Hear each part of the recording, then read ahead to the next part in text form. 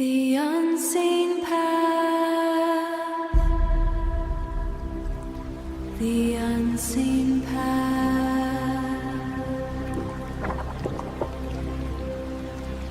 This is The Unseen Path by author Nagababu Jannu, narrated by Veena Prabhakaran Nair. Prologue. Born Against the Odds. Everything I know about the day I was born lives in the stories my mother and grandparents told me. They described it so vividly that it feels as though I was there myself. It was the summer of June 8, 1986, in Vuyyuru, a small town in Andhra Pradesh, India, where my story began. I was told that the day was so hot that even the wind refused to move. The sun pressed hard against tile roofs and the air hung thick with dust. Outside Pinnacle Nursing Home, a modest hospital in the heart of the town, vendors called out for snacks and cool drinks, their voices blending with the hum of the afternoon. But inside, everything slowed down. Footsteps, voices, and even breath slowed down as if the air itself had grown heavy. The hospital smelled of Dettol, spirit, and phenyl. Ceiling fans groaned overhead, stirring the warm air but offering no comfort. People waited on wooden benches, their murmurs rising and falling like waves on a distant shore. My father, Nancharaya, waited outside the operation theatre, anxious and silent. Even my maternal uncles, Venkateshwara Rao and Pattabi, and paternal uncles, Durga Rao and Sambasiva Rao, were with him. My father worked as a cycle mechanic and was known for his skills with machines and quick hands. He was not bad at heart, but drinking too often took hold of his better side at times, turning some days unpredictable. However, that day he was quiet, hopeful and sober. My maternal grandfather, Gurunatham, sat with his head bowed, whispering mantras under his breath. He had never gone to school, yet he carried himself with dignity. He ran a small cool drink shop and was respected in our town for his honesty and self-discipline. To him, work was worship. My grandmother, Anasurya, who believed that prayers could do wonders, started praying softly. Swami Rakshanna Chandi. It's a Telugu plea that means, Lord, protect them, often spoken in moments of fear. She had no formal education, but her faith was deep and unwavering. My paternal grandparents, Ramaya and Chayamma, were silent, yet I'm told they were steady with fear and hope. And in the center of all this was my mother, Venkateshwaramma. Kind-hearted and spiritual, she was a woman of calm that always steadied everyone around her. Her prayers had no script. They were born from love and strength. Behind the closed doors of the operation theatre, my mother was fighting her own battle. Hours of labor had left her weak, yet she held on to every breath. The labor wasn't progressing normally, and there were growing concerns about her safety and mine. Doctors decided that a cesarean section was the only way to bring me safely into the world.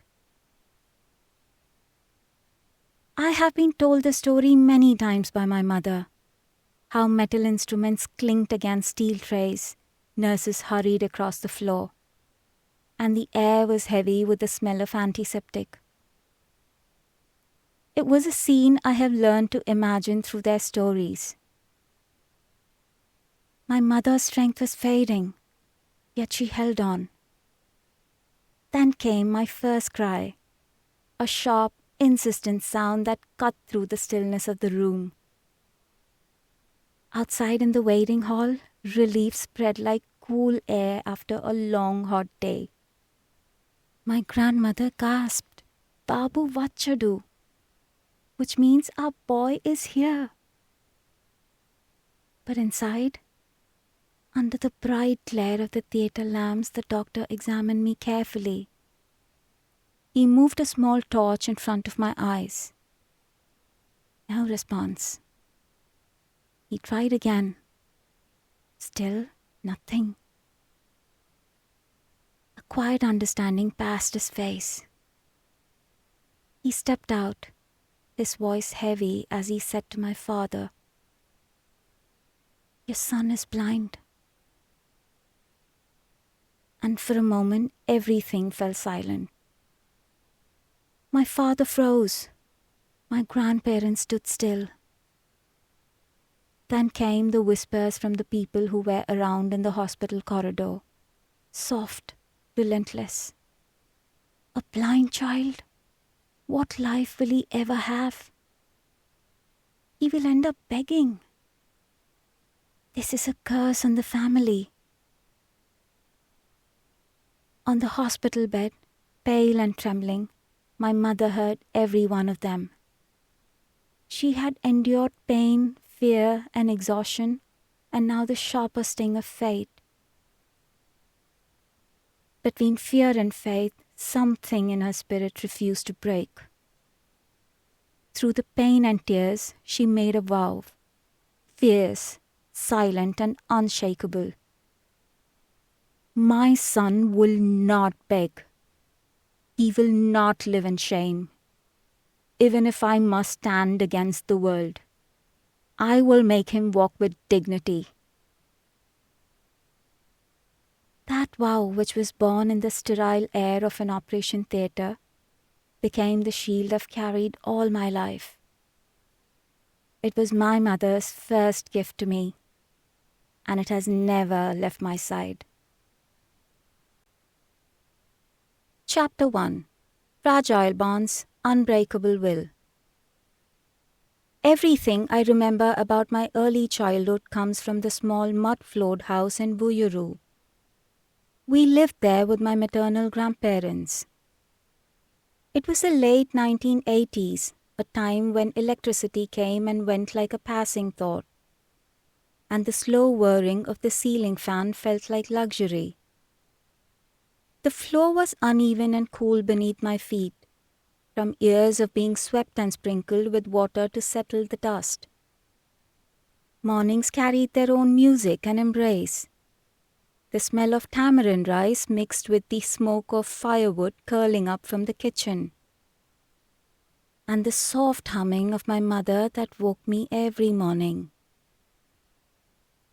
followed by the voices of chickens clucking somewhere outside my room's window, the faint call of neighbors across low mud walls, and the clear, steady sound of a temple bell at dawn that woke the town. I was breathing through the rhythm of daily sounds and the warmth of familiar hands of my mother and grandmother. When the power failed in the evenings, I could tell by the shift in the air, the sudden stillness, the quiet gasp from someone, and the faint rustle as lamps were lit. The room felt gentler then, as if even sound had lowered its voice. I often sat close to my grandmother during evenings, her sari smelling faintly of soap and turmeric. She narrated to me stories of gods and demons in a steady, lilting voice. My grandfather spoke less, but his voice was calm and firm like a drumbeat. His few words anchored me even when I couldn't yet understand their full meaning. He often said, "Never think about what you don't have. Think about what you can do with what you have." And when I hesitated or withdrew in silence, he would place his hand gently on my shoulder and say, "The world listens only to those who speak through their actions." Those words sank deeper than I realized then. Even today they echo within me, guiding me through uncertainties, reminding me to keep moving forward. He always took me along wherever he went, holding my hand firmly through crowds. With him, I felt seen, not for what I lacked, but for what I could become. We had simple meals, mostly rice with slurry dal, lentil soup that is a staple in every Indian household. Sometimes there was chutney, a vegetable dip, to make the food go down easier. Clothes were patched until there was barely any fabric left to patch. From what I vaguely recollect, life was not easy, yet I felt safe within those walls, protected by the warmth of my grandmother's presence and my mother's quiet determination. Every afternoon, my cousins pulled me into their games. Sometimes they treated me no differently, and at times they left me out in awkward silence. At that age, I only knew that something set me apart, yet I didn't know how deeply it ran. Blindness had touched my family long before it touched me. From my mother's side, it had been present for generations, an unspoken thread through our bloodline. It is a common practice in some communities of South India to marry cousins. They did not recognize that the shared lineage would one day shape the course of my life. Blindness in those days was considered not another way of living, but the end of living itself. Yet my parents refused to accept this fate. They chased every possibility of restoring my sight. They consulted Dr. Shiva Reddy, a renowned ophthalmologist of his time. After careful examination, he told them that nothing more could be done. Still, my parents did not stop trying. When I was 5, they took me to meet a Swamiji, a mystic who was believed to have miraculous healing powers. I remember the rattle of the train tracks, the smell of metal and steam, and my mother's anxious grip on my hand, as it was the first train journey of my life. But even there, nothing changed. They returned with heavy hearts but without regret. Their efforts were their way of fighting for me long before I had the strength to fight for myself. As I grew older, I often overheard whispers of my relatives while they thought I wasn't listening. This boy is blind. What future will he ever have? Those voices shaped my earliest memories, voices that defined what I could not be. I couldn't see their faces, but I felt the weight of their words. At that age, I had no answers but feelings. Feelings of confusion, isolation, and the ache of being judged. These were too big of emotions for a child to name. And yet somewhere deep inside, without knowing how or why, a spark began to grow. A quiet certainty that this would not be my story. But I didn't only grow up with the weight of blindness. I was battling 2 other worries as well. One was poverty, a constant factor pressed into every meal, every decision, every dream. The other was my father's drinking habits, unpredictable, heavy, and a concern always waiting at the door. He was trapped in a habit that stole his peace and ours. Back then, it shaped my childhood. Even today, the struggle remains the same. And I stand where my mother once stood, carrying the family financially, holding together what might otherwise fall apart. It was not just blindness I had to race against. It was circumstance. It was instability. It was everything that said our lives could only remain as they were. Home was not always peaceful. Some nights he came home quietly, ate his food and slept. Those were calm nights. but on other nights the smell of liquor arrived before he did. That was the warning of the storm to come. The first sign was the uneven thud of his footsteps. The door would slam open, vessels clattered. His voice rose louder. "Why isn't the food ready? What is this mess?" Even when the food had been waiting, the words still came. My mother never shouted back. She silently served food and took the blows as they came. I remember one night clearly, the sharp sound of his hand striking her cheek, a muffled cry, the crash of bangles scattering across the floor. I crouched in a corner, my hands over my ears. My grandmother pulled me close, whispering, "Nothing happened, Nani. It will pass." She always called me Nani, a Telugu word of affection for a child. But how could a child close his ears to the trouble inside his own home? The following morning, my mother rose as if nothing had happened. It was like any other day for her. I could hear the sound of utensils in the kitchen and the steady click-clack of her sewing machine that filled the room, the sound of her resilience. She stitched cloth bags until her fingers ached, her eyes heavy from sleepless nights. Each bag fetched only a few coins, but to me they meant much more. They were proof that she refused to give up, her will stitched into every seam. I often sat beside her, tracing the rough fabric with my fingers, listening to the rattle of the machine. To me, it was more than sound. It was a heartbeat, steady and unbroken, carrying us forward. I didn't know it then, but that was my first lesson in what strength truly sounds like. I didn't have many toys, but the few I had were treasures. 2 matchboxes tied with a string that became my telephone. A small mirror tilted to catch sunlight became my game. At that time, I could still see faint shades and light, and that moving patch of brightness fascinated me. I would sit for hours, tilting the mirror this way and that, watching the glow dancing across the wall. Those small interventions were my joys, and through them, I discovered that imagination could be richer than any shop-bought toy. Still, the reality around us was fragile.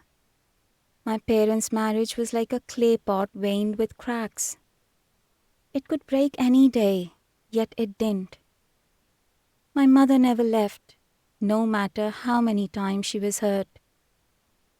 Perhaps it was love, perhaps duty, or perhaps that unbreakable vow to hold the family together.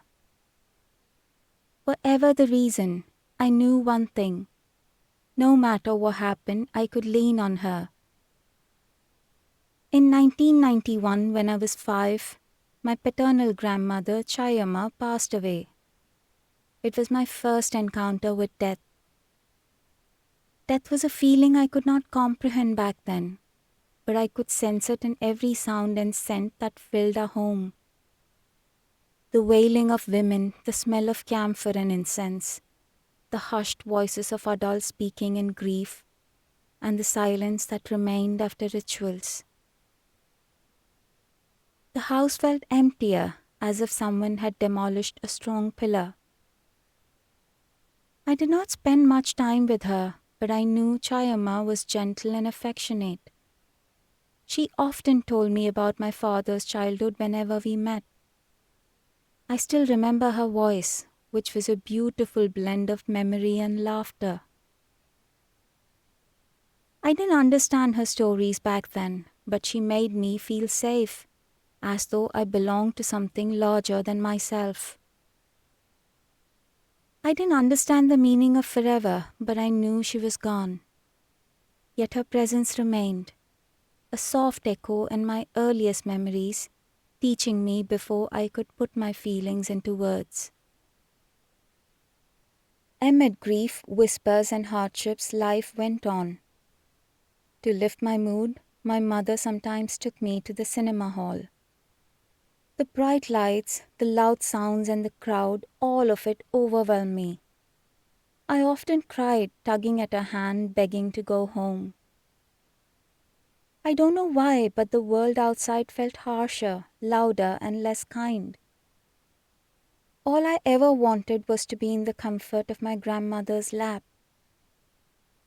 No matter how hard life pressed, my mother never loosened her hold on that vow. She kept it alive through her actions each day, through every stitch, every tear she hid, and every meal she made. Though I was too young to grasp the weight of her struggle, her willpower wrapped me like armor. By the time I turned 6, I had learned what was missing in my life. But I had also learned something greater. That real strength does not always shout. Sometimes it whispers. Sometimes it moves with the rhythm of a sewing machine. And sometimes it hides in the quiet embrace of a mother who refuses to break. That was my lesson about resilience. Our lives were fragile, but my mother's will was unbreakable, and that made me more determined. And that quiet strength became the first promise I made to myself that I would find my way, no matter how dark it seemed. Chapter 2. First Steps into Education. As one chapter of my childhood quietly closed, another began. It was 1992 when my world shifted. Until then, life had unfolded gently in the narrow lanes of Vuyyuru, under the care of my maternal grandparents. Their home had been my universe, a world of warmth, safety, and familiar sounds. As I turned 6, our days began to tighten under the weight of financial strain. My father's income as a cycle mechanic was never enough. Moreover, his drinking habits made things worse. My mother stitched cloth bags for small shops. She tried to make the little she earned stretch into meals for 3. I could feel the silences deepen between my parents. Even as a child, I sensed something was changing, but I couldn't understand. One evening, I overheard a quiet but serious conversation between my parents in the corner of our small house. By the end of it, they decided to leave Vuyyuru for Hyderabad, which was then the capital city of Andhra Pradesh. Currently, Hyderabad is the capital of Telangana state. My mother believed that a city might offer better chances, not only for work, but also for livelihood. For me, it meant stepping into a world I couldn't imagine. But the thought was frightening and exciting at the same time. I didn't understand that we were parting with more than a house. We were leaving behind the comfort of my grandparents' home, the smell of tamarind rice from our kitchen, and the gentle murmur of my grandmother's evening prayers. We packed our belongings and boarded a crowded bus to Hyderabad. The ride felt endless. Dust blew through the open windows. By the time we reached the city, the world had grown noisier. The city had its own heartbeat.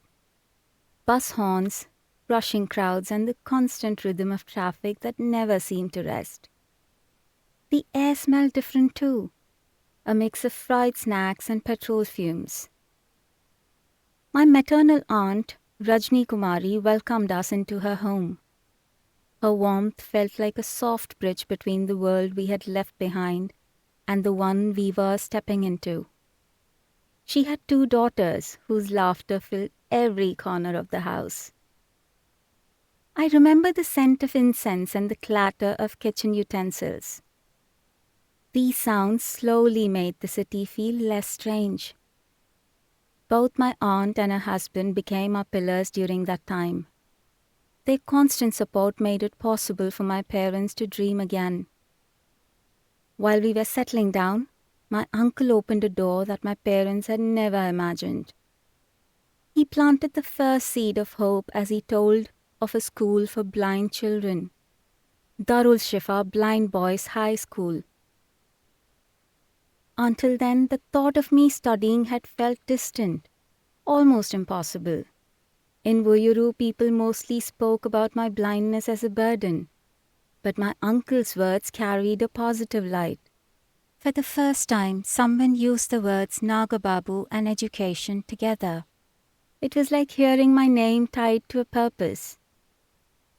Before admitting me to school, my parents rented a single small room. That room became a whole universe. I still remember it had a tiny window that never let enough light in, but it was ours, so it felt good. The cement floor under my bare feet felt cool in the mornings and warm by night. A damaged sink clung to a wall, a few vessels stacked beside it, and above them hung a string that served as a clothesline. At night, we unrolled thin mats and slept on the floor. Privacy did not exist. Our lives unfolded in the single room where every breath and silence were shared. Outside, the reality of city tested us each day. A row of shared washrooms lined the narrow lane. The air was thick with a smell that never left. My mother used to fetch water from a common pump, waiting in line with neighbors. She used to carry pots balancing on her waist, feeling drained when she returned. Some mornings we had to rush to the tanker, jostling for our share of water. Every drop came with a struggle, and every meal came with an effort. And somewhere in that struggle, a quiet desire began to grow. One morning, amidst the hustle, my mother held my hand and said softly, "Today we'll visit your residential school." I didn't know what to expect. To my surprise, my grandmother joined us, along with my uncle. Their presence motivated me on my first day. We walked through the gates of Darulshifa Blind Boys High School. The space buzzed with children's voices. Some laughed, called out to each other, and recited rhymes. Some were tapping teachers' canes on the ground, some reciting lessons and their voices carrying joy. I clung to my mother's sari, unsure if I belonged here. Both my mother and grandmother gently nudged me to step into the principal's office. Inside there were two men talking, the principal and a teacher. Their voices carried warmth. I greeted both. The teacher placed a few coins in my hand and asked, "Can you tell me what these are?" I touched them, turned them over, and felt their weight and ridges. 2 rupees. 1 rupee. 50 paise. I answered, hesitant at first, then with growing confidence. A murmur of approval followed. I had unknowingly passed an invisible test of touch and recognition. The first few days were filled with mixed emotions: curiosity, nervousness, and fascination. Needless to say, I was enjoying learning new things.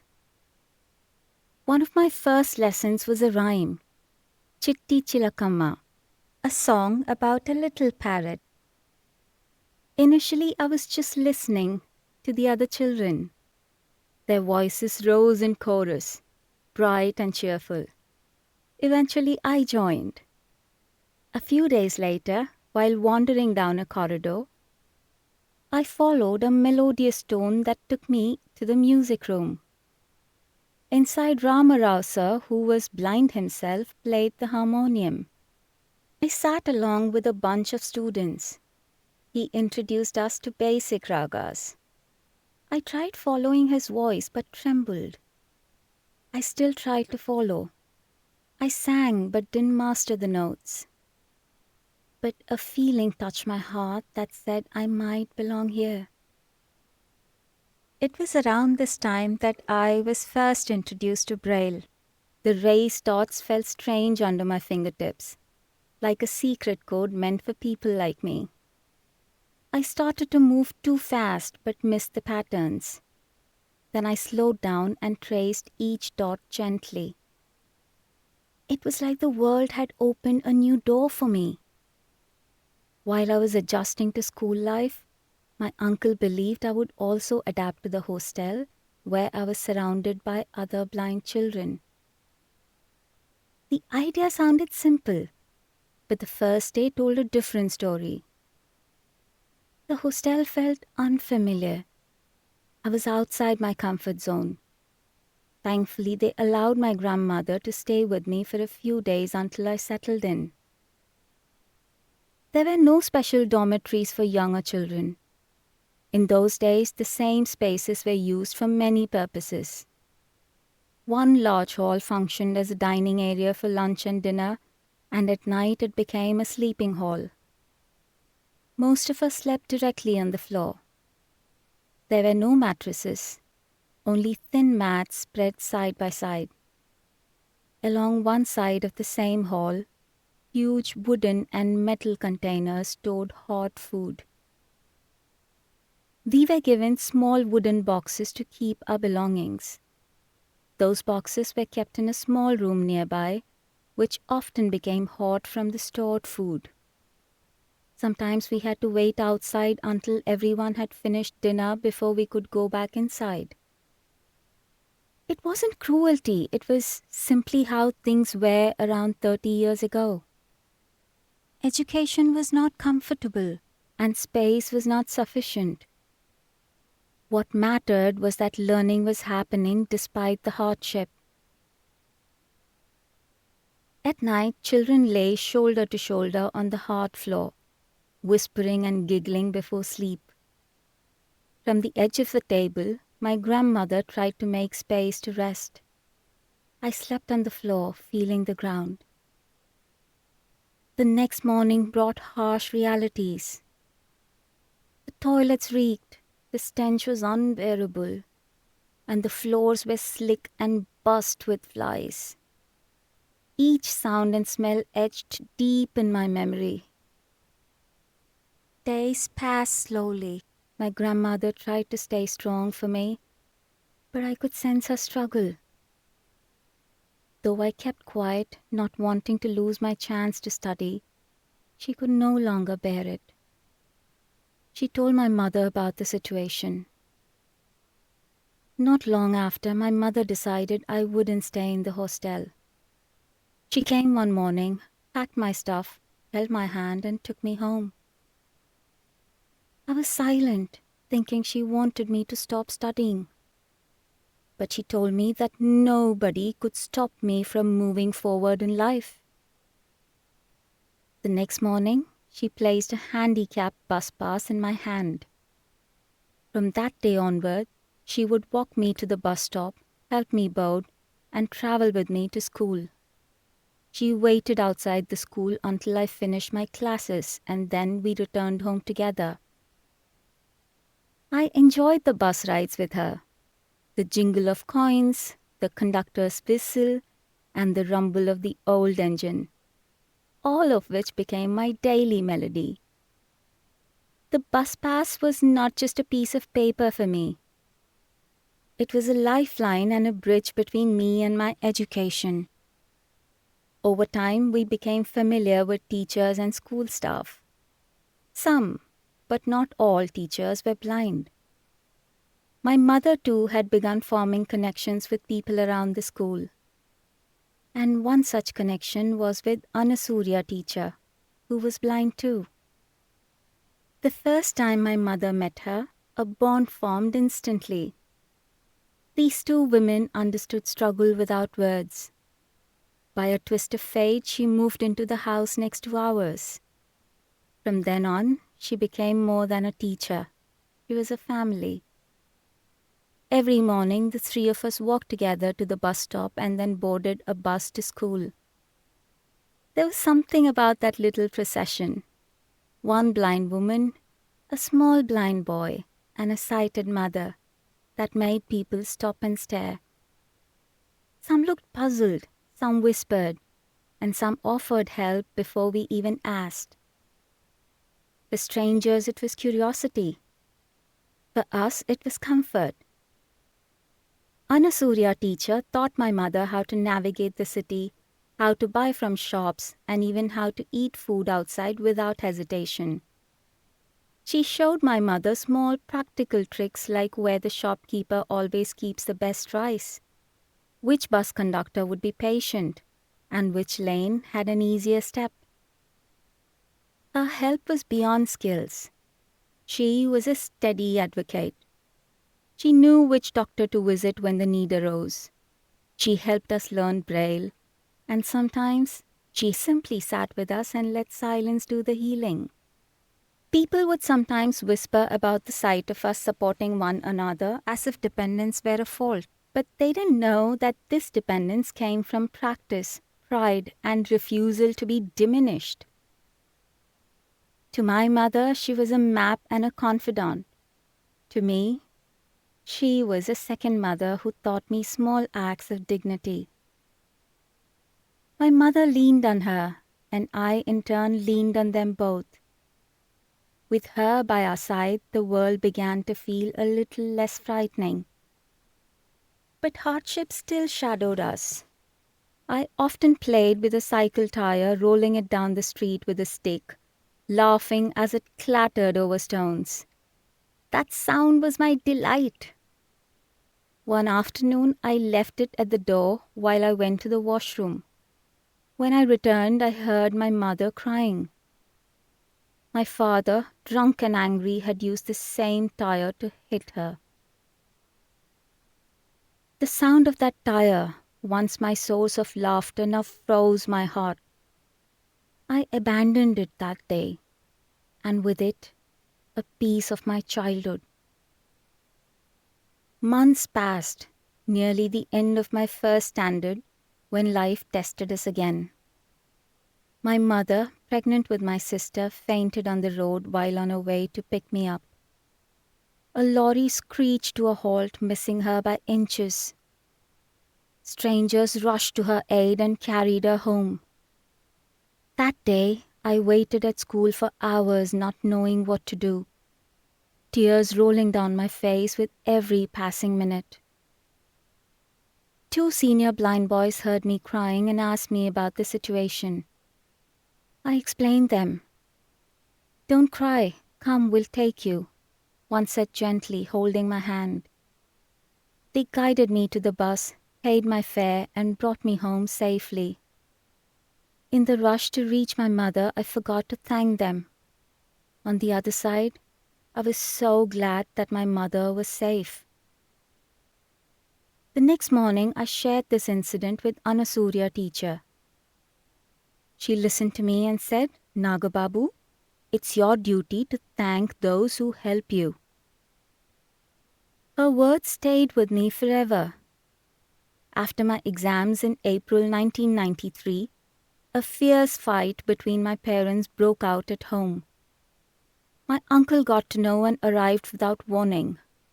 He took my mother, my younger sister Shailaja, and me to the bus station. I remember the bus station's canteen clearly. The smell of sambar rice, a South Indian dish made of rice, vegetables, lentils, tamarind, and spices. The scent mixed with diesel fumes and the sound of bus horns. We ate quickly and boarded the bus. The ride was long. Dust blew through the open windows, touching my face. Then came sudden rain. Hailstones rattled against the roof of the bus. My mother, tired but alert, told me how rare such storms were. That was my first memory of hail, the strange wonder of stones falling from the sky. In July 1993, my second sister Shanti was born. Tiny, fragile, and beautiful. But our joy soon turned to worry when the doctor said she too was blind. My grandmother wept, holding the baby close and murmuring prayers. Even at that young age, I felt the heaviness in my heart. A month later, my father came to Vuyyuru and took us back to Hyderabad. Soon after, my baby sister was admitted to Sarojini Devi Eye Hospital. For 7 long months, my mother stayed there, sleeping on the floor, living on meager meals, and whispering prayers.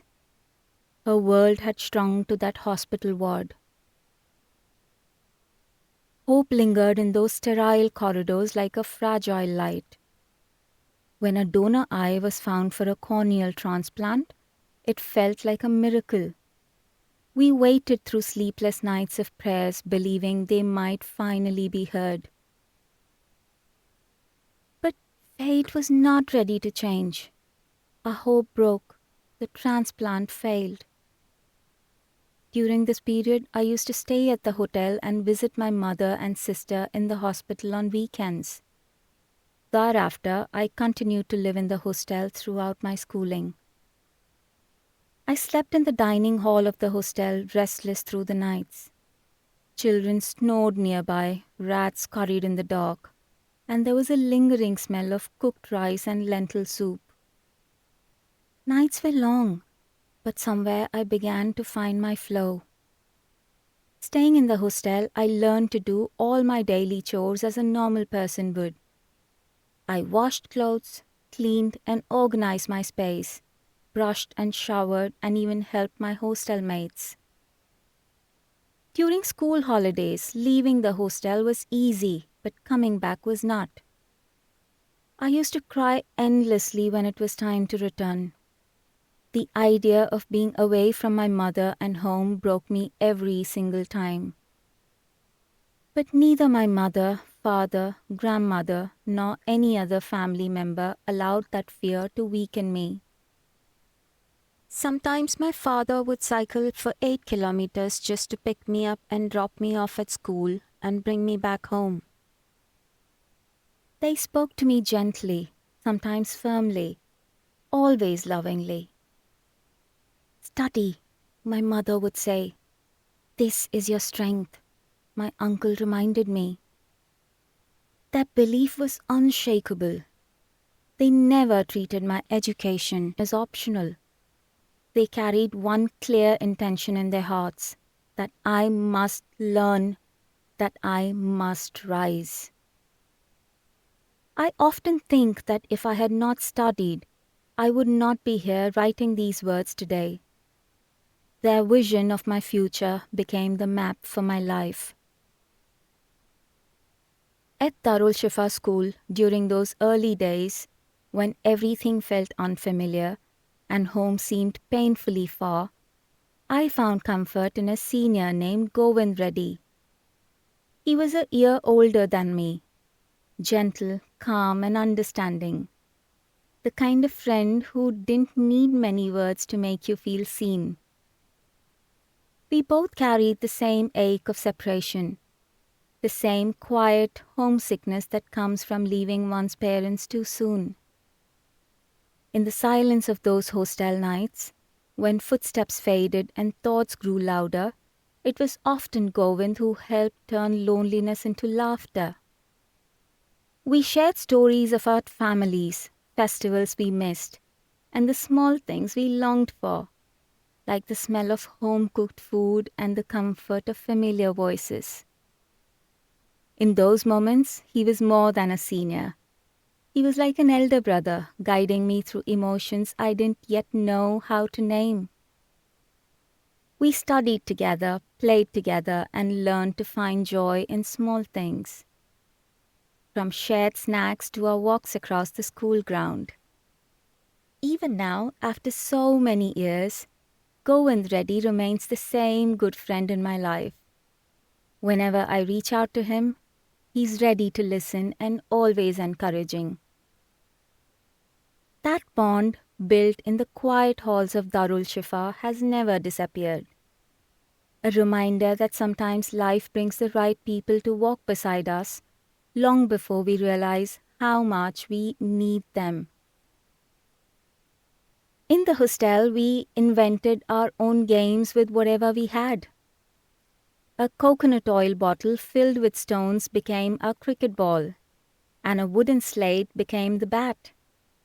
The rattle of the bottle guided us, and we chased it with joy. For a while, all our worries disappeared. By 1994, I was 8 years old. In 2 years, I had lived through more than I could understand, leaving my grandparents' home, discovering school, witnessing my sister's birth, traveling through storms and learning that love sometimes meant endurance. I wasn't just learning rhymes or alphabets. I was learning to survive and to find light even where there was none. Education had begun for me, but so had life's hardest lessons. Chapter 3. The colors faded, but dreams deepened. I was in my 3rd standard when I began noticing something strange about my sight. Until then, I could recognize colors faintly. Red, yellow, green, though never with clarity. One day, everything began to change. The world around me seemed to shrink into a single hue. Everywhere I turned, all I saw was red. It was as if someone had spilled paint across the canvas of my life and taken away every other shade. At first I thought it was temporary. Perhaps the sun was too bright or my eyes were tired. But the redness remained. Day after day, everything I looked at glowed in just one color. Fading, flickering, and blurring. Fear crept in quietly, though I did not have words to describe it. My mother noticed first. She saw the blood oozing from my nose and eyes turning red. She always observed me. Every minute change. Every silent discomfort. Her eyes, though wary from years of adversities, never missed the smallest detail about me. She held my face gently, asking questions I couldn't answer. And as always, she gathered her courage and took me to Sarojini Devi Eye Hospital. The doctor prescribed medications for a few days, but they did not provide any relief. My right eye began to burn. We returned to the hospital. The doctor shone light into my eyes to examine them. In a low voice, he told my mother that my right eye was not responding. It was her worst fear. He further added that it must be removed, otherwise it might harm me. I heard those words but did not understand what removal meant. To me, the world sounded like misplacing a toy, taking something away and keeping it aside for later. While I was trying to figure it out, I heard my mother's soft sobs that carried the weight of helplessness. She agreed to the surgery. She prepared me. But nothing could have prepared me for what came next. The day of surgery arrived. The operating theatre was cold, metallic, and unfamiliar. Strange voices floated above me, machines thrummed, and then everything slipped into darkness under anesthesia. When I woke, the pain was unbearable. The right side of my face burned even more. A band-aid pressed against my eye socket, pain throbbing with every heartbeat. I held my mother's hand and cried, "Amma, it hurts." She stroked my hair with shuddering hands and whispered again and again, "It will pass, Nani, it will pass." That's the name she used lovingly for me. But the pain didn't subside. It throbbed through the days and nights that followed. Every blink, every turn of my head, and every attempt to sleep brought fresh agony. Even today, the memory of it sends shivers through me. Recovery was slow. Even painkillers barely helped. I grew used to the bandage, to the hollow where my eye had once been. Yet something inside me changed. Until then, for 8 years, I thought blindness was the absence of light, a condition I was born with. Now I understood loss. It is the experience of having something and then having it taken away. Even as I slowly adjusted to life without sight, the world seemed reluctant to spare me. In the same year, chickenpox swept through our family. First me and then my sisters. Fever gripped us, burning like fire. Blisters erupted, itching unbearably as if thousands of needles pricked at once. My mother sat beside me, fanning me, applying neem paste to cool the rashes, and singing soft lullabies even when her own body ached. While all of us were yet to recover, my father, drunk and angry, insisted we leave immediately for Jijivaram, his hometown.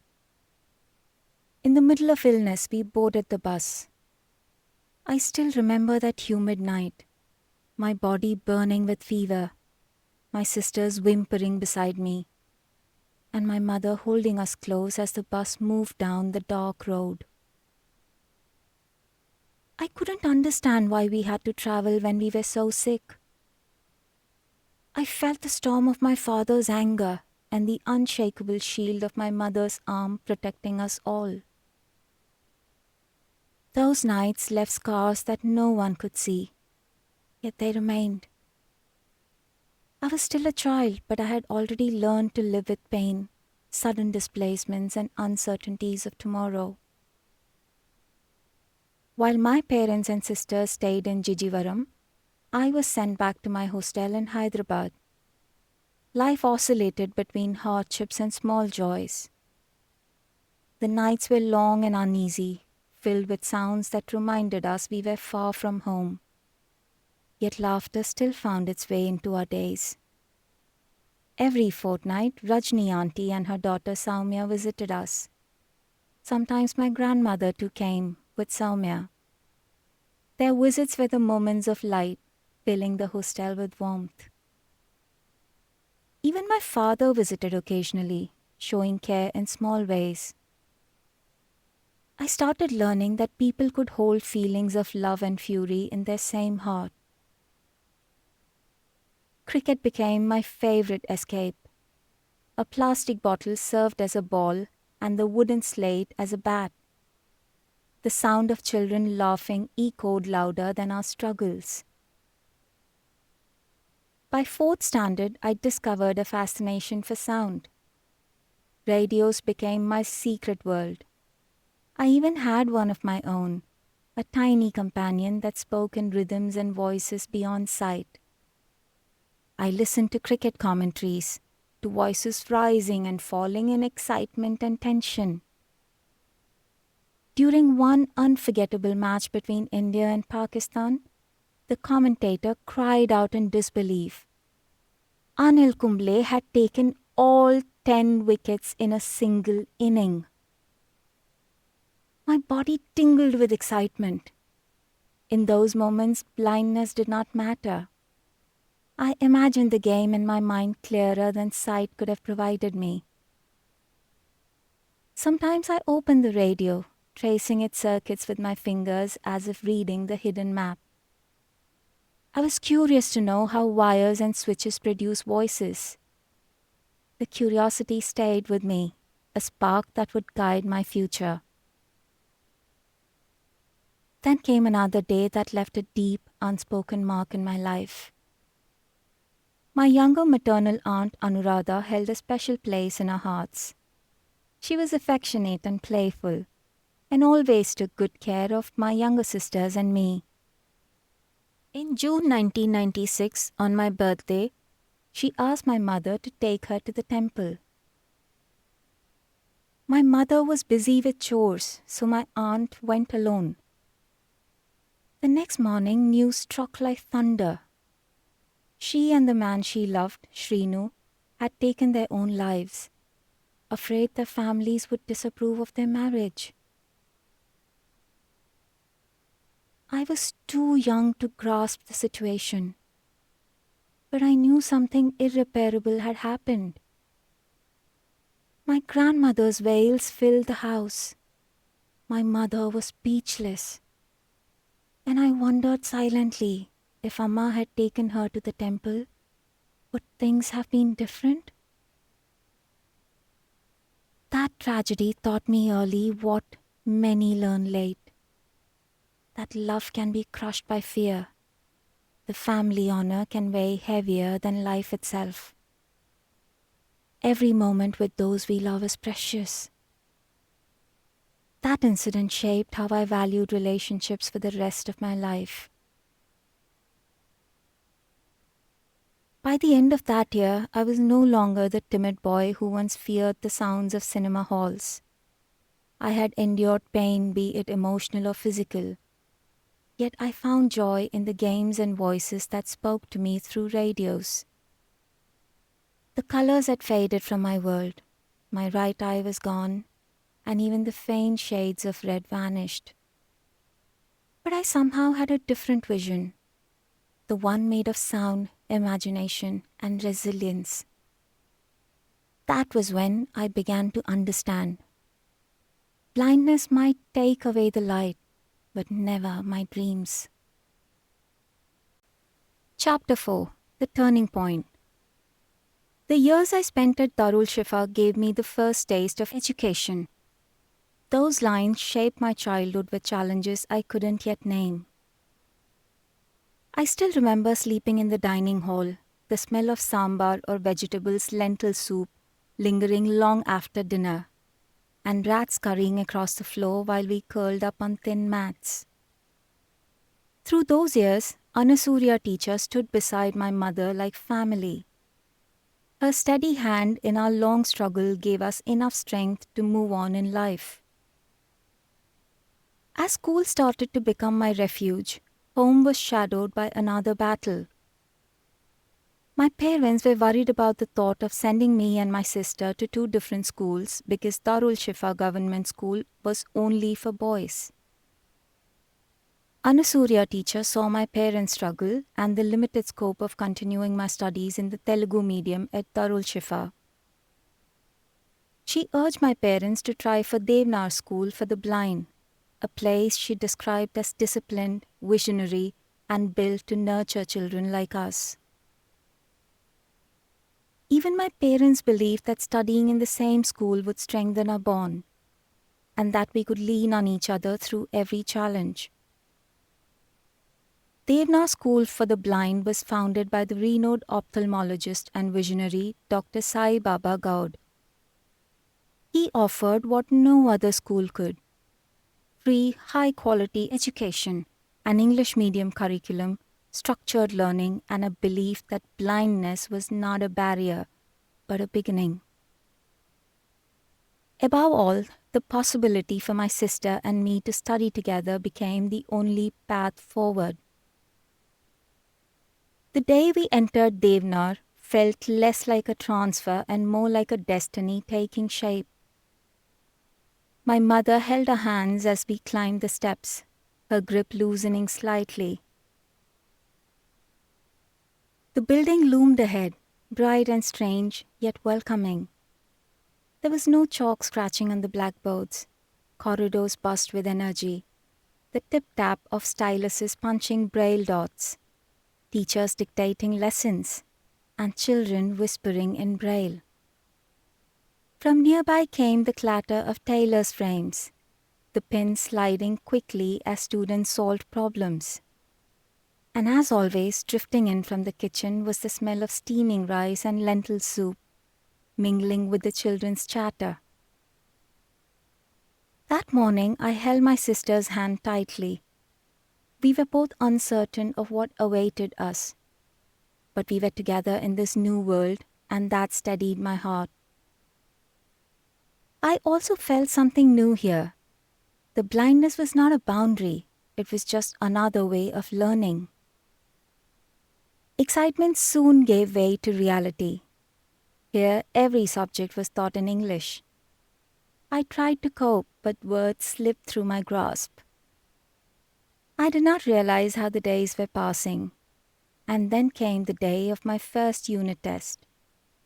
It was a social studies paper. My fingers traced the Braille dots, but they seemed foreign. Line after line, I struggled, unable to understand. But I tried to give my best. After a few days, the results were out. Shravanti madam called out, "Nagababu, 1 mark." A few children chuckled, and whispers spread across the class. Until then, I had considered myself bright, but I felt humiliated. That evening, I refused to have food and sat on my hostel mat. For the first time, I wondered if my relatives in Vuyyuru were right. Maybe blindness truly meant education was not for me. Days passed like that. I went to class, but the joy I had once in learning had dimmed. I listened more than I spoke. Every mistake felt bigger than the last. It was one of those dull days that the school hosted a dental camp. While I was outside the classroom waiting for my turn at the camp, Shravanti madam told the class, "Don't laugh at Nagababu. Yes, his marks are low today, but he's improving. And as he continues, he will rise." I wasn't there to hear it myself. I only learned what she said when a classmate whispered it to me later. At first I thought he was teasing me, but then another classmate confirmed it, and then another. Her one sentence changed something inside me. He will rise. She didn't speak of possibility. She spoke of certainty. Shravanti madam was strict and disciplined, the kind of teacher who expected effort from everyone. But behind her firmness was her deep compassion. She noticed our struggles but refused to let any of us fall behind. She recorded our lessons like every other teacher did on audio cassettes. However, she put in an extra effort by recording subjects other than hers. She made us believe that if the world tried to limit us, learning would set us free. Her faith became my light, perhaps small from the outside, but to a boy drowning in doubt, it was everything. For most children, learning happens through sight. Letters on blackboards, numbers in chalk, and diagrams sketched in white strokes. For me, learning was a matter of sound, touch, and patience. Everything had to pass through my fingertips before it reached my mind. The tailor's frame became my first companion in mathematics. Though I was unfamiliar with it, I doubted if I would ever feel capable of using it. Tailor's frame is a simple wooden tool with metal grooves and tiny movable pins.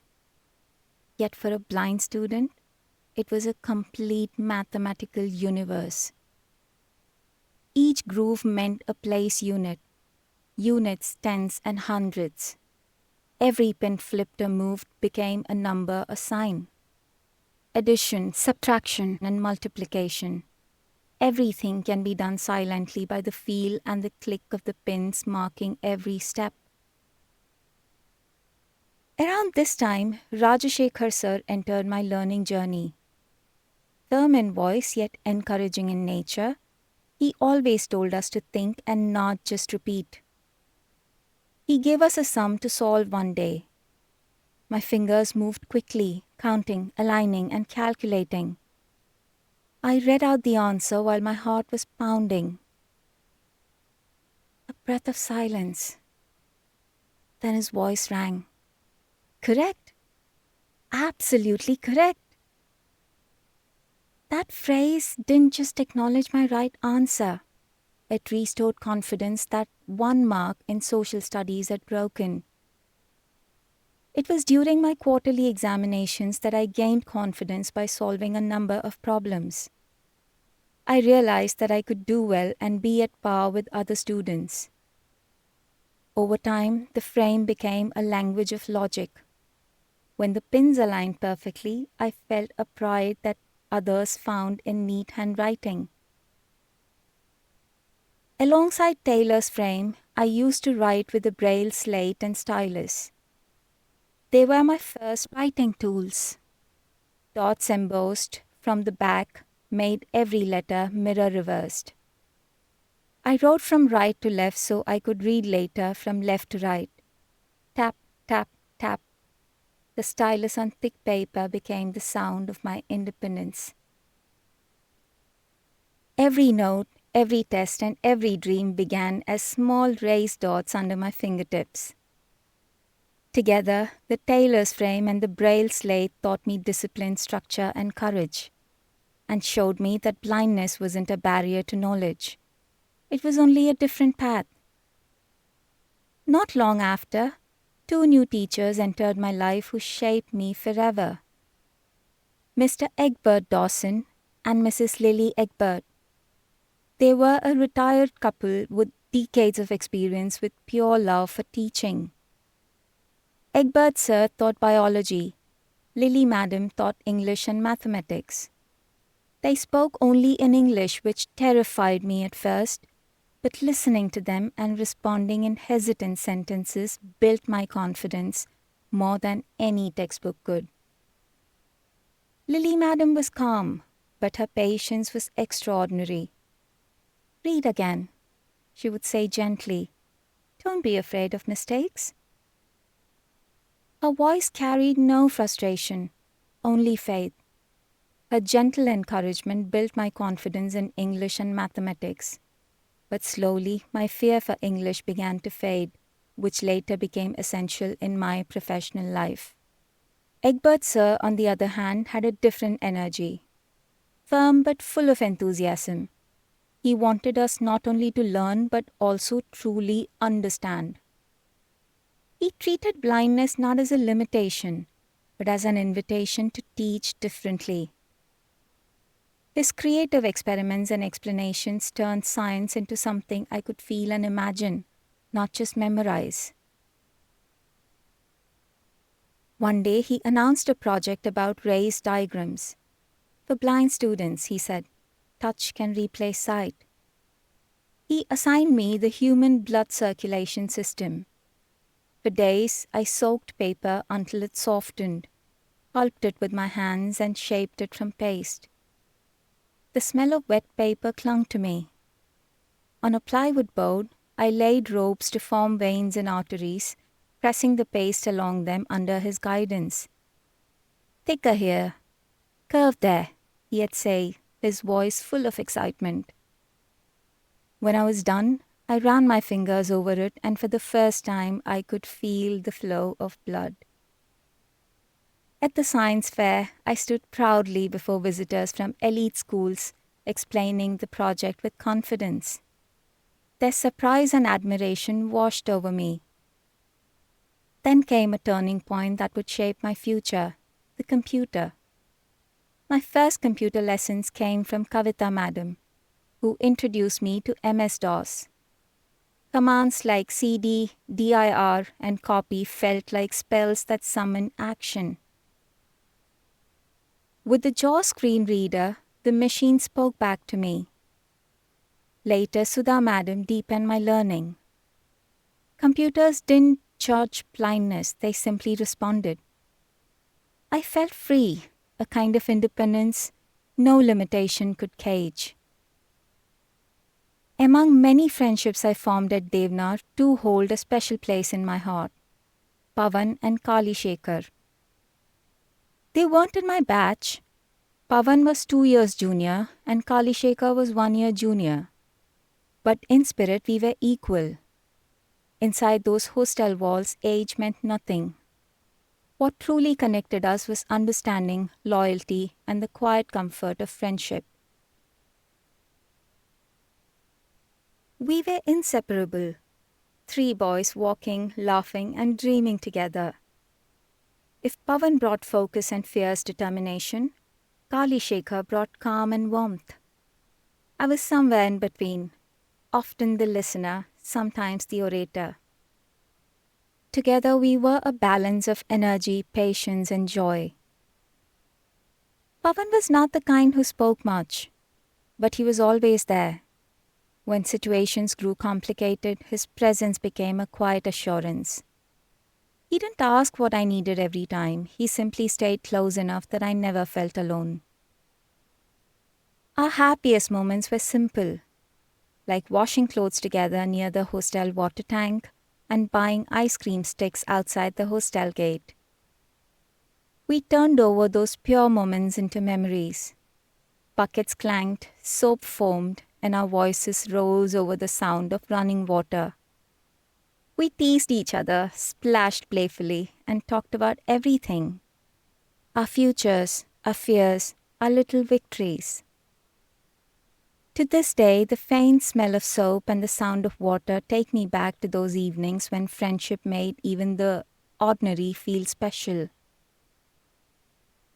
We shared everything, whispered secrets after lights out, had laughter that echoed down the corridors, and engaged in small mischiefs that only children could invent. Those moments weren't grand, but they built something that time couldn't erase. Even now, years later, when we speak, it feels as if nothing has changed. 3 boys, still laughing somewhere inside the corridors of Devnar, walking side by side along an unseen path that has kept us connected forever. At Devnar, not every lesson came from classrooms. Some of the most beautiful ones came from having fun. From giggles on the playground while playing with wooden bats and rattling balls, to board games where fingers moved like thoughts. The Devnar school ground echoed with laughter, calls, and the clatter of metal-filled balls. We played with official cricket kits for the blind. Real bats, stumps, and white cricket balls with small bearings that rattled when rolled or thrown. First the bowler says, "Ready?" Then the batsman responds. Then the bowler says, "Play," and releases the ball. Blind cricket has its own harmony. Cricket teams have 3 groups: B1, totally blind; B2, partially blind; and B3, limited vision. Each one plays a part that completes the whole. Sighted team members on the boundary call out directions. Ball left or run straight. It wasn't chaos, it was music. A field alive with voices and beliefs. I never played official tournaments, but I played countless games on the Devnar ground. We laughed, we fought playfully, and the rattling ball echoed like joy itself. Those afternoons were about freedom, courage, and friendship. Cricket taught me to listen to my teammates, to the ball, to life itself. It taught me that sometimes you don't need to see the direction. You just need to trust your instincts and swing. If cricket was the sound of freedom, chess was the rhythm of thought. For many, chess is a game of sight with black and white squares, mapped and measured by the eyes. For me, it was a world we built through touch and memory. Our boards were tactile. Black squares were raised slightly higher. Each piece had a tiny peg beneath it, fitting into holes on the board so they wouldn't topple. The black pieces had a small metal dot on top, a mark I could feel instantly.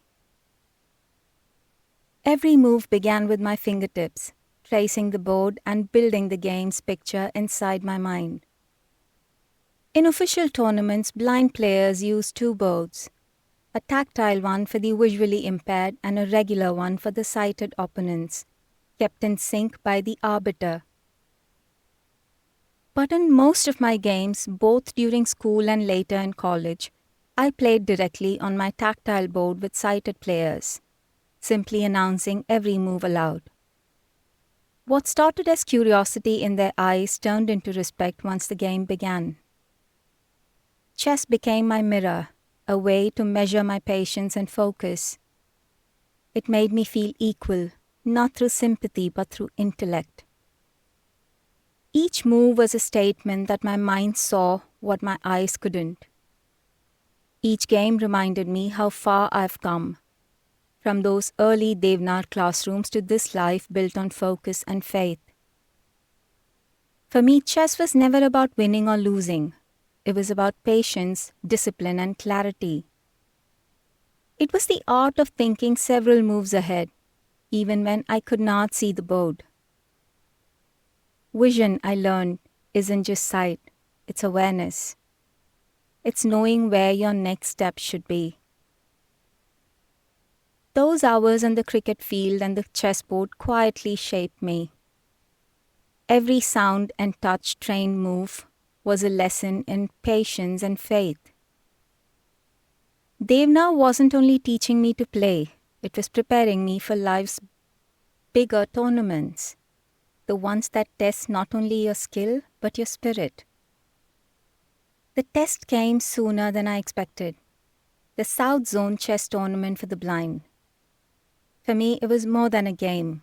It was a chance to prove myself. My father bought me my first pair of jeans. To me, it meant everything, a rare luxury. It made me feel grown up, confident, and ready. In the first match, I whispered a quiet prayer before my move and I won. In the next, I prayed again and I won again. Confidence grew, quietly but steadily. But as the games continued, I began to believe I no longer needed help. I was careless. I stopped praying, and then came the losses. One, then another, and then another. By the fifth loss, I could no longer hold back. Tears fell on the board I had once traced with pride. That was when my teacher Dilip Reddy sir and my coach Chandrasekhar sir came to me. They placed their hands on my shoulders and said gently, "Nagababu, don't cry. Winning and losing are both part of the life. Learn from this." Their words sank deep. In the games I prayed, I had played with humility. In the ones I didn't, I played with pride. That lesson has stayed with me. Faith and devotion must not be occasional. They should stay with you, quiet, constant, and guiding you through every move in life. That tournament didn't just test my chess skills. It revealed something about who I was becoming. A boy learning not only how to win, but also how to lose with grace. Devnar was not just a school, it was my stage. One that took me from shame to strength, from whispers of doubt to voices of encouragement, and from a young boy who thought he couldn't to a teenager who believed he could. Chapter 5. Between Questions and Quiet Bonds. By the time I reached 9th standard at Devnar, I was no longer the hesitant boy who had once scored a single mark in social studies. My foundation years of struggle, encouragement, and discovery had shaped me. English was still a mountain, but now I could climb it. I began to debate in class and raise doubts with confidence. Somewhere along the way, I had found my voice. It was during my high school years at Devnar that I met one of the most influential teachers in my life, Swarnalata Madam. She taught civics, but what she truly imparted went far beyond law and constitution. Her classes were alive with questions, laughter, and healthy arguments. She didn't want us to memorize. She wanted us to think. Her presence commanded both respect and warmth. She had a way of turning silence into curiosity, making even reluctant students speak. By then, my questions had begun to stretch beyond textbooks. I found myself drawn to discussions on women's rights, dowry, social inequality, and fairness within society. These were the topics that I did not fully understand, but they troubled me deeply. At that age itself, I started to feel that dignity and equality should not be selective. Every lesson began not with a definition, but a question. She asked one afternoon, "What is democracy?" Voices around me rose. One boy said, "Government by the people," and another said, "Rule of the people." It was my turn when my fingers rested on the Braille paper. I then said, "Madam, if democracy means equality, why are children like us still denied admission to schools and colleges? And why do women still have to fight for basic respect inside their homes?" The room turned silent. Swarnalata madam chuckled and replied, "Nagababu, you always turn my class into a debate. That's good. Never stop questioning." Her words echoed in me long after that day. In her class, I wasn't just another student memorizing lines. I was someone whose thoughts mattered. Through her lessons, I discovered that the right questions could open more doors than the right answer. Swarnalata madam was more than a teacher. She was a catalyst. She taught me that questioning was not rebellious, it was awareness. She encouraged me to speak, analyze, and challenge injustice. And more importantly, to believe that my words had power. That belief shaped the person I became, one who could articulate his thoughts, defend his rights, and lead with conviction. Later, during my ECET and engineering admissions, it was her husband's, Mr. Gunashekhar's guidance that became my anchor. His moral, intellectual, and financial support kept me moving when the path ahead seemed uncertain. He reminded me that equality is never granted. It must be earned with courage and persistence. Together, Swarnalata madam and Mr. Gunashekhar didn't just teach me lessons. They made me strong for the future. One gave me the courage to question, and the other gave me the strength to act. And both gave me a purpose that continues to guide me even today. As I entered 10th standard, life tested me again. On the first morning of my board exams, I received a call at the hostel phone. It was from my father. His voice subdued. "Your grandfather is not well," he said. "We are going to the village." I listened to him calmly and then walked into the exam hall. Those words still echo in my mind. For the next several days, I wrote my papers convincing myself he would recover. I imagined him waiting in our hometown and blessing me from afar. After the last paper, we had a farewell party.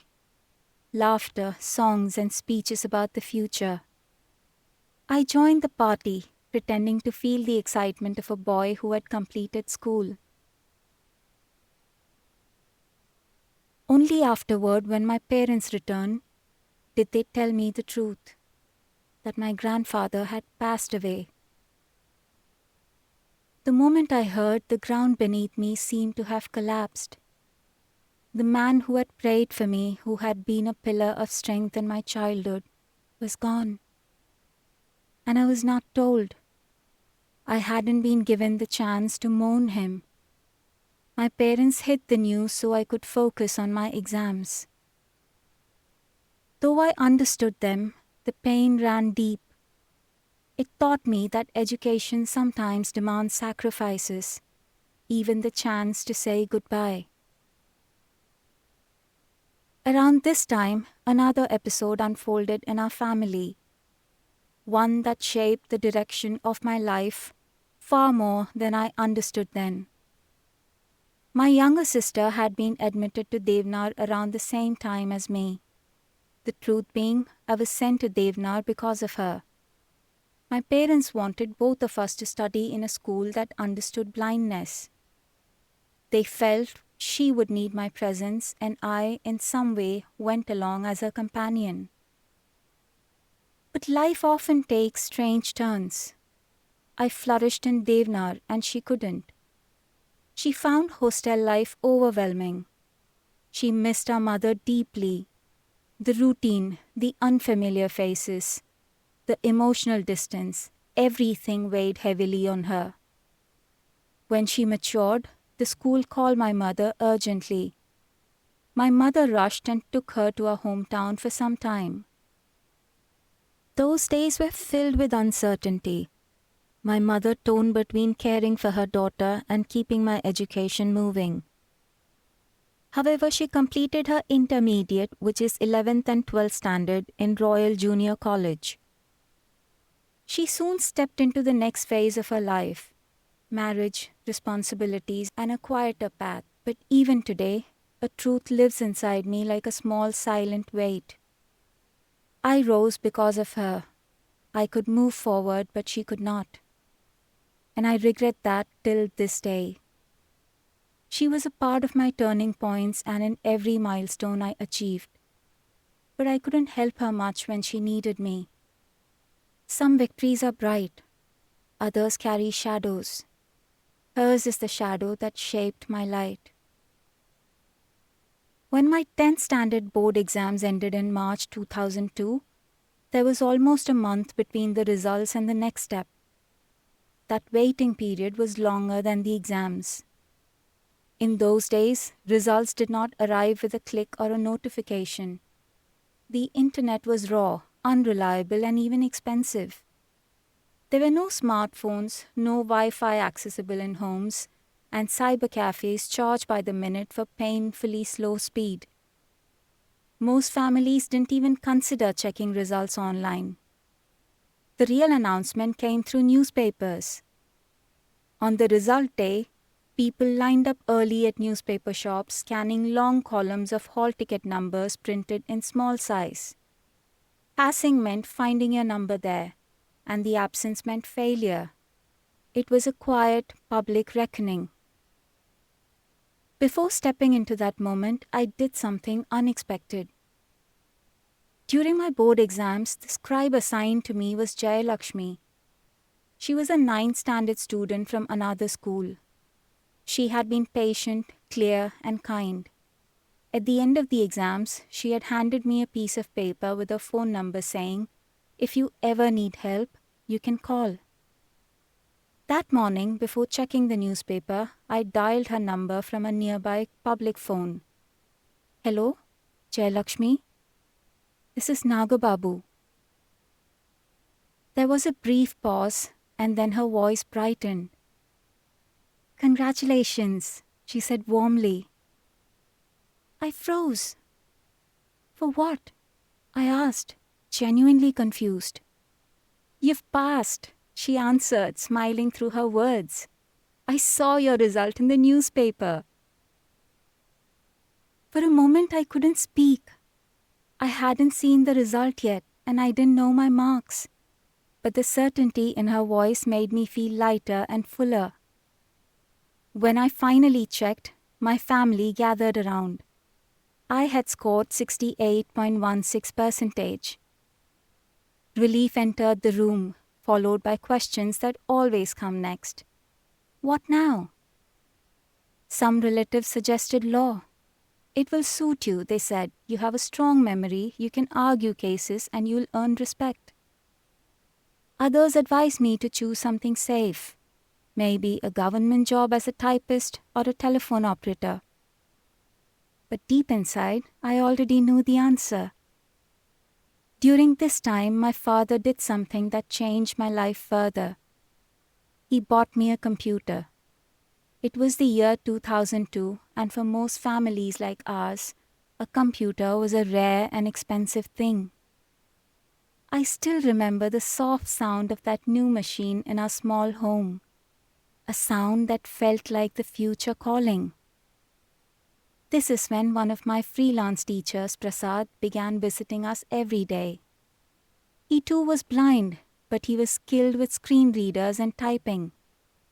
Patiently, he guided me through the basics on how to use JAWS, how to navigate folders, and how to listen to a computer.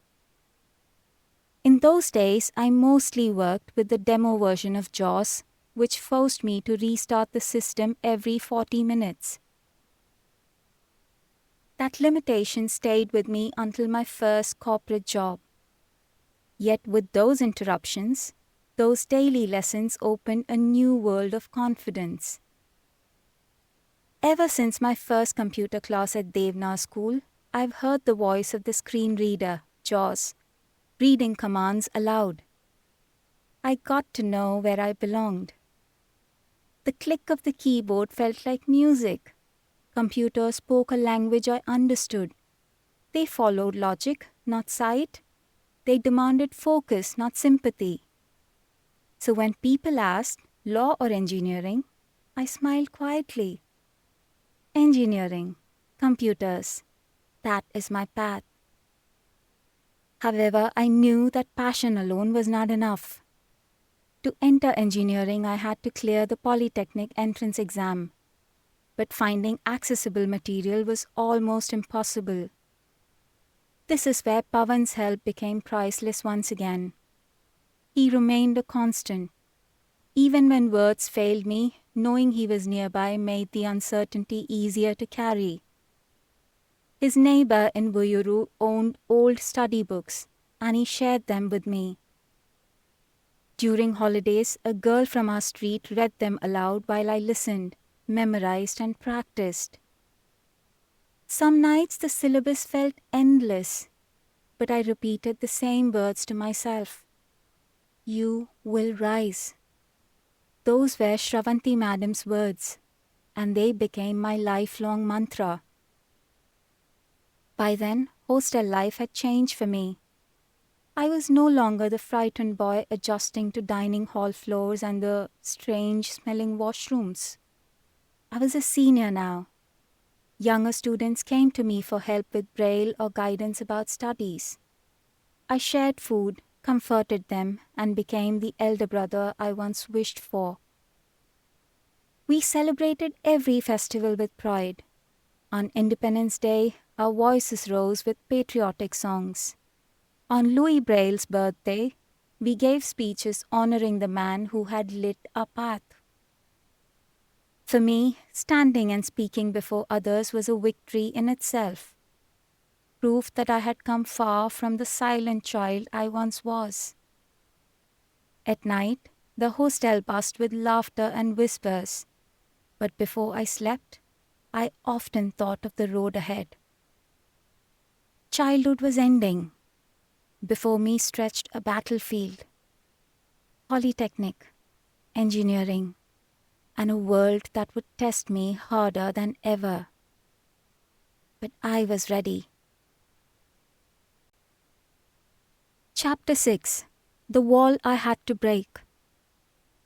During April and May 2002, while preparing for the Polytechnic entrance exam, I also applied for commerce seats in several Hyderabad colleges.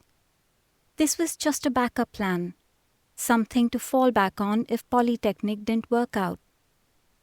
Those visits revealed another truth, one that stung more than failed exams could. Most colleges refused to take my application. Even the high-ranking officials were reluctant to offer me a chance. Their words were all the same. Blind students are not eligible for commerce. They usually join HEC, History, Economics, Civics. CEC is difficult. We cannot take responsibility. CEC is Civics, Economics, Commerce. Come with a parent and we'll see. We don't have facilities for you. Some didn't even bother to give reasons. They said no. A few allowed to submit forms only when I insisted. I literally placed the applications on their desks and refused to walk away until they accepted. But when merit lists were announced, my name was missing every single time. The college had never intended to include me. Still, The sting never turned into doubt. Those applications were just fallbacks. My real fight, my dream, was Polytechnic. One summer evening, our entire hope narrowed into a single booklet. My mother sat under a dim, flickering yellow bulb and read the Polytechnic prospectus aloud. She read slowly and carefully because she knew how much every word meant to me. My father leaned against the wall listening. She hesitated reading. Candidates with more than 40% disability are not eligible to apply. She went still. Even the noise from outside faded. She said softly, "Nani, you're 100% blind." For a moment, nobody moved. My mother clutched my hand tighter, as if hoping the rule would change if she held me. But instead of breaking me, something inside solidified. "I will still apply," I said quietly. "Let them stop me if they can." I went ahead and applied. Not out of rebellion, but because the rule itself felt like a wall built without understanding. A wall meant to be broken. But the real test arrived on the day of the exam. While I hoped they would give me a scribe who could read well and help me navigate the paper, I experienced the opposite. I remember the exam was in the last week of April. The hall smelled of fresh ink and dust, and my heart felt like it was running a race inside my chest. I was assigned one scribe who was from the Telugu medium background. She struggled to read the questions. Every question became a puzzle I was trying to decode. Her pauses, her confusions, her mispronunciations. They all added layers of difficulty I had not prepared for. The Polytechnic exam was bilingual, in English and Telugu. Since I could understand Telugu, I told her to continue reading in Telugu, even if it was slow. But the damage was done. The exam felt like running a race with a twisted ankle, and I knew deep inside that my performance had taken a hit. A few weeks later, in May, the results came. 52,217 rank. Qualified. It was not the best rank. It was not the worst. It was enough, I thought. I knew it was not because of lack of preparation, but lack of accessibility. It was my counseling day, 1st June 2002. It was a day for the official admission process once you get the rank. The qualified candidates are allotted seats in different diploma courses and colleges based on their rank, score, preference, and of course the availability of seats. Before sunrise, my parents and I were ready and left for the counseling session. My father carried my documents like treasure, while my mother packed curd rice in a small steel box. As we entered the counseling hall, it bustled with voices, and the ceiling fans barely moved the heat. I had no idea the hardest battle was just beginning. When my turn came, the doctor scanned my file. 100% blindness, not eligible, she said flatly. My father protested, but he wrote the exam and secured a rank. Another official muttered, "Why waste time, Babu? Polytechnic is not for him. Try typewriting or telephonic work. Be practical." At 16, I could hear strangers already defining what I could or could not become. Their words hit me like knives. My fists tightened. "I don't need your advice," I said louder than I meant, though shaking. The room fell silent, and we walked out without uttering another word. While we were outside on the pavement, I felt the silence of my parents. I firmly, yet quietly said, "We'll go to the Commissioner for Disabled Welfare." My parents hesitated, but they followed. We took another bus right from where we were standing. It was another long ride through noise and heat. We reached the commissioner's office and it smelled of ink and paper. When the Commissioner for Disabled Welfare, Dr. R. Sundarvadan, arrived, I explained everything. My heart was pounding, but my voice was steady. He listened calmly as I said, "There is law, sir.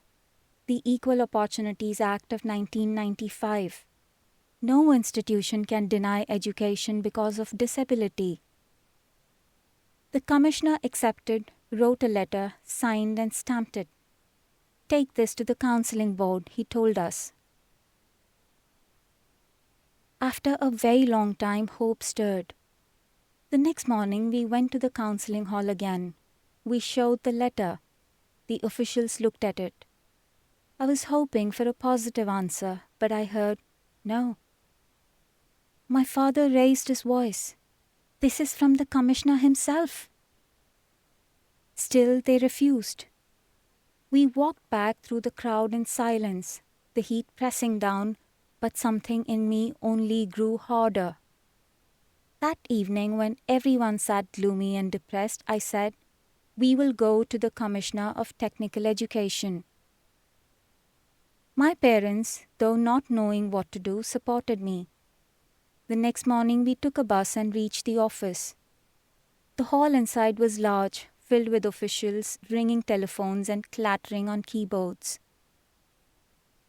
After hours of waiting, the Commissioner of Technical Education, A.K. Sukumar, called us in. He read the letter carefully and said, if this is the order, he must be given admission. Then with a calm authority, he added that the college would ensure I received education and the right support. Relief entered the room. My mother whispered a prayer, while my father exhaled a big sigh. We were back at the counselling hall, this time confident. The officials who had dismissed us earlier were now silent, looking at the letter. They briefly exchanged murmurs and handed us the confirmation slip. On it was written, AANM and VVRSR Polytechnic, Gudlavalleru. We left the hall with the slip, feeling lighter. In fact, I felt taller with pride. My father's voice was thick with emotion. He said, "It's done." After several days of struggle, I had a wide smile on my face. Chapter 7. When the walls turned into doors. My polytechnic journey didn't begin with a grand sense of victory. It began quietly. Naveen had already become my compass whenever I was in Vuyyuru. He was my mother's brother's son. We had just 2 years of age difference. He was a brother I didn't ask for. He took me everywhere, to the fields, to the canals, to the small kirana shops or grocery stores, where the smell of jaggery sweets and savory snacks often attracted us.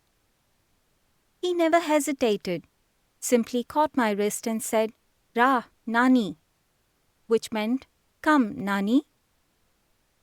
Pawan, who was also from the same village, often joined us. Together, the 3 of us were noisy, carefree, and inseparable. We played cricket in the narrow lanes. Naveen batted and I bowled with all the seriousness in the world.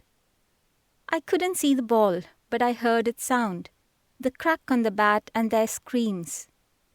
In those moments, I was not the blind boy that had to adjust. I was just another kid in the game. And that's how we formed a strong bond at that age, which is still intact. In a dawn-lit lane in Vuyyuru, often my grandmother's soft prayers drifting through the house and the familiar footsteps of my cousin Naveen calling out, "Nani, come fast, we'll miss the bus." The air smelled of damp earth, wood smoke and jasmine. Naveen's school bag bounced on his shoulder as he took my hand with a confidence far bigger than his age. "Stone ahead, step right. There's water here, slow. Now straight." He had memorized every crack and turn of the lane like a map etched in his mind. By the time we reached the Vuyyuru bus stand, the town had awoken. Vendors selling hot idlis or steamed rice cakes, kettles whistling, and conductors calling destinations like drumbeats. Gudivada, Machilipatnam, Vijayawada. Naveen guided me through the rush, settled me into the right bus, checked my bag twice, and whispered, "Don't worry, Nani." I told the conductor to stop at Gudivada. The whistle blew. His voice faded as the bus moved forward. "Bye, Nani." Every turn, bump, and breeze soon became a part of my internal compass. By the time we reached Gudivada, I stepped into another storm of sound. Hawkers selling fried snacks, rickshaw bells ringing, and students rushing. There was no direct bus to Gudlavalleru, so every day I depended on his kindness. "I'm going to Gudlavalleru Polytechnic," I would say. And every day someone replied, "Come, I'll take you. Hold my arm. We're going the same way." They helped me cross roads, spoke to conductors, walked me all the way to my classroom, made sure I read safely, and then vanished into the crowd. I learned kindness doesn't have a face. It just becomes direction. Gudlavalleru Polytechnic stood wide and welcoming. Long corridors that smelled of chalk, classrooms buzzing with chatter. But what truly shaped my journey were the people. At home, along with my mother, my uncle Venkateshwar Rao guided me on teenage challenges and imparted wisdom on values. Those lessons I still abide by. Principal C.H. Venkataramanna wasn't just an administrator. He was the reason everything worked for me, not only during college but also later in Hyderabad. "Your success will be a pride, Nagababu," he once said. Those words stayed with me longer than any certificate. The college management arranged scholarship, and C.H. Venkataramanna sir ensured I never lacked the tools to learn. Shankar Rao sir, the head of the department, was strict but fair. He would tap the desk and say, "No excuses, explain the code." I wrote programs in Braille, line by line. He corrected my logic with patience, not pity. Padmaja, who was a physics teacher from Devnar, went beyond duty. During my first year in Polytechnic, she drew tactile diagrams and sent them to me so I could feel and understand concepts others only saw. Those diagrams became my bridge to confidence. Vaartha madam, who taught electrical machines, did something extraordinary. She brought tactile diagrams into the classroom and often took extra time to help me feel and understand rotating fields, armatures, and machines that most people only learn visually. She never rushed me. Neither did she make me feel different. Outside classrooms, chess became my quiet battlefield. I enjoyed it often in Polytechnic, encouraged strongly by our sports sir, Sivaram, who believed competition sharpened confidence. Once I played a long, intense chess game against an engineering student who was a university-level finalist. The game stretched for nearly 3 hours. I don't even remember who won. What I remember is the silence around us. Everyone watching us in awe. That game taught me that attention is sometimes the loudest applause. On the other hand, Sarojini madam turned programming into poetry. "Nagababu," she would say, "now tell me what this loop does." I visualized the flow, explained it, and her approving nod was worth more than grades. AVR sir, the mathematics lecturer, used to tell me, "Feel numbers, they'll never betray you." And KVR sir, the English lecturer, made me believe that voice itself is powerful. You speak with conviction. Keep using that strength. All of them encourage me in different ways. However, Polytechnic days were not just about academics. During my final year, there were days I managed with only dinner. To reduce food bills, I sometimes skipped lunch and survived on a packet of biscuits bought by friends. There were mornings when my grandmother had to borrow 35 rupees, just enough for my bus fare so I could attend college. Sometimes growth isn't dramatic. It's just the ability to endure without falling apart. In 2003, life shook us again. My younger sister, who was blind, fell from an open terrace. The news came without warning, the way fear always does. We rushed her to the hospital, hearts pounding louder than our footsteps. I remember standing there, realizing I didn't even have 10 rupees in my pocket to call my father from a telephone booth. The doctor spoke of surgery we couldn't afford. With no other choice, we shifted her to a government ward, carrying not just her, but also our fear, our limits, and our helplessness. She survived, but something inside me broke that day, quietly, permanently. I learned that strength isn't always loud. It doesn't announce itself. Sometimes strength is simply staying present when everything inside you is collapsing. That realization stayed with me as I continued walking forward.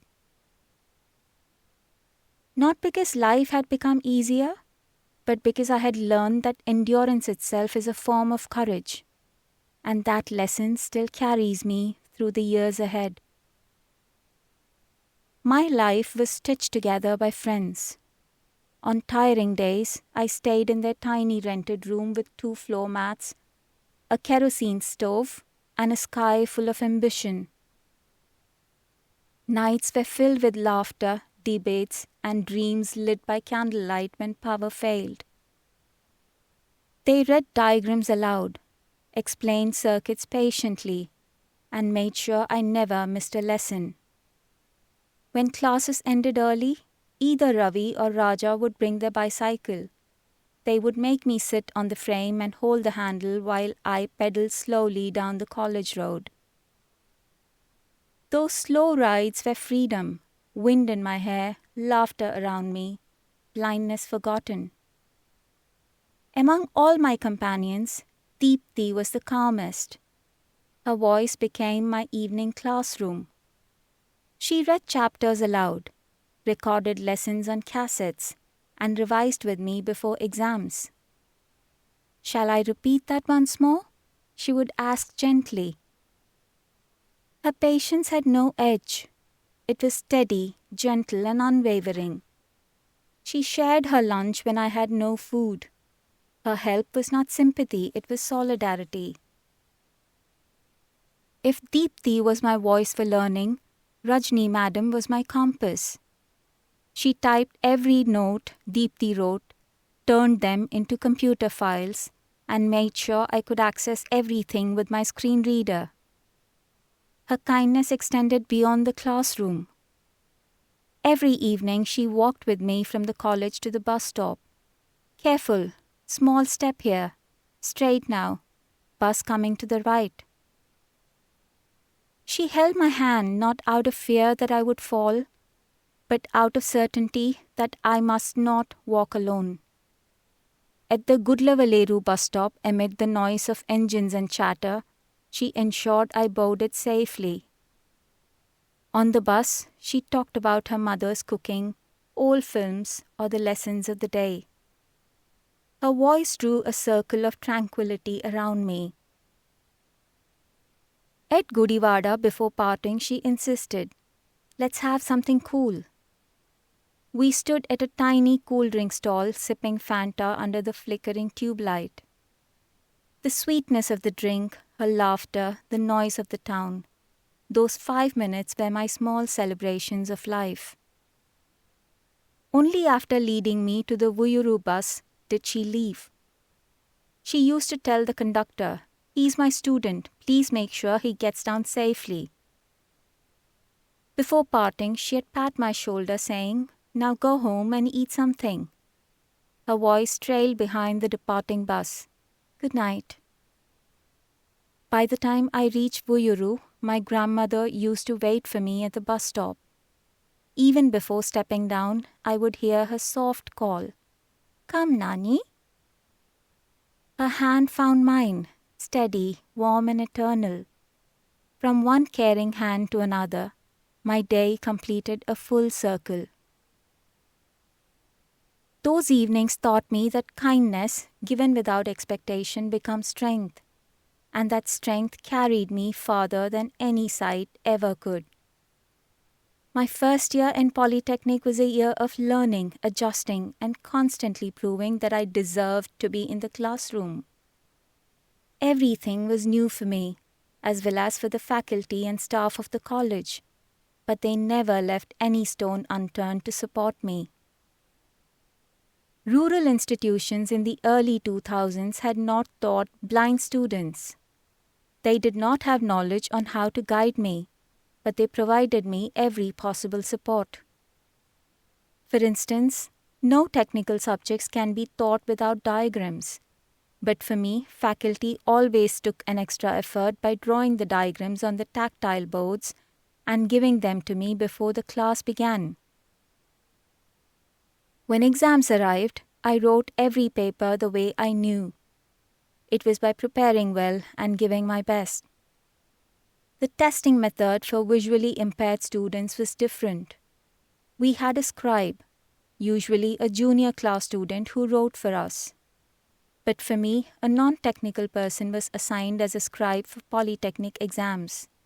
So every diagram, formula, and circuit explanation had to be drawn roughly by me so they could replicate it on the answer sheet. Though they were unaware of the diagrams, they followed my scribbles to make a fair copy. A single mistake in dictation meant a completely different answer on the paper. Also, the State Board of Technical Education followed a strict process. My answer sheets were sealed and packed separately. They were sent for special scrutiny for evaluators to cross-check twice. The college made sure of one thing, that no loose end was provided to me. They offered neither shortcuts nor special favors. The day my results were out, I was shocked. I had cleared my theory papers, but practical exam marks were missing. At first, I thought it was an error or a printing mistake. But then I was told that the management was not convinced of how a blind student could perform the practicals. I paid visits to the State Board of Technical Education and spoke to the Commissioner and other officials. Principal C.H. Venkataramana sir also spoke to the officials and explained to them patiently about my situation through letters. He pushed to conduct things faster, to avoid delays that might affect my progression to the second year. The board finally agreed to reconduct the exam. During the re-exams, I performed every step slowly, describing every action and answering technical questions with clarity. There was no doubt left about what I knew. Eventually, the marks came, and I had passed. That episode taught me that people may question your abilities, but they cannot override your perseverance. By the final year, I wasn't just studying computers. I believed ideas could create change. When the National ISTE, Indian Society for Technical Education convention in Gujarat announced paper presentations, I submitted mine on empowering the girl child. It came from my own experiences, my mother's courage, my sister's struggles, the quiet battles of women around me. The college management arranged sponsorship and Principal C.H. Venkataramana sir supported me well.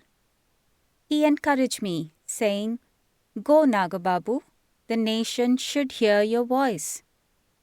Rajni madam refined my speech. Deepti, along with other friends, helped me collect artifacts. When I boarded the train with Rangababu sir and other students, the smell of chai or tea and the rhythmic clatter of train's wheels filled me with wonder. At the venue, when I finally stood before a hall of professors in Gujarat, my hands shivered. But when I began to speak, fear slipped away. I spoke of dignity, opportunity, and the right of every girl to dream. When I finished, silence held for a moment. Then applause rose like a storm. I had won first prize at the national level. A girl from another college approached, placed a rose in my hand and said, "Your words inspired me." I kept that rose pressed in my file for years. It was a reminder that truth, when spoken from the heart, can move mountains. I rushed to the telephone booth to call and share the news with my family. But even before I could speak, I got the news. Your mother is hospitalized. My joy collapsed into worry. Life had a way of mixing the sweet and the bitter without warning. Whenever some happy moments arrived in my life, they were overshadowed with sadness. But I made sure that I maintained a balance between both situations. Instead of panicking, I boarded a train to see my mother. When I finally saw her weak, lying on the hospital bed, I learned that success means nothing unless it's shared with those who carried you towards it. Polytechnic life demanded endurance more than enthusiasm. On days when exhaustion crept in quietly, Pawan's presence reminded me that persistence did not have to be loud. It only has to be continuous.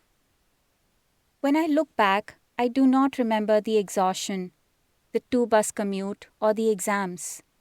I remember hands that held mine, voices that guided me, and the hearts that refused to let me fall.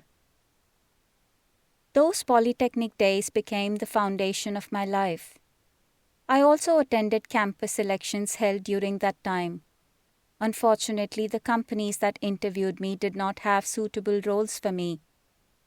But I did not lose my confidence. My faculty encouraged me to move on and go ahead with engineering so there would be broader opportunities for me. Chapter 8. One Voice Against the Rulebook. Some doors close quietly, while a few slam so loud that their echo follows you for years.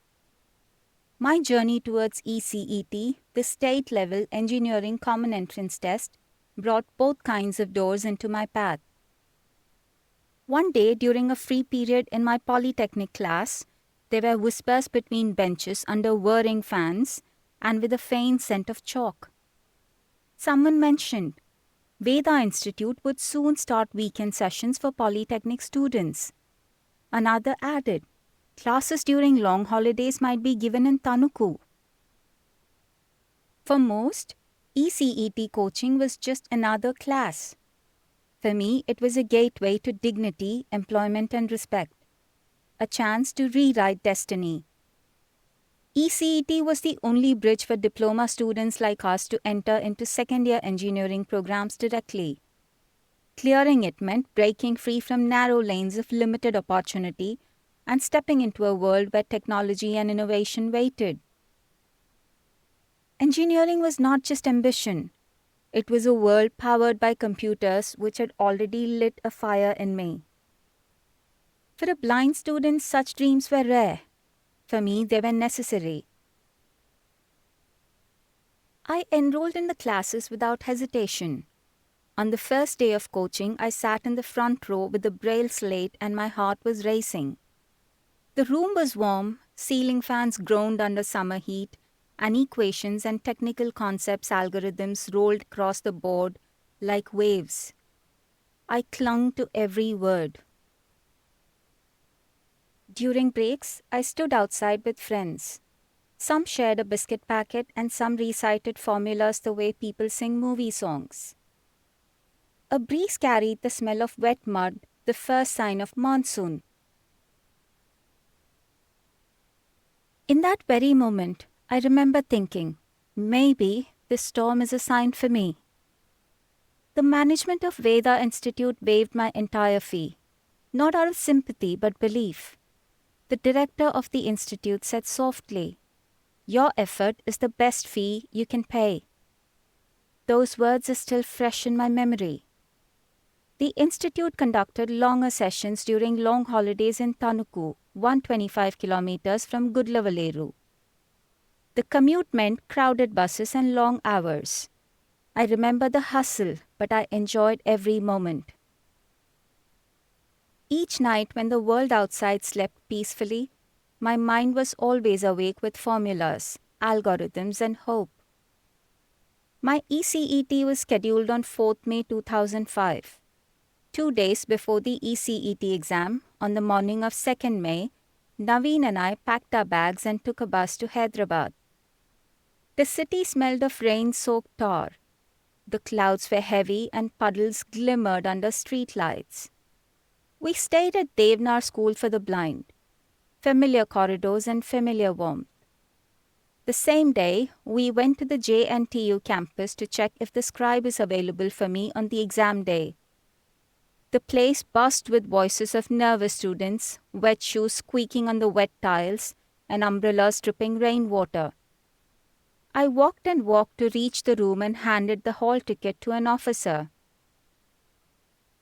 He looked up sharply. "There's no scribe. You're not allowed to write the exam." Again. Silence crashed around me. My throat tightened, not from fear, but fury this time. He returned my hall ticket and said, "Go home, Babu. You can't take this exam." I froze for a moment. I could do nothing. I turned and walked out. Each step felt heavier, but not weaker. If the system wanted to define my limits, I wanted to see how far it could go.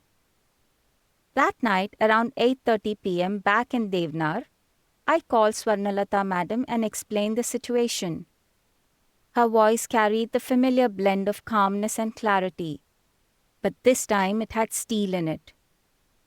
"We will not let this go," she said. "Come to my house at 6 a.m. tomorrow." That night, sleep escaped me. I kept running my fingers over the hall ticket, feeling the embossed letters on its surface, as if they carried my entire future. The next morning, we started early and reached for her home. Gunashekhar uncle took us in his car to the High Court. It was the first car journey of my life, but I couldn't experience the pleasure since I was all tensed. By 11 a.m., Swarnalata madam and Gunashekhar uncle helped me file a petition in the Andhra Pradesh High Court. While we waited for the hearing, something clicked in him. He said, "Come, Nagababu, we are going to TV." I had no idea what he meant. He held my hand and led me to the TV9 news studio. There was light, sound, and hurried footsteps. Someone made me sit on a chair. I could feel cables beneath my feet. A microphone was clipped onto my shirt. A countdown began.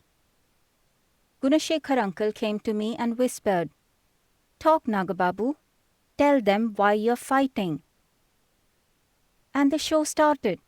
I spoke a lot about equality, ambition, and the right to dream.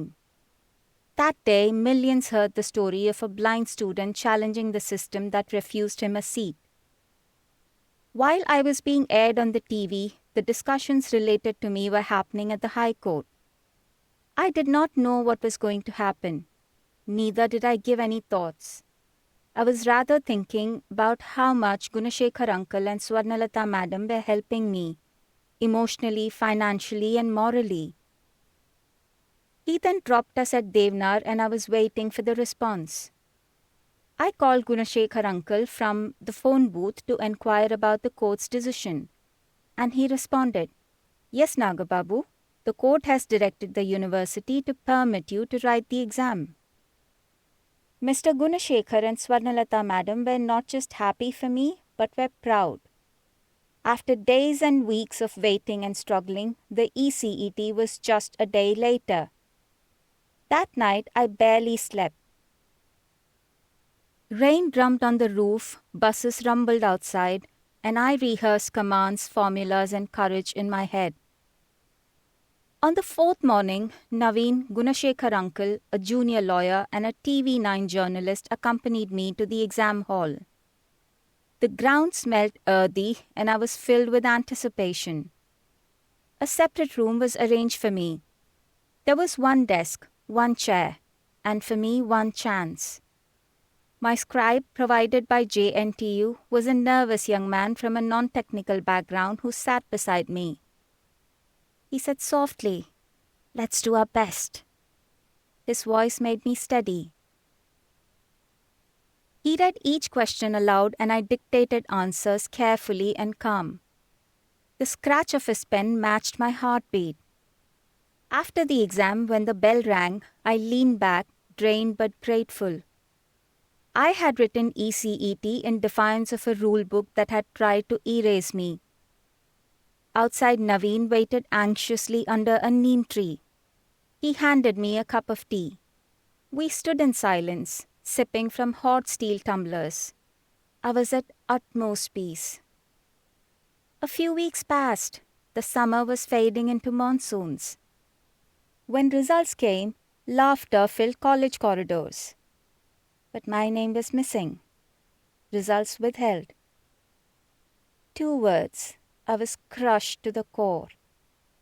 Once again, Swarnalata madam stepped in. "This isn't over," she said. She and Gunashekar uncle took me to the High Court. They told the judge. He frowned, tapped his pen, and ruled that JNTU must release Nagababu's result. On the day of counselling, my rank arrived. State rank 70. Sigh. For someone who was told engineering is not for you, 70 was not just a rank. It was proof that persistence speaks louder than prejudice. On the counselling day, my mother sat beside me. The official scanned my file and said flatly, "Blind students cannot be admitted." The same wall, a different door. My grip tightened on the desk. "I have fought too long for this," I said. "I'm not leaving." For a few weeks, while Naveen, Pawan and I were thinking about what to do, I called my friend Srinivas. Fortunately, he was in Hyderabad around that time. He was working for Manik Public School, Bangalore then. I told him everything that was happening. He listened to me patiently and said, "We'll fight this together." True to his word, he joined me in every struggle that followed. He drafted letters, spoke to secretaries, and refused to let the file die on some dusty table.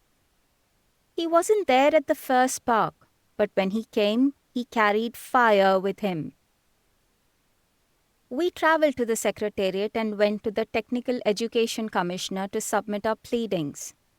Eventually, JNTU formed a special committee to decide if a blind student could really study engineering. After a few months, I was called to JNTU and my mother accompanied me. A professor over there gave me a few lessons on computer operating systems, computer graphics, and computer networks and checked how I was comprehending. At that time, they had no JAWS screen reader. Back then, I knew a JAWS vendor named Somaraj. I requested him to install a demo version in the university. Once it was done, I turned it on and the screen reader's synthetic voice echoed in the silent room. Then I reached for the breadboard, resistors, and wires. By touch alone, I assembled the circuit. Once the bulb glowed, there were whispers in the room. One of the officials had asked me to execute a couple of programs to test my ability. The complete process took about 5 to 6 hours. For a long moment, no one spoke. The room was silent, not out of doubt but surprise. The kind that makes people pause because their assumptions have just been overturned. Days later, a sealed envelope arrived. It felt heavier than paper, like justice arrived. Inside was the government order dated 7th October 2005. Nagababu Jannu shall be admitted to engineering. This geo was given specifically mentioning my name. It was used as a reference for other students. Mostly everyone had to follow the same approach of testing. Even Pawan had to go through the same challenges I faced, from his polytechnic admission to ECET counseling. A special counseling session followed. Gudlavalleru Engineering College opened its gates, not reluctantly but proudly. The college management waived my fees, arranged accommodation, and provided a personal computer. Principal C.H. Venkataramanna sir, my guardian, once again became my shield. He said, "You fought for this door to open, Nagababu. Now walk through with your head high." Soon the story spread like wildfire. TV, newspapers, and magazines. One of the journalists asked the chairman of the institution, V.V.R. Sheshadri Rao, "What motivated you to establish a college in a rural setting? Why are you supporting this boy who's going through many challenges already?" He answered, "I did not have such a high level of education. That's why I wanted every student to pursue their dreams, irrespective of their background." During that time, reporter Sitaram from Eenadu, one of the popular newspapers, was covering my progress. He played an instrumental role in getting my admission into engineering college. He wrote an article about me asking for sponsorships to support my education. A couple of people have approached to help me, but the college management supported me by then. I remember one anonymous person from Hyderabad sending a money order of rupees 5,000 and wishing me good luck. I really cherished that moment. A stranger wrote my name and village name, and the way he appreciated me in his note was heart-touching. I also wrote back to him a couple of times expressing my gratitude. JNTU refused to let me write exams. The reason they quoted was insufficient attendance, though the delay had been theirs. Delayed admissions because of systemic barriers. I had to go to the court again. This time the judge not only sighed, but was half smiling and half wary. "You may continue," he said, "but you must complete 2 semesters together." 2 semesters. That was twice the syllabus, twice the pressure. Some nights I studied till dawn, my fingers aching from typing Braille notes. Other nights I fell asleep on the keyboard, dreaming of codes. I told myself that if the world wanted to drown me, I would learn to breathe underwater. Every morning I traveled by bus from Vuyyuru. Dust, diesel, and determination became my companions. Some days I stayed with my cousin Soumya, and other days with Pawan, who always made sure I never fell behind. Deepti, Vishalakshi, and other friends became my lifeline. They read lessons aloud, turned them into tapes, and even prepared tactile diagrams. Their voices became my textbooks, and their faith became my strength. But support doesn't only come from friends and classmates. It came quietly and consistently from people whose roles were never meant to be responsible for someone like me, yet whose humanity made the difference. At Polytechnic, the departmental staff member Peraya became one such pillar. On days when friends were unavailable, he would guide me through the campus, helping me navigate corridors, offices, and labs. Whenever I needed to visit the bank, nearly 1.5 kilometers away, he would seat me carefully on his bicycle and take me there. There was no obligation in his actions, only kindness. Later, during my engineering days, Saidulu and Bhaskar played a similar role. Whenever I needed help navigating the large and unfamiliar campus, they ensured I reached wherever I needed to go. Their support was not too loud or visible, but it was deep. Academically too, I was never left to figure things out alone. Professor Prasad, who was then the head of the CSE department, went out of his way to include me in the classroom experience. During theory of computation classes, he would draw tactile representations of abstract concepts and explain them aloud, ensuring I learned alongside everyone else, not separately. That effort told me I belonged there as much as anyone. Many other faculty members supported me in ways that rarely made it into records or reports. Indira Madam, Adilakshmi Madam, Rajeshwari Madam and Professor Karunakumar ensured that explanations never stopped where accessibility began. Ravindra Babu Sir, who was the Dean of Student Affairs, stood out for his constant encouragement. Even today, whenever I find myself in need of guidance, his support continues to light the way. Professor Kameshwara Rao, Madhusudan Sir, Dhanalakshmi Madam, Sandhya Rani Madam and Swapna Madam contributed in their own ways, adjusting teaching styles, clarifying doubts, and never making me feel like a burden. Equally important were the scribes assigned to me during exams. Many of them were from non-technical backgrounds. They listened carefully, wrote patiently, and became extensions of my intent. Nasima and Kanakadurga, both from non-CSE streams, stood out for their sincerity and dedication. They helped translate my knowledge onto paper with care and clarity, ensuring that my answers reflected my understanding. The affection showed by each and every one remains priceless to me. They asked for nothing and expected nothing. They simply showed up where it mattered. By the end of that punishing year, I was not just a student anymore. I was an engineer in spirit. The fight of ECET had been about entry, and the fight in engineering was about existence. What had begun as a fight merely to enter Polytechnic had slowly turned into something far larger. A relentless effort to exist and endure in spaces where no one quite knew how to place me.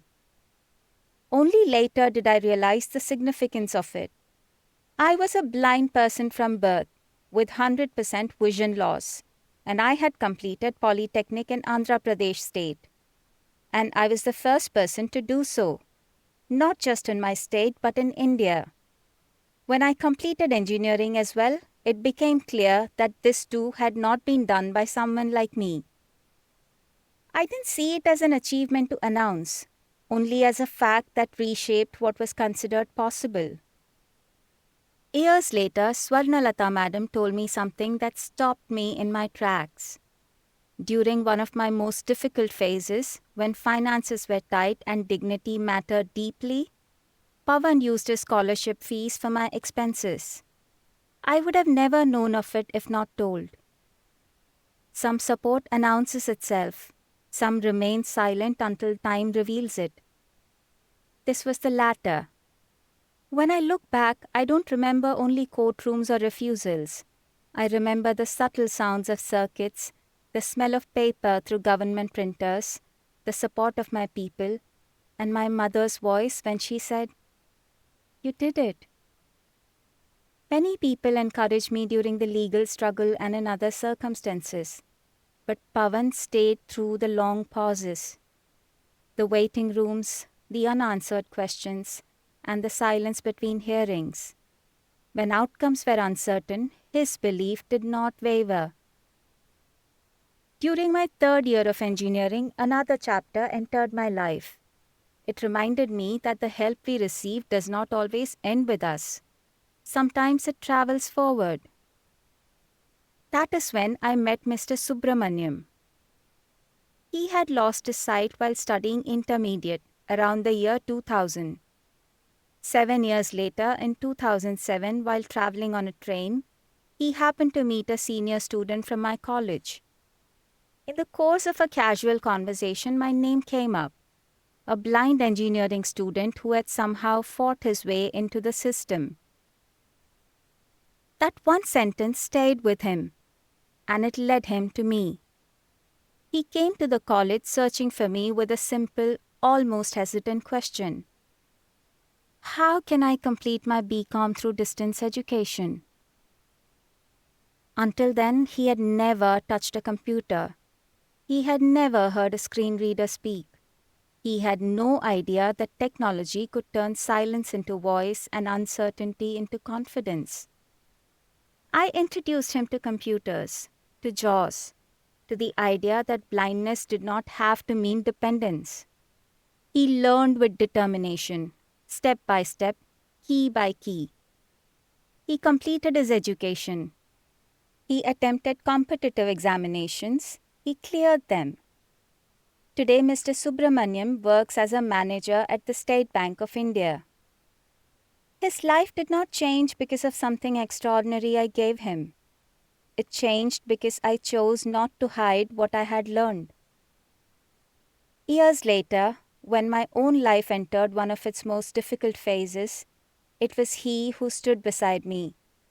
The man who once came to me seeking direction became the one who offered me strength. That was when I truly understood something important. Support does not end when you receive it. When shared, it becomes a circle. And sometimes it comes back to hold you when you least expect it. Those moments were pure, unwavering light.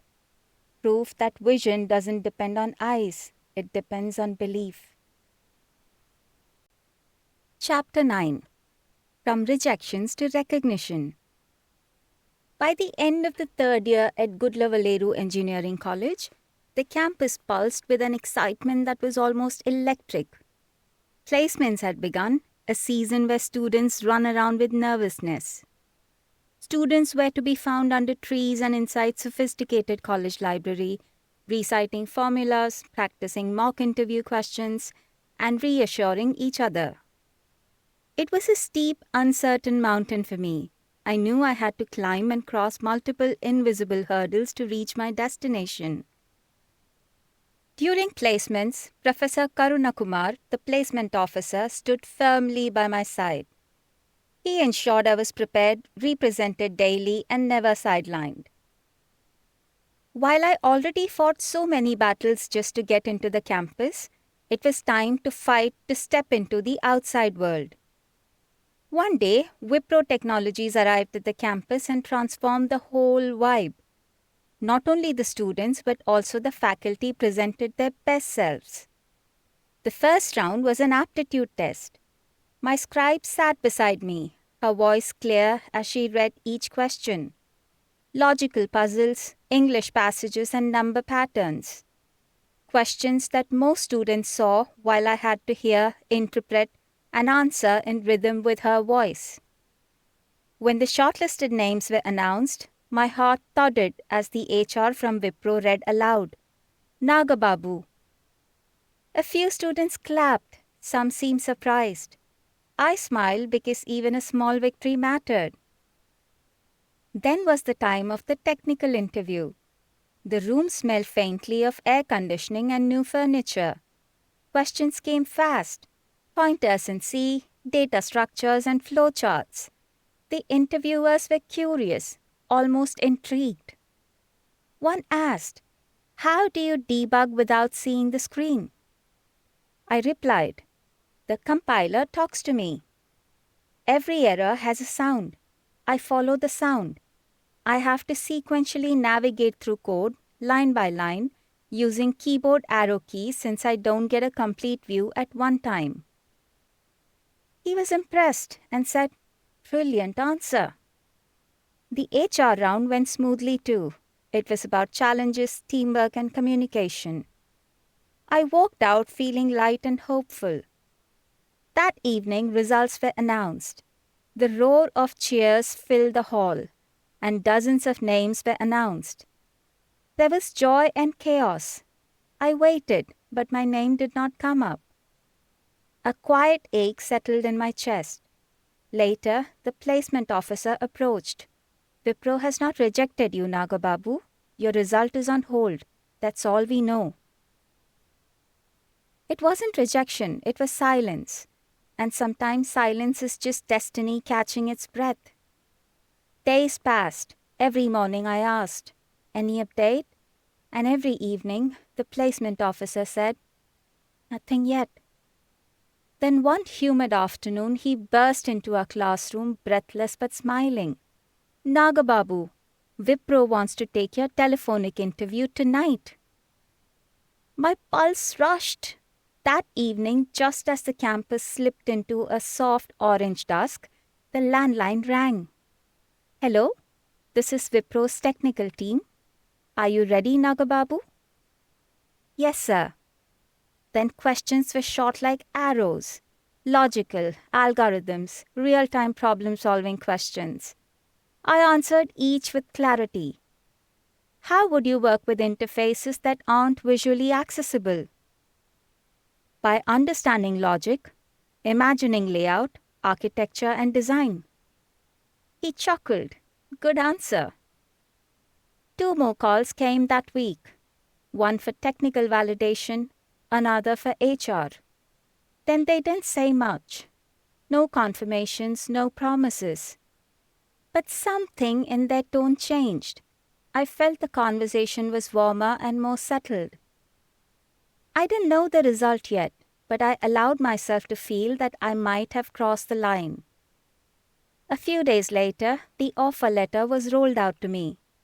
I called my mother and listened to her joyful voice. "See? I told you. Your hard work is stronger than any wall." For the first time in years, I felt content for allowing myself to dream without fear. A few months later, I attended L&T's off-campus drive at KL University. Humid hallways, long queues, and anxious faces everywhere. I cleared the written test and the technical round. In the HR round, the conversation was warm until one interviewer paused and said gently, "You have done exceptionally well. But practically, it might not be feasible." That word feasible carried a sting wrapped in politeness. "We will get back to you," he concluded. They never did. Some doors don't close loudly, they just disappear. Next came the emphasis drive at Godavari Institute of Engineering and Technology, Rajamundry. Nearly 1,500 students appeared for the written test. Around 100 cleared it. After multiple interview rounds, 23 candidates were selected. I was the only blind candidate among them. I received a letter of intent. Hope filled me like morning sunlight. Then came the 2008 global recession. Hiring froze. Emails stopped. Promises vanished. My mother asked me gently each night, "Any update?" I smiled, hiding the ache. "Maybe tomorrow, Amma." But tomorrow didn't come. Amidst all these struggles, there was another responsibility staring my life.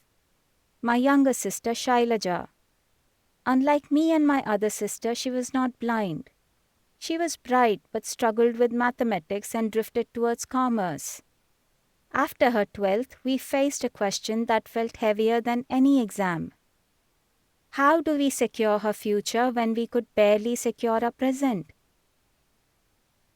My father's support was almost non-existent, a gap that had been there all our lives. So like every burden at home, this too came to me. It was June 2008.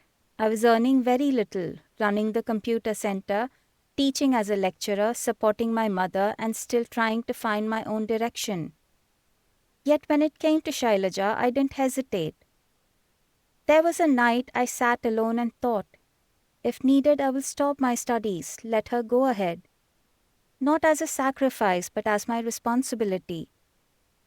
Fortunately, with the help of my friend Kali Shekhar, who was then studying at Madras Christian College, we managed to get her admitted there. Somehow she completed her graduation. She later found a job and began earning for herself. While my weight was turning unbearable, I chose to make a move. Principal Srinivasa Rao of Sri Srinivasa Degree College in Vuyyuru offered me a lecturer position without any hesitation or doubt. "Teach them well, Nagababu," he said. "You will do wonders." I thought about it and gave it a try. In my first class, I was not nervous at all. My voice became my vision. After the class, a student approached me. "Sir, you make us see code like a story." That sentence was my first true paycheck. As a side hustle, I also opened a small computer training center beside our house where I spent evenings. Just 2 rooms, a few second-hand systems, a dozen eager minds. It was the financial support of Anil sir and Pavan whose timely help made it possible for me to turn a fragile idea into a working space for learning and hope. The soft thrum of CPUs, the clack of keyboards, and the faint smell of heated circuits. Those became the heartbeat of my evenings. Power cuts were frequent, but I would laugh and say, "Let's learn logic in the dark. I've been doing it for years." Laughter filled the room, warming the dim glow of emergency lamps. That center wasn't just about computers. It was about courage, ours and mine. During the summers of 2008 and 2009, my work went beyond the small center. I began freelancing with Sai Medha Institute, coaching Polytechnic final year students for the ECET examination.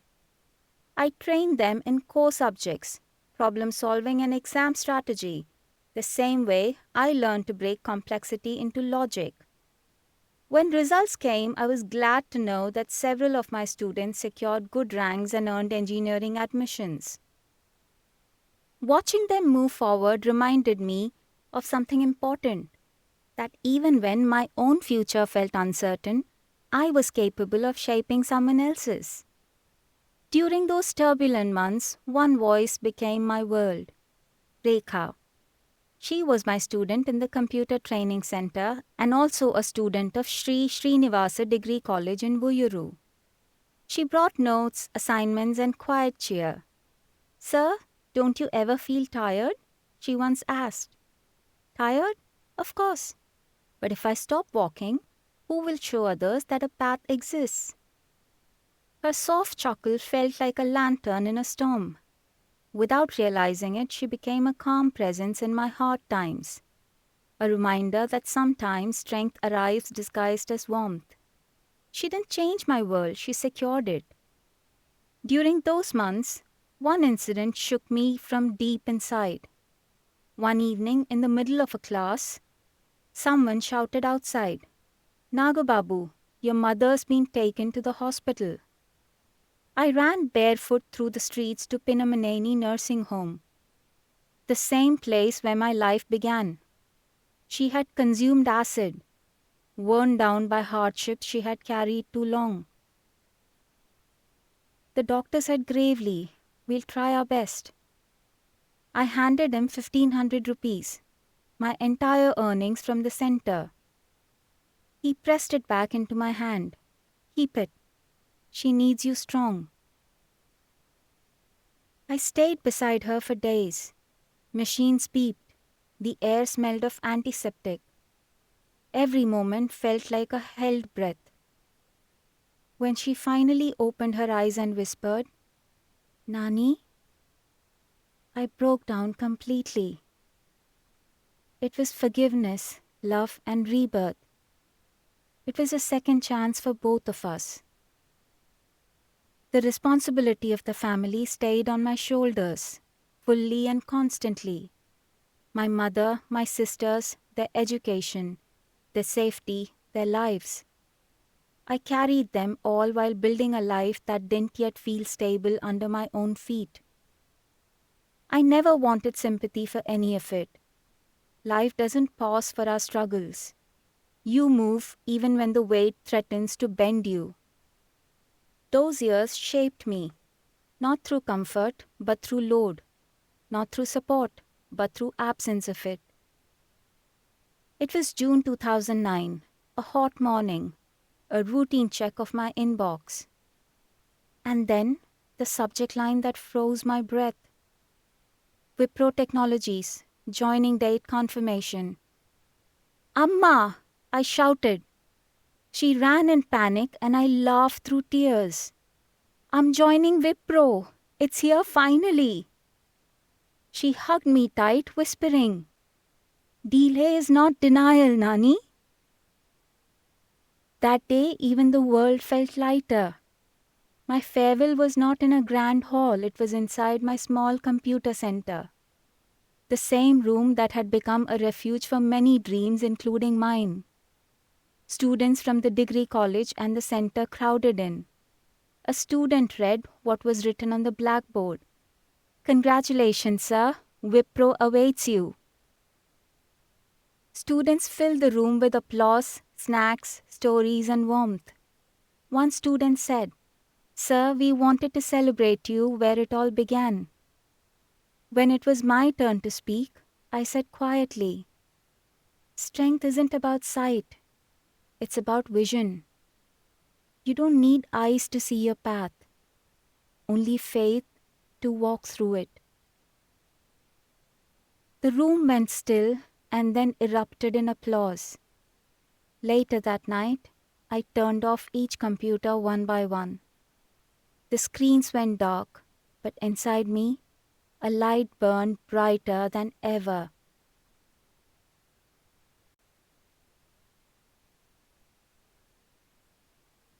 Chapter 10. When Courage Found Its Workplace. The last week of December 2009 settled softly over Hyderabad. I could feel the cold in the air before I even stepped outside. The mornings carried a serene stillness, with birds stitching their songs and waking the city. Even without seeing it, I knew the season had changed. I stood before the towering gates of Wipro Technologies, fingertips brushing the raised letters on my fresh ID card. The cool plastic felt unreal, as if I were touching a dream. Beyond the security gate, a new world unfolded. The whirring of computers, hurried conversations, and the footsteps blended into a steady rhythm. That sound was layered, steady, and alive. It was the sound of arrival.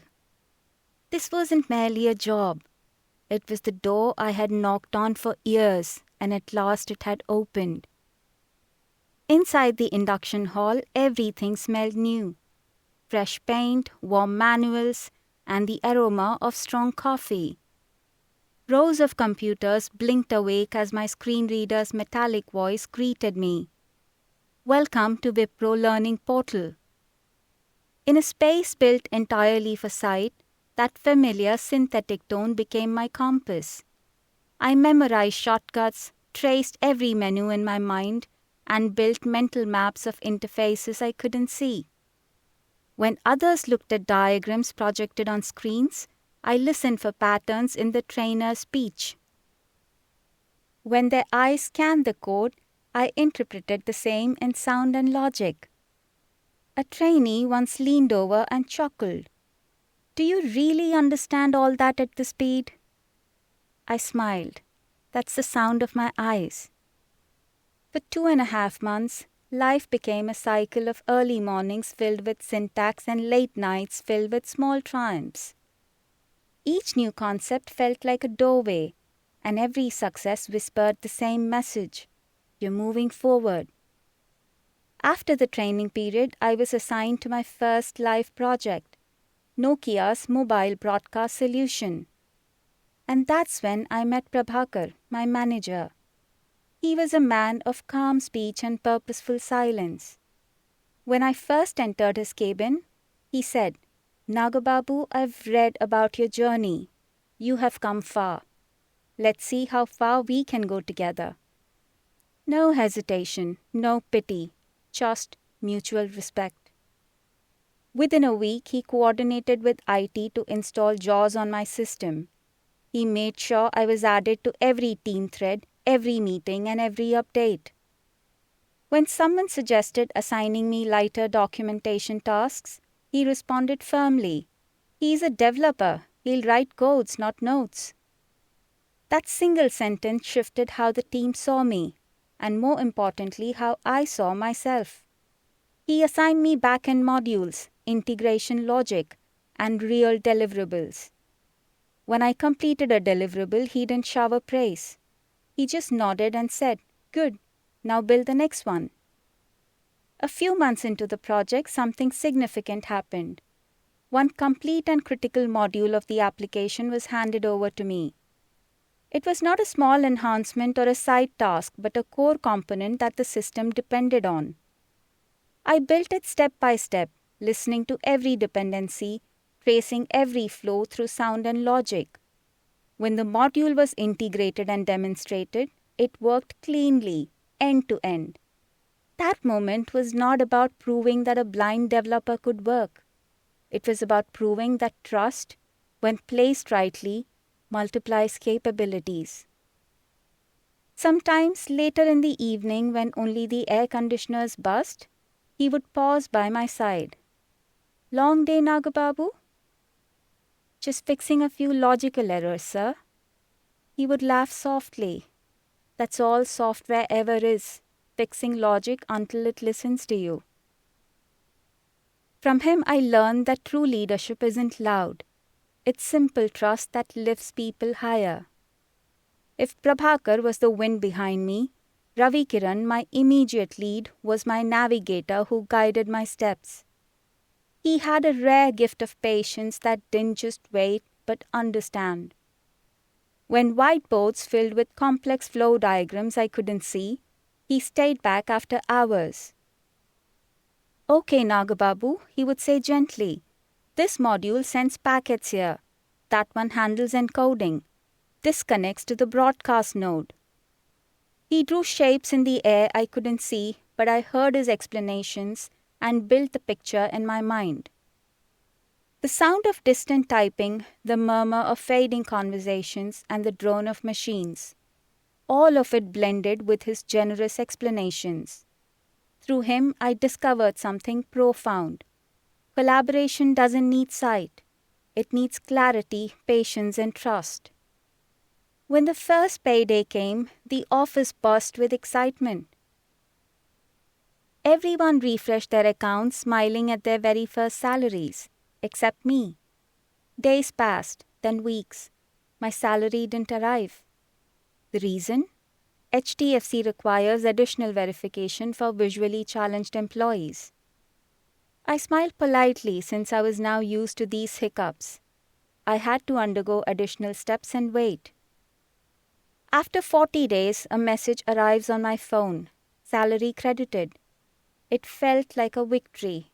It was proof that I made it to the world I once thought was closed for people like me. For a moment, those delays, extra procedures, and explanations felt worth it. But life doesn't pause long on victories. Within a few weeks, I had to take care of few new responsibilities at home. So I applied for a personal loan. There was no response, not even an acknowledgement. So I wrote a firm yet respectful email. It was not to customer support, but directly to the managing director of HDFC Bank. I quoted RBI guidelines, described the discrimination, explained my situation, and ended with, "This isn't about an account. It is about equal respect." A week later, I received a call. "Mr. Nagababu, your loan is sanctioned.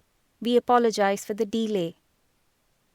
Sometimes dignity doesn't arrive freely. You must fight for it. Not loudly, but firmly.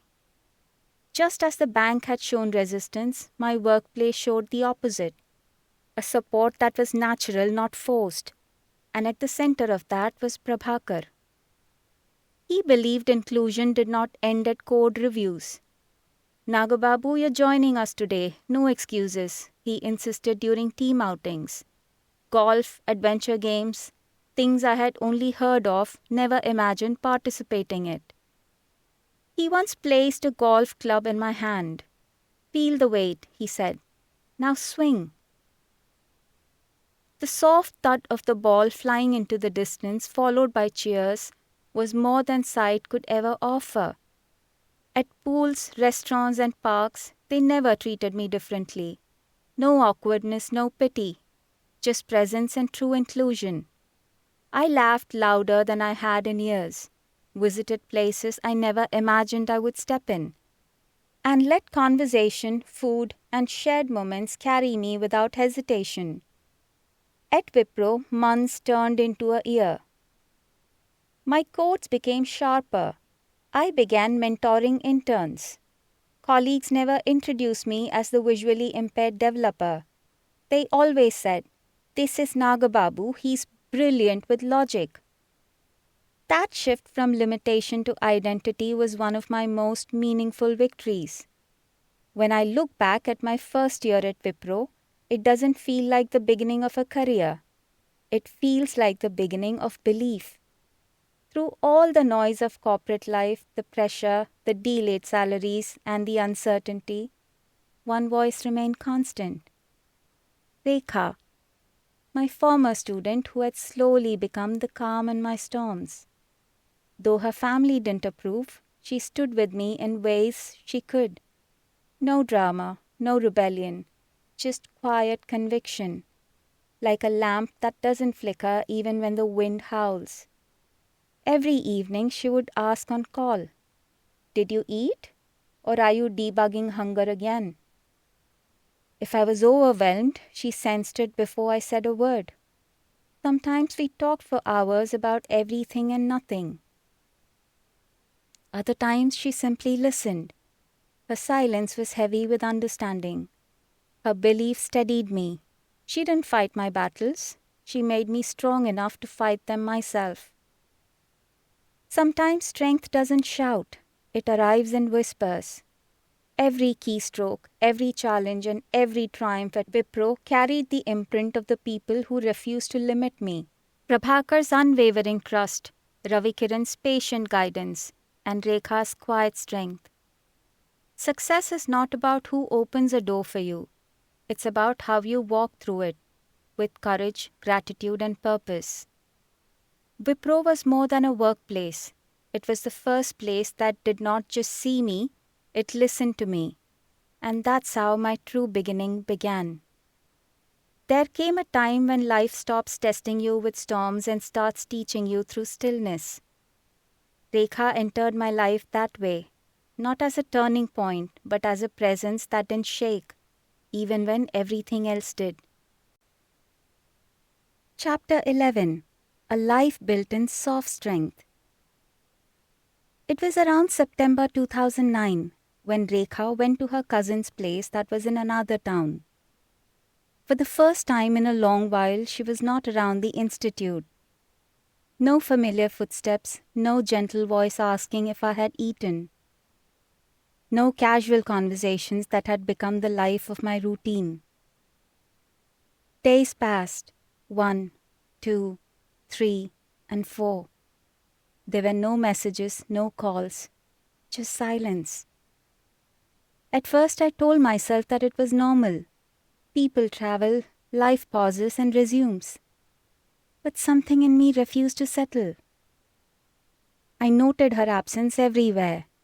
In the computer center during evenings, the time started to stretch longer than usual.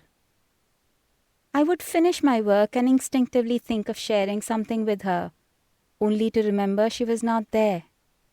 I replayed her soft giggles in my mind, her warm presence and the way she listened to me without interrupting. And that was when it became clear. I was not just missing a person. I was missing her. Those days changed something within me. They stripped away confusion and left behind clarity. Somewhere between the waiting and silence, I acknowledged what my heart had been trying to tell me. This was not attachment. This was not comfort. This was love, undeniable. On the night of 26 September 2009, during a phone call, I finally said what had been resting silently in my heart for days. If we feel the same, I said, maybe we should stay together, not as a story, but as a life. There was no drama, no noise, just a pause. And then her breath softened. After she returned, she came to meet me. We spoke, not excitedly, not nervously, but honestly. She said, "Okay." That single word felt heavier than any poem. In December 2009, when I joined Wipro, life finally began to feel stable. By mid-March 2010, my training was completed. Around that time, I went to Chikluru temple alone. Not to ask for success, not to ask for comfort. I prayed only for one thing, that we should live a life together. The next morning she called. My family is looking for a match, she said quietly. Our original plan was to wait, to let her complete her masters, to give life more time. But reality stood firmly in front of us. I was blind, I was still early in my career. We both knew what her family would think. For a while we believed we could convince them. Then we understood something more difficult. We didn't need permission to be honest with our hearts. So we chose clarity over fear. We chose each other. Rekha left her family behind. In fact, she left everything of hers to spend the rest of her life with me. It was 2nd April 2010, a simple, tranquil evening in Hyderabad. Nothing grand, nothing unusual. Just an ordinary day that felt special only to us. We arrived at a small neighborhood temple. Just me, Rekha, my grandmother, and close friends have come by car from Vuyyuru. The air was filled with the scent of sandalwood, camphor, and jasmine. There were no crowds or decorations, only a few familiar voices, quiet prayers, and the steady presence of those who stood with us as our life together began. My grandmother's presence alone felt like a blessing. My family had agreed in their hearts, but not with their presence. The priest's chants rose and fell like waves, the sound of conch shells echoing in the background. Then I heard Rekha approaching, the soft rustle of silk, the faint jingle of bangles. Her breath was steady, yet slightly nervous. There were no cameras or decorations, just two hearts ready to make a promise. When I held the Mangala Sutram, a yellow thread of commitment in Indian culture, it felt sacred. It was like holding the weight of responsibility and love together. I tied it around her neck with quiet reverence. For a brief moment, everything stopped. The chanting, the temple bells, even my heartbeat. The silence wasn't empty, it was full. The sound of two lives aligning. My grandmother placed her soft, wrinkled palms on our heads. Her blessing carried the strength. She didn't say much, but her touch told us everything. You're not alone anymore. That was enough. A few days later, we boarded a train to Chennai. Not to celebrate luxury as newlyweds, but to find peace after years of struggle. To sit beside each other without explanations, without timelines pressing our backs. The compartment smelled of steel and fresh coffee. Vendors called out, "Masala vade, kapi, kapi." Masala vade refers to lentil fritters, while kapi is South Indian filter coffee. The rhythm of the train's wheels felt soothing.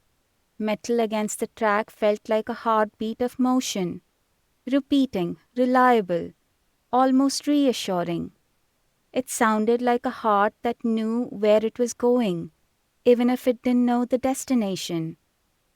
We spoke about small things at first, what we would eat next, how long the journey would take, who might be waiting at the other end. Then slowly, without realizing it, the conversations deepened. Rekha described what passed outside the window. Banana trees swaying in the wind, fishermen repairing their nets, and children waving as the train roared past. Each description felt like a gift, not just of sight but trust. She was letting me see the world through her words, and I was learning not just with my ears but with presence. The next morning we visited Marina Beach and the world widened. The sea breeze carried laughter, freedom, and stories in every wave. The air smelled of salt and freedom. We walked slowly, the cool sand shifting beneath our feet. the waves brushing against us. Rekha smiled and said, "The sea doesn't ask who you are. It just comes and goes." We didn't need to talk much. The silence was enough. The breeze carried all the words we couldn't say. That journey wasn't a honeymoon. It was a pause between storms, a moment where time finally stopped chasing us. Back in Hyderabad on 13th April 2010, we went to the Arya Samaj to formally register our marriage. The priest recited Sanskrit verses, each syllable crisp and measured. Papers rustled softly, ink dried patiently. One of my close friends had come with us to stand as a witness. He was blind too. There was a brief pause at the table. The staff looked at the papers, then at him, and gently said that they cannot accept his signature as a witness. There was no argument, no scene, only a quiet postponement. We returned the next day with another friend to complete the process. When I signed the register, I felt the raised government seal under my fingers, rough, cold, and unmistakably real. In that quiet moment, love became legality. Faith gained form. There was no crowd, no ceremony, just legitimacy documented. We stepped out holding hands, aware that nothing about our lives would become easier overnight, but confident that whatever followed would be faced together. We moved into a modest 2-room flat near my office. It was not large, but it was ours. The space shaped not by furniture, but by hope. Every corner had something to speak of. The kitchen whispered in the whistle of the pressure cooker. The steel tumblers chimed like small bells in a household temple. Rekha's bangles created a soft rhythm like the music of a home learning its heartbeat. And my laptop keys clicked into the night like tiny footsteps chasing our future. Mornings began with the smell of coffee and curry leaves. Evenings ended with laughter and the soft sound of my laptop as she read recipes and stories aloud beside me. A small dining table by the window became a cozy corner. 2 plates, 2 cups, and one honest conversation at a time. Some evenings, she returned from work and handed me a cold Fanta from the shop downstairs. "Cheers, Nanny," she would say lightly. "Yes," I would smile. "And how's the sunset today?" "Orange melting into purple, like your code when it finally runs without errors," she would laugh. We had little but lacked nothing essential. They were ordinary days that felt extraordinary. The year that followed tested us. Salaries were meager to take care of a family of 5. Bills waited patiently. Futures remained uncertain. But Rekha never stepped back. She took responsibility without resentment. She balanced work, home, and uncertainty with clarity. When I worked late or returned home drained, she didn't ask for explanations. She waited with companionship, not pressure. On nights when the city outside slept, we sat together in the dim light of our living room, her head resting on my shoulder, her quiet presence saying everything words could not. "We are okay. We'll get through this." Her laughter became my dawn, her patience my horizon. Looking back now, I understand our marriage was never about defiance. It was never rebellion against tradition or family. It was a quiet affirmation that love does not seek permission. It asks only for honesty and courage. We didn't challenge the world loudly. We lived truthfully. Rekha became more than my partner. She became my balance, my still point, the rhythm beneath my racing life. Our home held no luxury, but it carried meaning, woven from shared effort, steady faith, and countless small gestures. Our first wedding anniversary arrived on 2nd April 2011, carrying with it a coincidence that felt almost poetic. That evening, India played the World Cup final.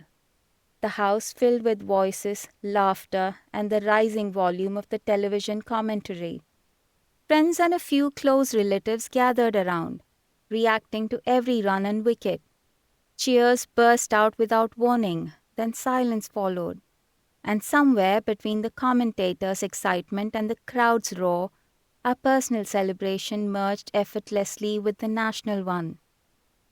I didn't feel like two events were happening side by side. It felt like one shared joy unfolding through sound, emotion, and togetherness. When the final moments came, the commentary cracked with emotion, and then the room erupted. People clapped, shouted, and hugged one another. I didn't need to see the trophy lifted to know what had happened. I could hear it in the voices. For me, the moment carried something deeper. My favorite cricketer, Sachin Tendulkar, had finally reached the moment the nation had waited for. Listening to the way his name was spoken that night, with reverence and relief, felt like hearing gratitude itself. Sitting beside Rekha, surrounded by shared happiness, I felt an overwhelming sense of completeness. My love for cricket, my admiration for Sachin, my friendships, and my marriage all came together that evening. Some anniversaries are marked by dates. Ours was marked by sound, emotion, and the joy of being where we were meant to be. This phase taught me that love is not something you see. It is something you feel, in patience, in presence, in belief that does not ask for proof.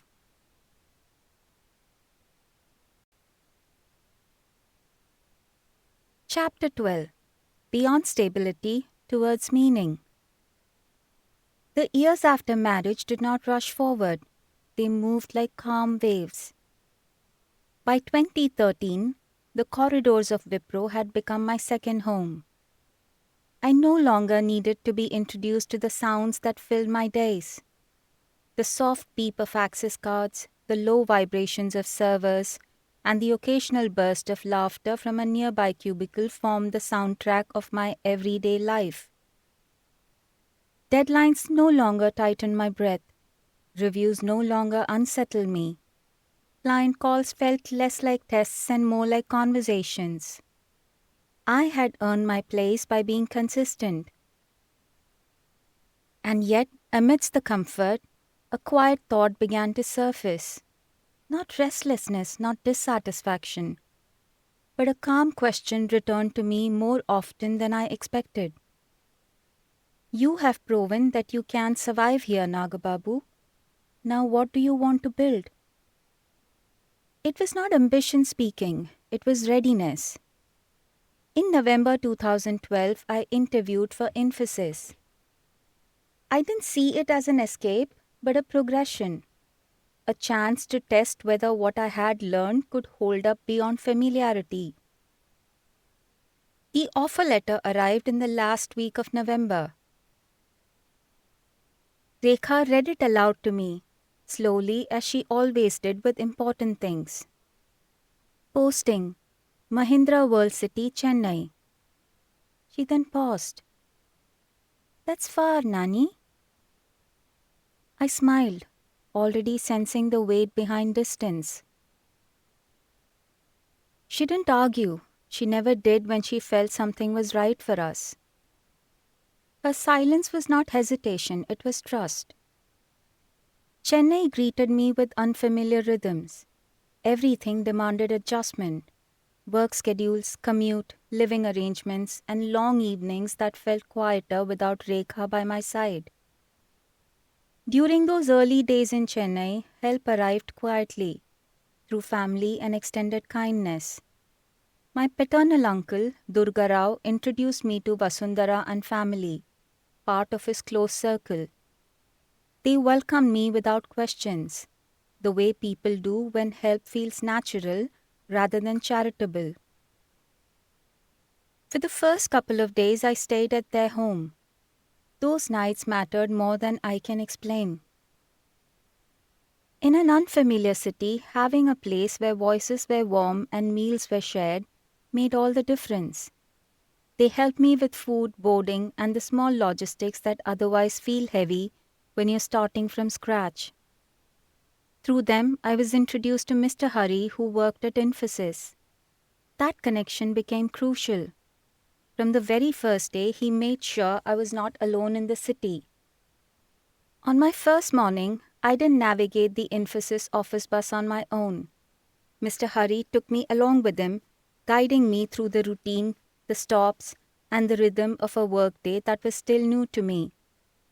That simple act removed a fear I hadn't spoken aloud. Beyond work, he helped me settle into Chennai itself, finding a house, understanding neighborhoods, dealing with landlords. Things that become overwhelming when you don't know a city and cannot rely on sight. He stood beside me through those decisions, patient and steady. Looking back, it was not just assistance, it was reassurance, the kind that tells you that you belong here too. The Infosys campus at Mahindra World City had its own energy, not loud but expansive. The steady beep of turnstiles, footsteps converging into long corridors, and the measured rush of people moving with purpose. It all created a feeling of constant motion. Professionally, the learning curve was steep. Systems were complex, tools assumed visual interaction. Dashboards were crowded with information that was inaccessible to me. Once again, I found myself returning to an old skill. Adaptation. I rebuilt workflows in my head. I memorized shortcuts the way others remembered icons. I listened to patterns, wrote down shortcut sequences by sound, and memorized every pathway through rhythm and repetition. Once a colleague asked, genuinely curious, "How do you manage all this without seeing the screen?" I answered, by learning to trust sound, following sequence, and having patience. It was not a clever response. It was a lived truth through practice. Chennai tested my endurance, but I was missing Hyderabad, my home. More than the city, I missed Rekha. Loneliness is a strange thing.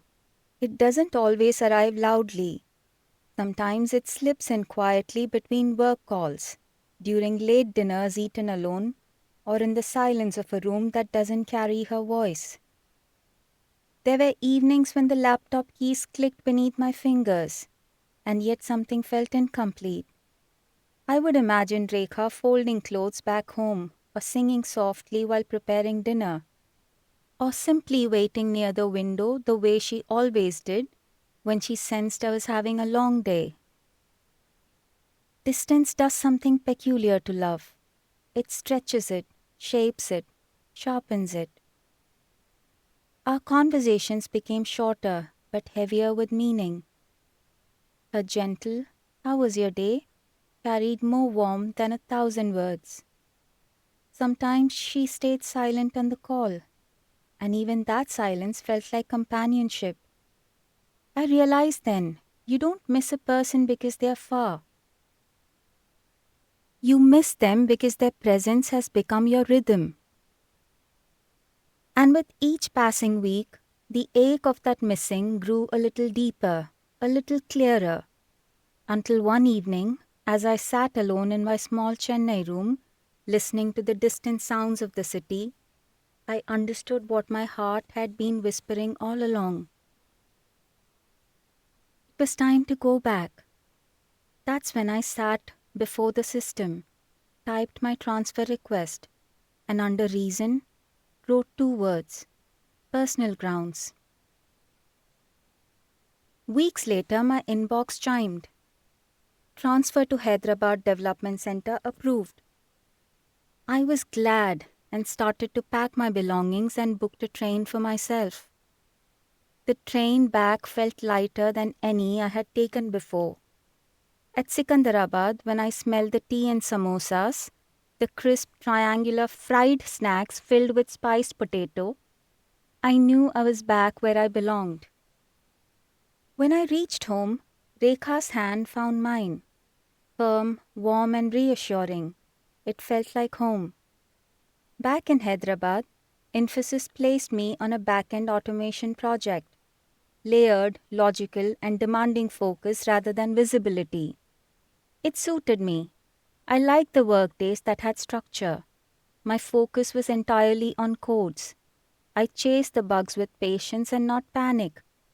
One fix led calmly to the next. At different points in my career, both during my first stint at Infosys and later at Wipro, I encountered a quieter challenge. Not rejection, but hesitation. A few managers unfamiliar with how I worked chose not to assign me to certain projects. It was not malice, it was uncertainty and sometimes a lack of willingness to explore what was possible. At Infosys, I was once told that a particular client environment, Cisco, might not support screen readers and that approvals could take time. The conversation ended there. A door closed, not because I lacked skill, but because no one wanted to push the request forward. Years later at Wipro, I found myself working with Cisco as a client again. This time, not only was the screen reader support available, but it was excellent. The same ecosystem that once felt inaccessible now welcomed me without friction. Ironically, when I returned to Infosys later, I worked with the same client again. That contrast taught me something important. Sometimes opportunities are denied not because of limitations, but because of assumptions. Not because systems can't adapt, but because people hesitate to ask. During my later years at Infosys, I worked closely with Sudhakar, an architect whose thinking matched depth with openness. Our conversations were never short. We spoke about technology, system design, health, society, and often about life itself. Even today, whenever we connect, the calls stretch long, not out of habit but out of curiosity. Working with him reminded me that true collaboration doesn't begin with accommodation, it begins with respect. One day after a long debugging session, my manager remarked lightly, "You make silence productive." I smiled. It's where I have always worked best.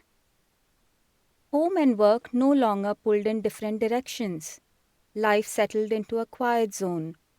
Shared meals, a steady routine, and evenings that allowed room for conversation. But life rarely stays steady for long. In 2014, I attempted the IBPS, Institute of Banking Personnel Selection, PO Probationary Officer examination. I gave the test without any high expectation. Months later, the result arrived and I had cleared it.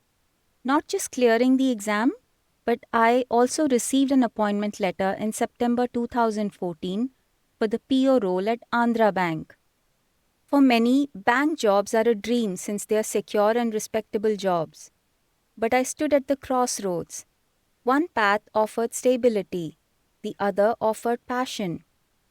I had to choose passion since I worked too hard to earn my engineering degree. I went through rejections, setbacks, and limitations. Technology was not just a job for me, but it was a space where I had built myself from scratch. I discussed it with Rekha, my well-wishers, weighing every possibility. Finally, clarity emerged. I chose tech. And with that choice, I stepped forward again. Someone I trusted told me, "Wipro has an opening that suits your skill set, you should apply." Though the suggestion came casually, it carried possibility. I applied and a few weeks later the confirmation arrived. I was selected. Joining back Wipro in March 2015 felt like coming home. But this time, I carried more than experience. I carried a clearer purpose and deeper resilience. I was coming back as someone who had rebuilt himself through adaptation and persistence. Within a few months of rejoining, I had moved to the Cisco project. It was a significant shift. It demanded patience, precision, and the ability to think in structure rather than visuals. The Cisco project spanned continents. It dealt with partner systems, royalty models, and automation workflows that were complex, interwoven, and demanding precision. Deadlines were sharp and expectations were high. But I had changed. Pressure no longer frightened me. It made me focused. Once during a long troubleshooting session, a teammate joked, "Sir, when you say let's check the logs, even the errors seem to calm down." I laughed. Logs are like people. They speak if you listen long enough. While I was enjoying my work at Wipro, another incident jolted us, and naturally another hope took shape. By 2015, Rekha and I began to imagine the next chapter of our lives. Not loudly, not hurriedly, just gently, we wanted our family to grow. Weeks turned into months. Anticipation slowly gave way to questions. We kept visiting hospitals on weekends, but reports always arrived with words that balanced possibility and uncertainty. Rekha dealt with every situation calmly. "Maybe next time," she would say every time. Her voice carried strength, though I could sense her pain. In 2016, silence returned heavier than before. A miscarriage. The word itself felt inadequate for what it took from us. That night, the house seemed to hold its breath. Rekha held my hand and whispered, "It's okay, Nani. Maybe this wasn't the time." Her strength did two things: broke me and held me at the same time. We did not let go of hope. We placed it deeper, beneath patience, beneath acceptance, beneath faith that no longer demanded answers. 4 months later, in October 2016, when silence had felt permanent, the pregnancy test carried a different weight in our hands. We waited without excitement, almost defensively, as though hope itself needed permission to return. Then it happened. The test was positive. Rekha's voice trembled as she told me. A smile and a tear sharing the same breath. Neither of us reacted immediately. We didn't celebrate. We whispered gratitude instead. From that day on, time began to move differently. Slower, more deliberate. Every visit to the doctor felt like a ritual. Every scan was like a sacred pause. When we heard the faint and real heartbeat, it felt less like sound and more like confirmation that life was willing to try again. Knowing how fragile Rekha's condition was, I requested Wipro for work from home from Vuyyuru. I expected resistance since it was not common in those days, but they agreed. That decision felt like grace.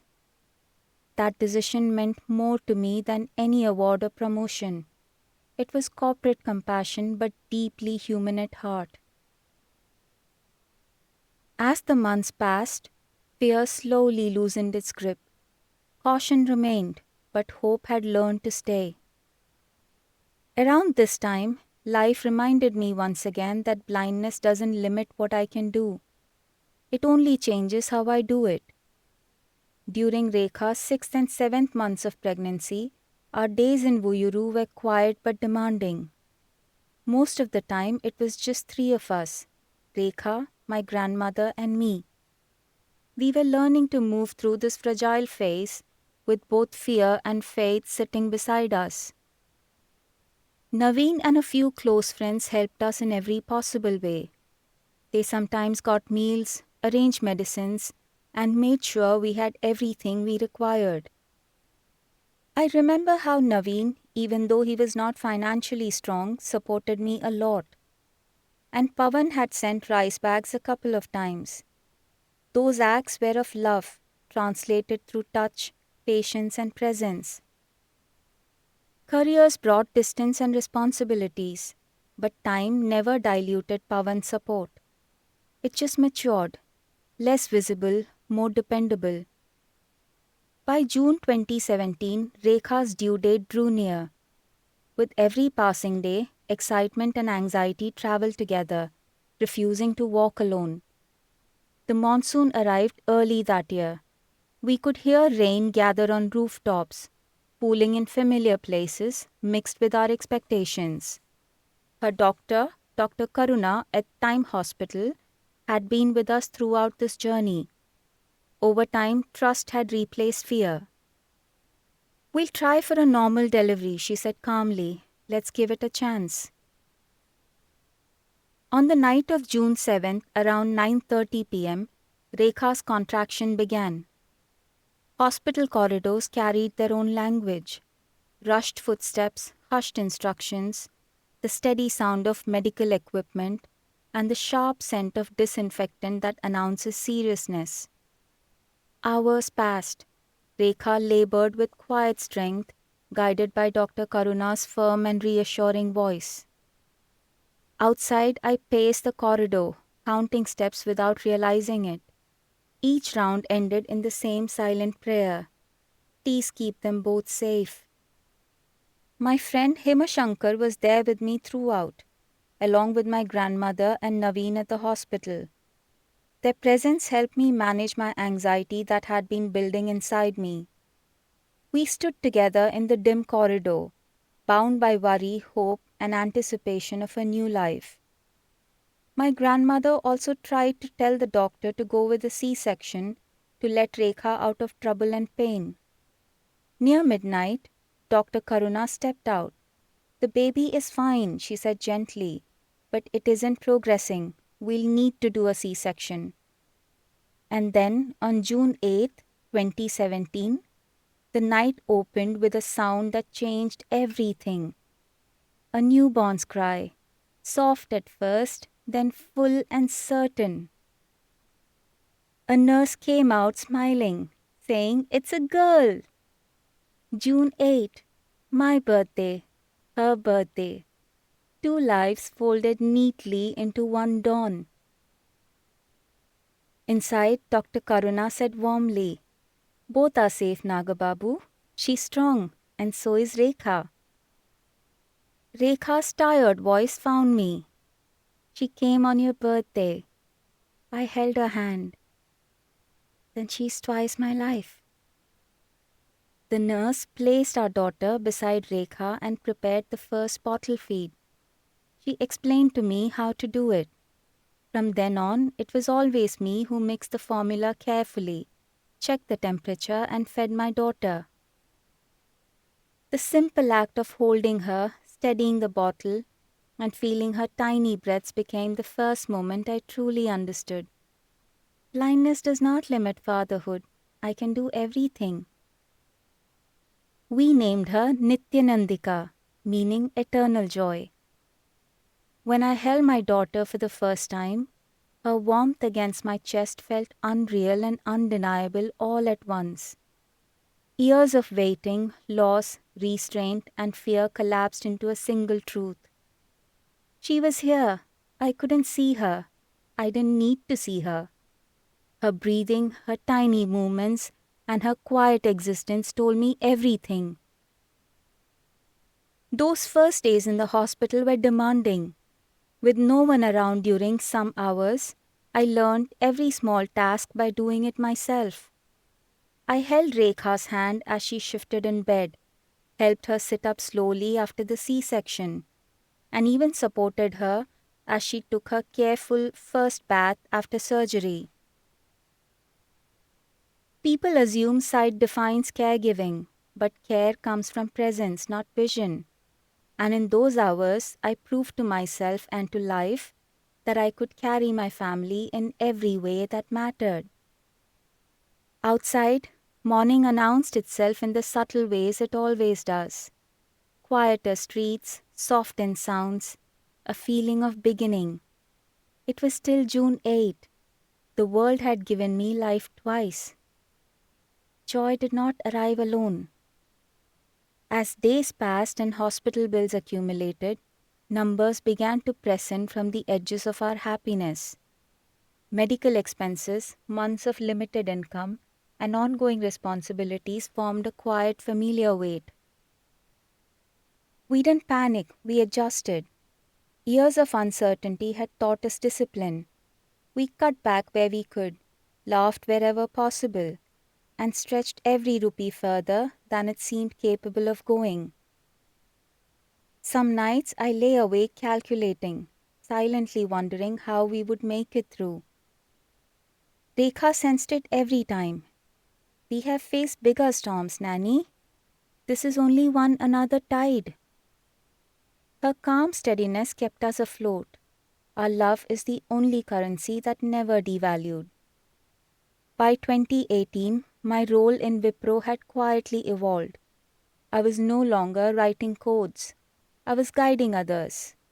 From developer to reviewer, from contributor to mentor, from solving problems to helping people believe they could solve them too, I wore many hats. When a junior engineer panicked, I would say, "Don't rush, break it down, read one line at a time." Their relief told me they heard more than technical advice, not just about programming but about life. Prabhakar's words from my early Wipro days often echoed in my mind. Reliability isn't in code, Nagababu, it's in consistency. Leadership, I realized, isn't about authority, it's about creating courage. And at home, life found its quiet balance. Rekha's calm voice anchored every storm. Nityanandika's laughter brought sunshine to our homes. Evenings became sacred.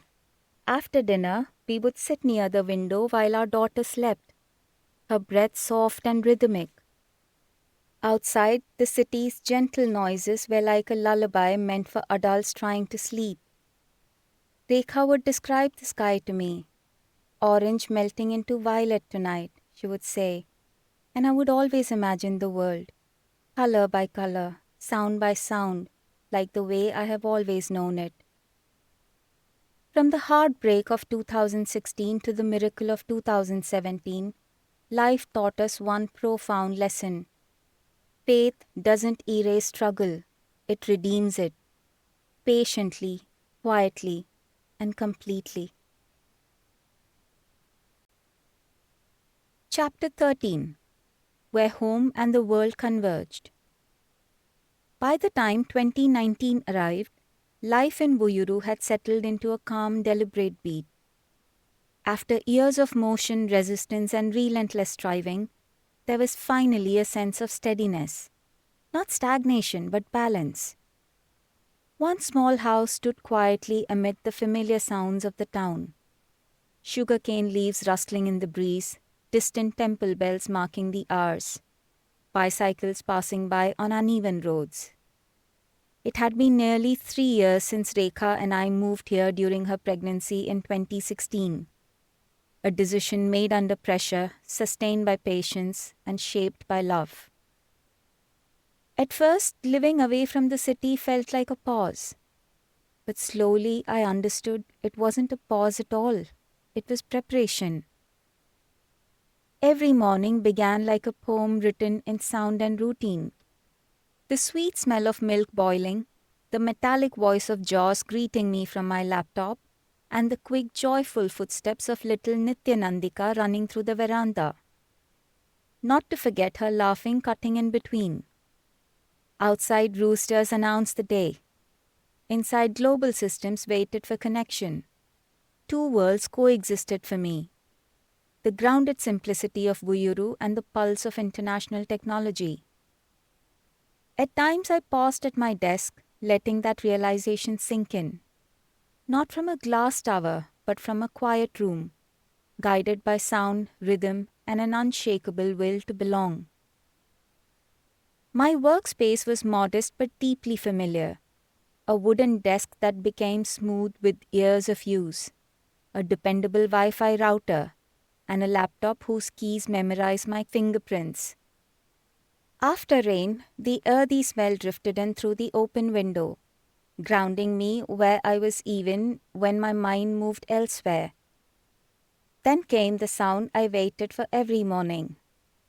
Welcome to Windows, jaws ready. To others it might have sounded mechanical. To me it was reassurance, a signal that the day had begun and that I was once again connected to possibility. Rekha would quietly place a cup of tea beside the keyboard. "Good luck, Nani," she would say before turning to help Nitya log into her online class. In those simple moments, the transformation always struck me. A few keystrokes expanded my small room. My workday spanned different time zones, data centers, and teams I had never physically met, yet worked alongside every day. Between the sounds of home and the tune of codes, I realized my life itself had become a bridge, linking people, places, and possibilities that rarely intersected. Working from Vuyyuru didn't slow me down. If anything, it sharpened me. Power cuts arrived without warning and left just as suddenly. But adaptation had long been my practice. A charged hotspot, disciplined routines, and trust in the process became my alternate routine. Rekha would sometimes stand near the doorway, listening to the steady pattern of my typing. "You work like silence itself," she once said. She was right. Silence had become my strongest collaborator, alert, focused, and uninterrupted. While the others required movement and noise to think, I found clarity in stillness. Stillness was not emptiness, it was control. In 2021, COVID entered our home like a silent intruder. It started with me. Mild fever, fatigue, and a cough that felt heavier than usual. I stepped back and told Rekha not to come near me and to be careful. But caution was no match for proximity. Within a few days, Rekha also tested positive. Then one by one, everyone in the house was infected. The peaceful home that had always protected us became a battleground. While my own sickness fluctuated, I was taking care of everyone around me. Managing medications, arranging meals, checking temperatures, and keeping track of oxygen readings. That moment demanded strength, and strength arrived. My sister Shailaja, along with her husband Manoj, took Nitya and my mother with them and stayed in a different room in the same house. My mother kept cooking tirelessly, sending hot food to keep us going. With time, though the rest of us were recovering, Rekha's condition began to worsen. Her fever didn't drop. Her breathing grew shallow. I could hear the hesitation in every breath she took. I called my friend Subramanian and explained the situation. He connected us to Dr. Srilata, who was a renowned nephrologist guiding many through COVID. She asked us to get Rekha's CT scan done immediately. Naveen came on his bike, helped Rekha sit behind him, and took her for the scan. He went back and forth, first to get the scan, then to collect the report. When the CT scan reports arrived, the air in the room shifted. Her SpO2 was at 85. The report showed significant lung infection. Rekha was reluctant to get admitted. She said, "I don't want to go to the hospital, I'm scared." I held her hand gently and convinced her, saying, "I know, but we must go. I need you safe more than I need you near." With that, we left for the hospital. The second wave was swallowing the country. Beds were rare, hospitals were overflowing. However, by some grace, Time Hospital gave her a bed. Just a small shared space. 2 beds in a room barely larger than a storeroom, maybe 4 feet by 8. I remember sitting against the wall, knees folded, hours turning into days. Surprisingly, I was not afraid. I don't know where that strength came from. For the first time in my life, I felt stronger than my circumstances. Doctors and nurses were stretched thin, yet their humanity shone through like light in fog. I could sense their movements, their steady confidence, and their refusal to let fear dictate care. Dr. Anil, the treating doctor, squeezed my hand and said, "Don't worry, man. You've given me a task and I'm here to do it." Outside the hospital, support arrived without hesitation. Naveen and my friend Hanuma used to get hot food every day, entering a COVID ward despite not being infected themselves. Inside the room, their voice carried warmth far beyond the walls. There was one specific injection the doctor insisted was crucial, as Rekha's recovery was slow. The injection was hard to find, but somehow through a chain of contacts and hope we got it. Meanwhile, Subramaniam paid the hospital fees. Insurance was claimed later.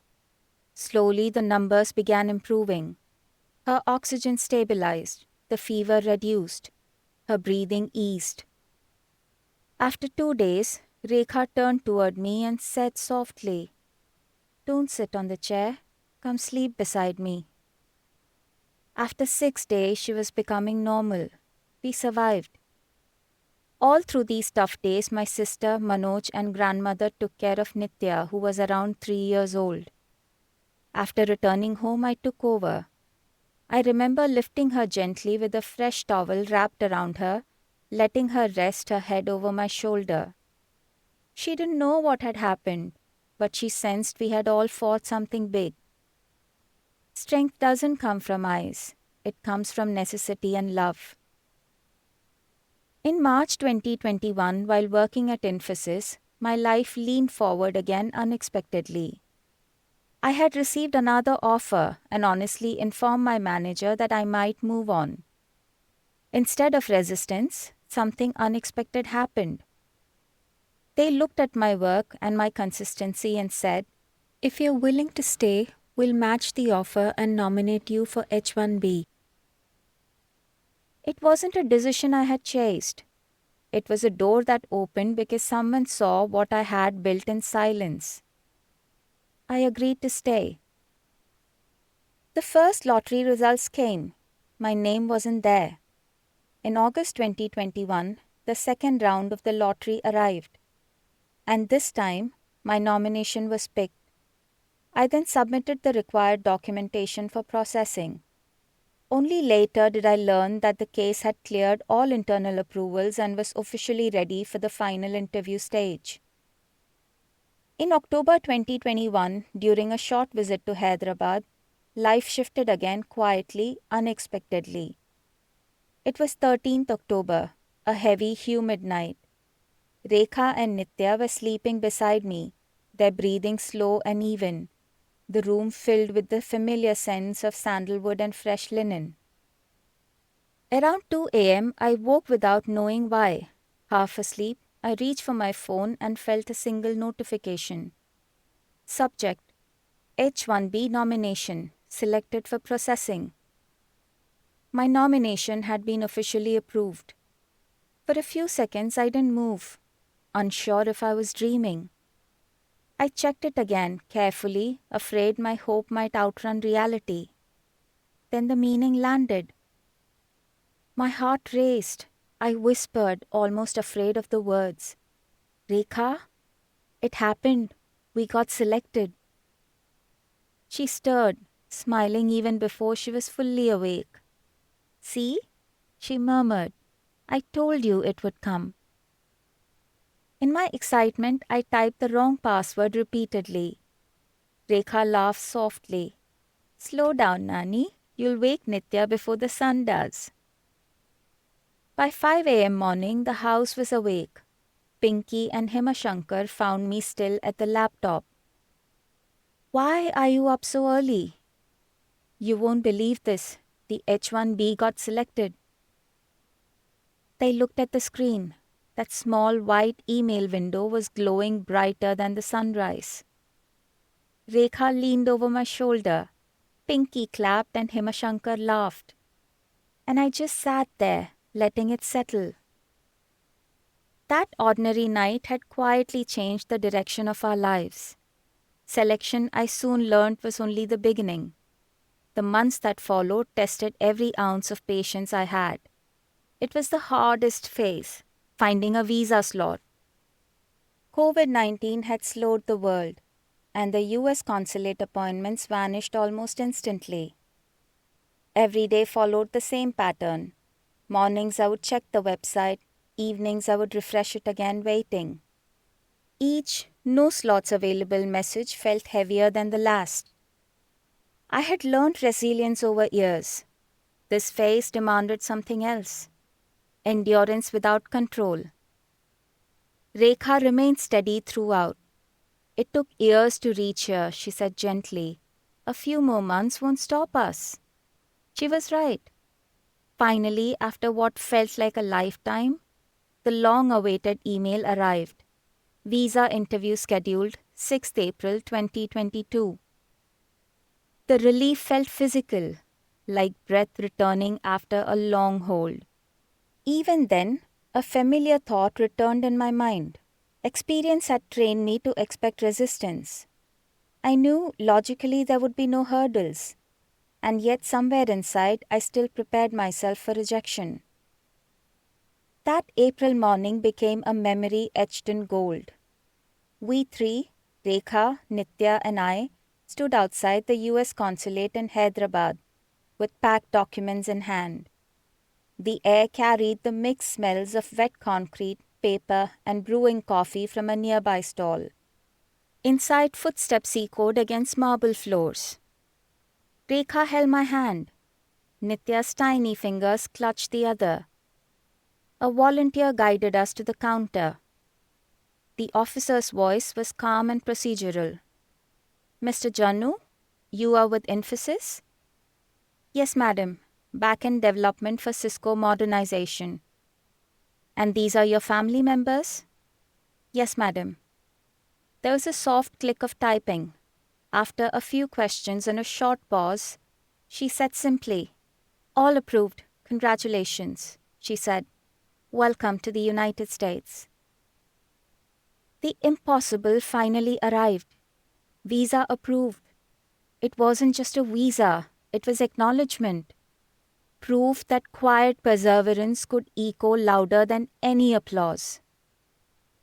For a moment, sound itself seemed suspended. Rekha squeezed my hand. Nitya giggled, unaware of the weight that word carried. Soon thereafter, we watched the Tollywood movie RRR. My heart had always leaned towards staying in India, but the spirit of the movie stirred something deeper in me.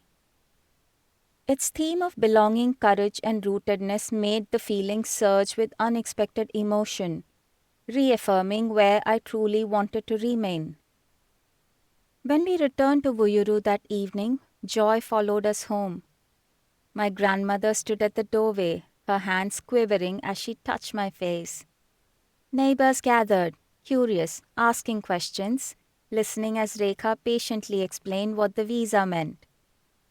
Later that night, over familiar lentil soup and sweet porridge and slower conversations, Rekha said softly, "It feels like every road you walked is lighting up again." I smiled. They always were. I just had to walk long enough to find the glow. Life returned to balance, steady and purposeful. Each morning, the sound of my router connecting felt like possibility renewed. Through that small connection, my keystrokes traveled farther, bridging teams, systems, and lives. The visa hadn't changed who I was. It had merely confirmed what I already knew. A developer whose work could travel where his eyes could not. Evenings remained sacred, Rekha describing the changing sky to me, Nitya playing nearby, her laughter echoing in the courtyard. Sometimes Rekha would return from the corner shop with 2 chilled Fantas, just like Rajani madam who once used to buy them for me during Polytechnic days. We would sit together on the steps sipping slowly, letting the day fade into a shared silence that needed no words. By the end of June 2022, Infosys was ready to send me to the US. Everything was aligned. However, around the same time, a call changed the direction again. Hello, Mr. Jannu. This is from a large global finance company. We have an opportunity. Would you be open to a discussion?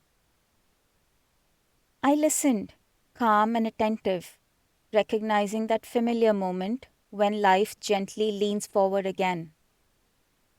That evening I told Rekha.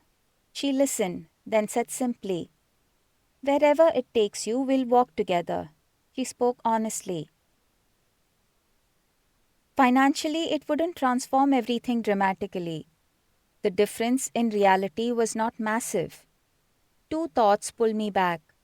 If something happened there, support would be scarce, and life in dollars wasn't as simple as it looked from outside. This wasn't fear, this was clarity. I wasn't running away from the world. I was choosing where I stood strongest. What many people did not know was that I once carried a very different dream. My ambition was to become a research scientist. I wanted to pursue a PhD and earn the title doctor before my name. It was a pure, innocent hunger of a boy who wanted to reach the furthest edge of what learning could offer. But I realized every step of my education had been sponsored by someone else's kindness. I had promised myself that once I stood on my own feet, my sister's education would not depend on luck the way mine did. Dreams are precious, but responsibilities are sacred. And sometimes choosing family over ambition is its own kind of achievement. And so, I chose to stay, and I chose to begin again. I joined a large global finance company. For every interview, every opportunity, there were no special drives. There were no favors and no shortcuts. I had received calls through job portals like Naukri, the same way thousands of others received them. Just persistence, preparation, and patience brought me job opportunities. The boy who once sat in a small blind school in Andhra Pradesh was now being invited to build systems for one of the world's biggest financial giants. Life hadn't erased history.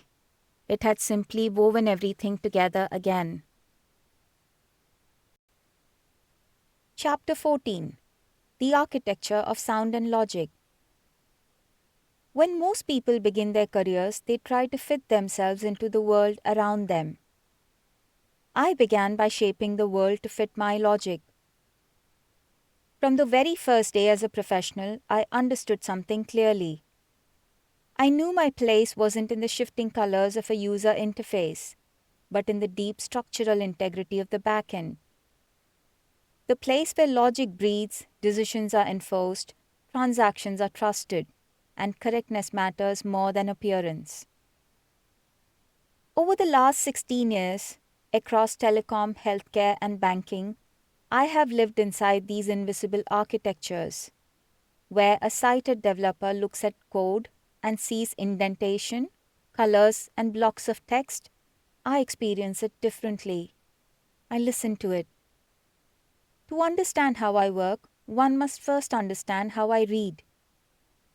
I work entirely through JAWS, a screen reader that translates visual interfaces into speech. But reading code is not like reading a novel.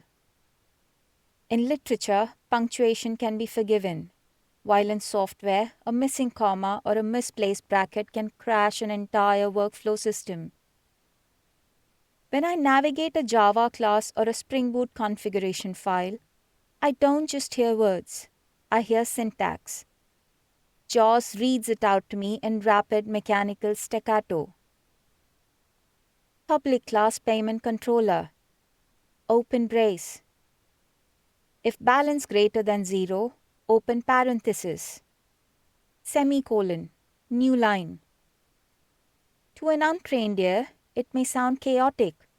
To me, it was music with rules.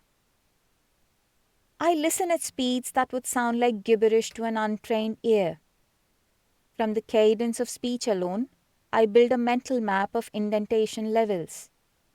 I know where a loop begins and ends, not by seeing the brackets aligned, but by hearing the logical flow.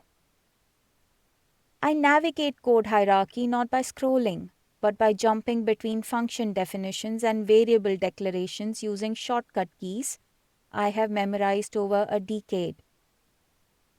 The computer doesn't just talk to me, it converses. Every tone is a signal, every pause is a structure. Because I can't skim thousands of log lines in seconds, I learn something else early. It is to debug by listening to silence. I remember a particularly stubborn issue at Wipro. We were working on a partner management system where a scheduler meant to synchronize metadata across servers failed silently. Visually, the logs appeared normal. Nothing screamed error. So I stepped through the execution flow line by line, listening carefully to object states as they evolved. I tracked host identifiers, refresh flags, and database triggers, millisecond by millisecond. And that is when I heard what was missed.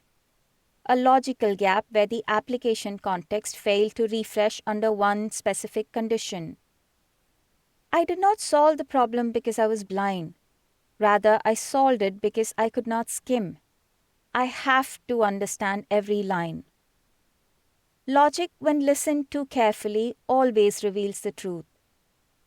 My time at Infosys, from 2013 to 2015, and later from 2019 to 2022, marked a significant transition. I moved from individual problem solver to conductor of people. As a technology lead, my day revolved around management and delivery. I was responsible for sprint planning, backlog refinement, delivery commitments, and mentoring junior engineers. I guided juniors not just in fixing issues but in understanding architecture, reading systems, and thinking like engineers who could stand on their own. I designed complex requirements, translated them into clear buildable components, and implemented them end-to-end every day. That was also my responsibility. During those days, I also became deeply involved in hiring. I conducted hundreds of interviews for both permanent and contract-based roles. Sitting on interview panels, I learned to listen differently. Without visual cues, I paid attention to tone, pauses, confidence, hesitation, and how answers were structured. Often something felt off, a response that sounded memorized, a pause that didn't belong, an explanation that flowed too smoothly without understanding. When I sensed this, I quietly alerted the fellow panel member. More often than not, deeper probing revealed exactly what I had suspected. It was not intuition alone, it was pattern recognition built through years of careful listening. When you depend on sound, you learn that truth has a rhythm, and inconsistency always breaks it. Those moments reminded me again that blindness had not limited my judgment. In many ways, it had sharpened it. I was not watching candidates perform. I was listening to who they really were. During my journey, I broke down complex user stories, guarded timelines, and ensured quality gates like SonarQube stayed green and that Jenkins pipeline flowed without friction. I became a bridge between client expectations and engineering reality, between pressure and clarity. Success was no longer personal, it was collective. That phase taught me something invaluable. Leadership is not about visibility, but responsibility. When I joined the large global finance company in October 2022 as a vice president, the flow shifted. Here, my role is quieter but heavier. It was lesser about managing schedules and more about managing complexity. It is a highly specialized individual contributor role.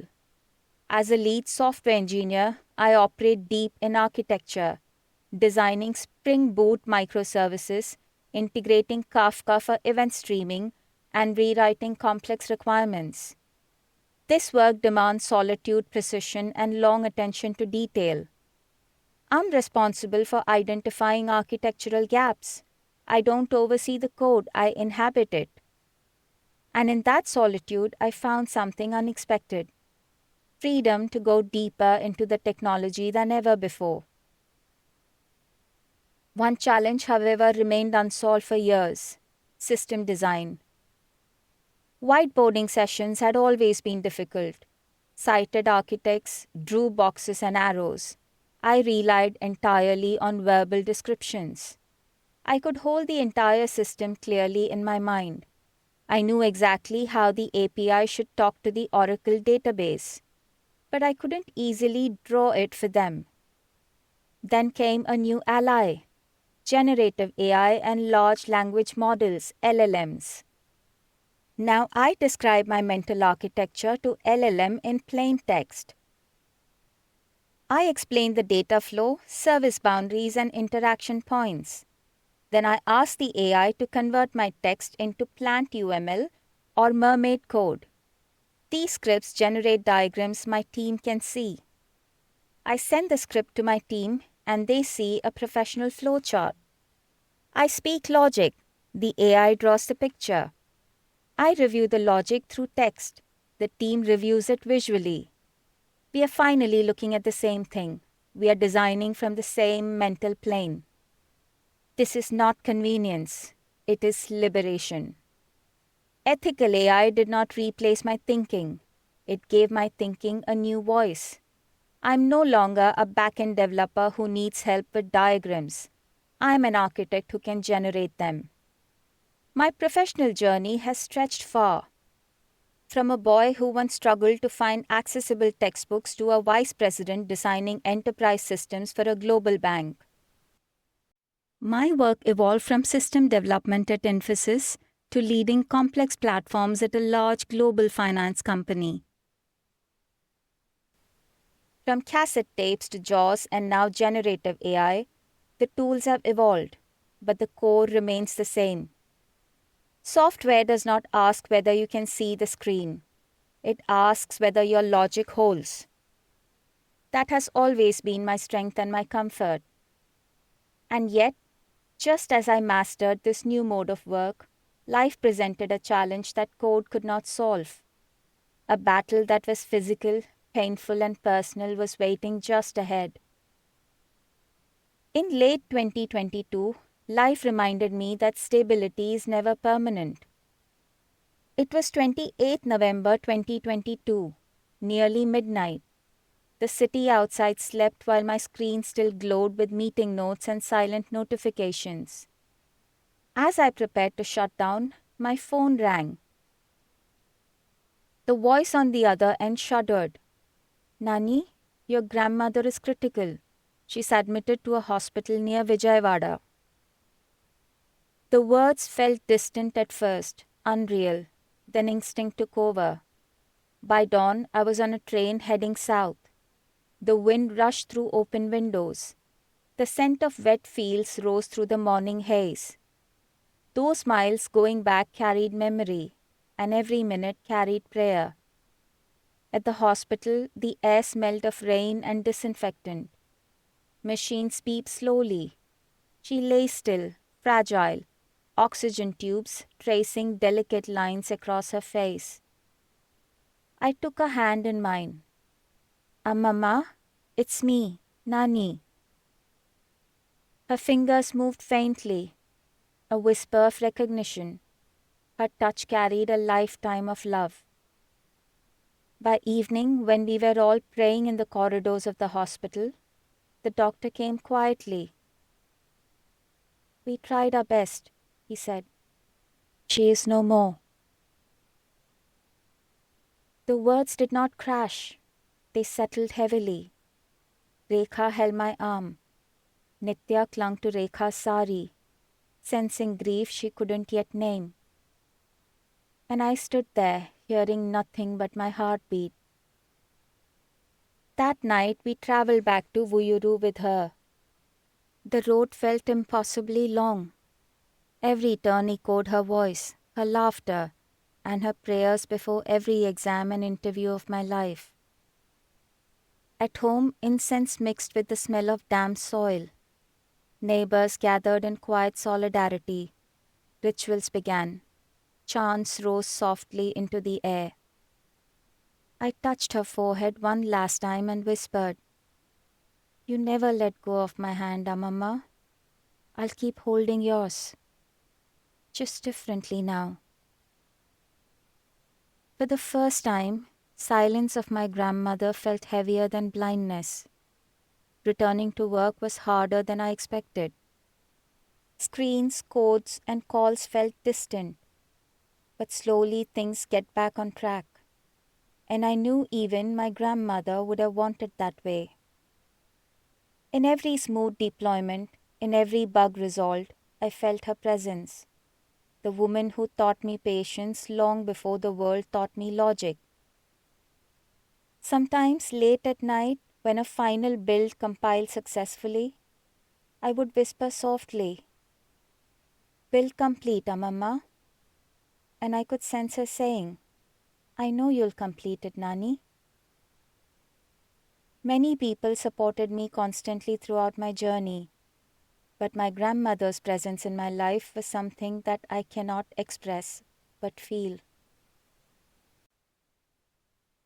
Chapter 15. The Light Within. For a while, life had finally found its pace again. My work at the large global finance company flowed with purpose. Structured, challenging, and deeply fulfilling. At home, Rekha and little Nitya filled every quiet corner with warmth. After years of climbing walls and breaking barriers, my days had settled into a balance. Calm mornings, meaningful work, and peaceful evenings. It felt like life had finally exhaled. But life has its own language, and it rarely announces the next storm. Sometimes it arrives silently, slipping into the edge of peace long before you notice its shadow. Around April 2023, a dull ache began in my lower back. A small tug at first, which I dismissed as the cost of long hours of work. But each day sharpened it. Soon the pain traveled down my spine, through my legs, until even turning in bed felt like fire slicing through bone. Rekha noticed before I admitted it. "You're straining yourself too much, Nani," she whispered, massaging warm oil onto my back. I said what most people say when they want to protect the ones they love. "It's nothing." But by May, even small movements felt like dragging the weight of the world. The MRI scans finally spoke what I didn't want to hear. The doctor's voice was steady, almost too calm. "Severe disc collapse between L3 and L4. Spinal fusion is the only permanent solution." Silence filled the room. This time the enemy wasn't a system, a rulebook, or prejudice. The enemy was inside my own body. I then visited multiple doctors. Among them were Dr. Shekhar Reddy and Dr. B.G. Ratnam. The actual diagnosis was done by Dr. B.G. Ratnam at Apollo for back pain in June 2023.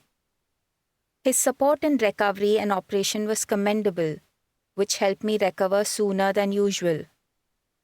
From the moment surgery was mentioned, Pooja entered our lives like a steady flame. She came as a nurse and stayed as a family member.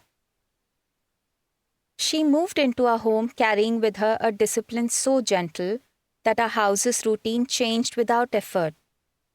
At dawn, her soft footsteps signaled medicines being arranged. By noon, I heard the rattle of spoons as she prepared warm soups. Evenings brought the scent of antiseptic blending with the aroma of Rekha's cooking. I woke in the darkest hours and used to see Pooja adjusting my pillows or checking my breathing. "It's okay, sir. Go back to sleep," he whispered. When salary was delayed due to medical expenses, she didn't mention it, not even in passing. "I'm here for your recovery, sir. Payment can wait." Her presence restored something illness tried to steal: dignity. The day of the surgery at Apollo hospitals arrived wrapped in sterile stillness. I could smell antiseptic and cold metal from the surroundings. Rekha walked beside my stretcher, her grip firm, her silence stronger than any words could have spoken. Inside the operating theatre, the words shifted into sound. Gloves snapping on, monitors beeped, an oxygen mask descended. My world narrowed to breathing and fading voices. When consciousness returned, pain was waiting for me. It was raw and merciless. Through the haze, one voice pierced the chaos. "It's okay, sir. Just breathe. You're safe." Pooja. She held my hand the entire night. A lighthouse in a storm I couldn't see. "You'll walk again, sir. Just not tonight." That night felt endless, but compassion made it bearable. Recovery was not a journey, it was a crawl. Sitting up took days. Turning in bed required strategy. Every inch felt like fighting gravity itself. Those days, my brother-in-law Manoj and Sridhar supported me a lot, in every way they could. Rekha and Pooja became my anchors, adjusting blankets, feeding me spoon by spoon, and whispering hope into the cracks of my fear. "You'll heal, Nani. Just a little longer." Pooja's discipline stitched each day together. Medicines, wound dressings, physiotherapy. Each step is progress, sir. Don't measure time, measure courage. Medical bills piled up, threatening to collapse everything we had built. But as I often told myself, money can be rebuilt, life cannot. My uncle Durga Rao and my brother-in-law Ram Babu visited me often to check on me, though my father didn't. By October 2023, I could finally stand again. Slowly, painfully, but upright. A victory only the body understands. I thought the worst had passed, but the body carried its own mysteries. It was 9th August 2024. That morning in the large global finance company office felt ordinary. Cool air, light chatter, and the distant noise of systems. But something inside me felt off. A strange heaviness in my limbs, an unfamiliar fatigue. I walked to the medical bay. The nurse checked my vitals and then asked me to rest. As I lay down on the bed, there was a buzz of air conditioner blended with distant office chatter. Then suddenly, my arm jerked, again and again. My entire body convulsed uncontrollably. The bed shook. Equipment fell. Voices rose. I heard my manager's urgent, steady voice about the panic. "Stay with us, Nagababu. We are getting you to Apollo right now." The stretcher wheels rolled fast. The ambulance tore through traffic, a blur of sirens and fear. In that moment, my world shrank to a single trembling prayer. "Please, not again." Days faded into tests, needles, and consultations. Finally, the doctors named the enemy. Myoclonus. It is a rare neurological disorder that triggers involuntary muscle jerks. No clear cause, no guaranteed cure. It was during this phase that Sneha, my physiotherapist, became another unexpected turning point. I had reached out to her when the pain felt unmanageable. After observing me closely, she suggested that I consult an endocrinologist, sensing that something deeper might be at play. She connected me to Dr. Abhinandana, who in turn referred me to Dr. Suresh Babu at Arate Hospital. The chain of intuition, care, and timely guidance changed the course of my recovery. Under Dr. Suresh Babu's treatment, things slowly began to stabilize. Not dramatically, not overnight, but enough for me to breathe again. Those days were relentless. Most times it was just Pooja and me making hospital visits back and forth. Rekha stayed home with Nitya, managing school mornings, meals, and the quiet worries of a child who sensed that something was wrong. Only after sending Nitya to school would Rekha come rushing to the hospital, carrying exhaustion she never spoke about. We lived in shifts of strength, handing it to one another when one of us ran out. Between August and December 2024, I was hospitalized 4 times. 3 times at Apollo Jubilee Hills and 1 time at Erate Hospitals, Hyderabad. Every stay at the hospital was a small war fought inch by inch. The jerks came like waves, sometimes soft, sometimes violent enough to throw my body balance off. Sleep deserted me, peace a memory. Rekha stood firm and remained my shield. Her voice steady even when exhaustion pulled at its edges. You have come through worse, Nani. You'll come through this too. Nitya would visit and press her tiny hand into mine. Nana, I'll take you home soon. In that small touch lived more medicine than the IV lines running into my veins. And through it all, Pooja stood like a wall, coordinating with doctors, managing medicines, holding my world when I couldn't. Sir, pain can't stop you. You're stronger than that. Even when months of her salary were pending, she refused to leave. She stayed, not as a nurse but as grace given form. Some people perform their duty. Some become a blessing. She was both. These months taught me a new kind of surrender. Doctors adjusted dosages. I adjusted expectations. Some days I prayed for healing. Other days I prayed simply for rest. Financial strain deepened, but help arrived from unexpected corners. Friends, colleagues, and relatives stepped forward, easing the weight of uncertainty. The prime supporters throughout were Pavan, Sudhir, and my uncle Durga Rao. Their support was proof that faith doesn't erase suffering. It carries you through it. Faith is not always loud. Sometimes it is the strength to breathe through one more night. Something shifted by mid-November 2024. The jerk softened. Nights grew calmer. One morning, I realized I'd slept for 3 straight hours. A miracle disguised as rest. Rekha's voice carried renewed hope. See, you're getting better, Nani. By the end of the month, I could sit up, type, and even take on small tasks. When my laptop booted and JAWS said, "Welcome to Windows," I smiled and whispered back, "Welcome back, Nagababu." It wasn't just the system restarting, it was my life. The pain still lingers, quiet but constant. A shadow that walks beside me. But I have stopped fighting it. Now I walk with it, because pain too is a proof of survival. 7 January 2025. This day became one of those strange days where life places joy and grief in the same frame. By then, I had started working from home in early December.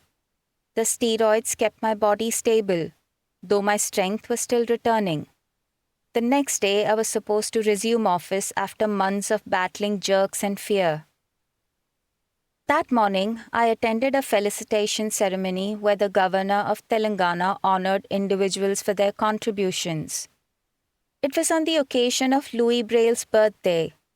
I stood there, humbled, holding the moment like a silent victory after a long war.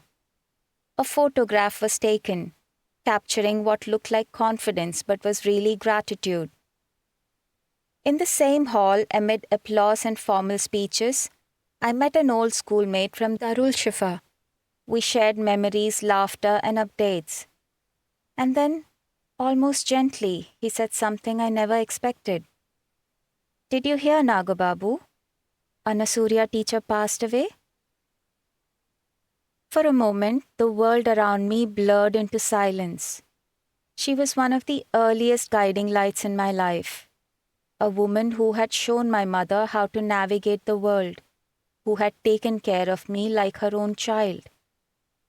Standing there in a hall filled with celebration, I felt the weight of her absence. Life has a way of reminding us that every step forward carries shadows of those who shaped us.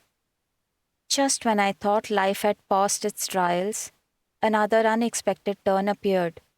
It was without drama, just the way real challenges often appear. In early 2025, my routine medical check led to a suggestion for thyroid surgery.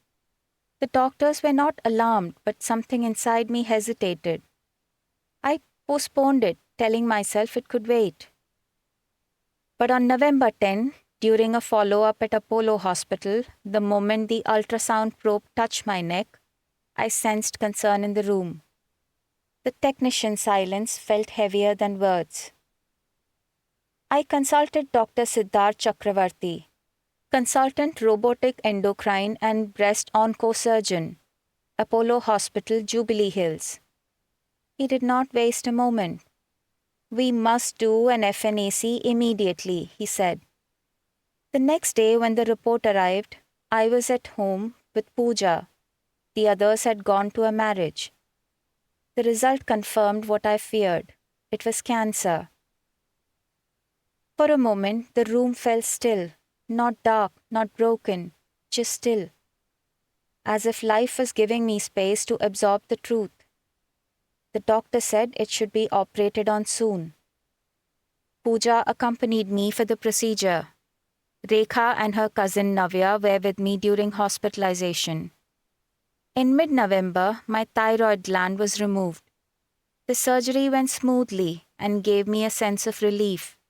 Not because the danger was gone, but the uncertainty was.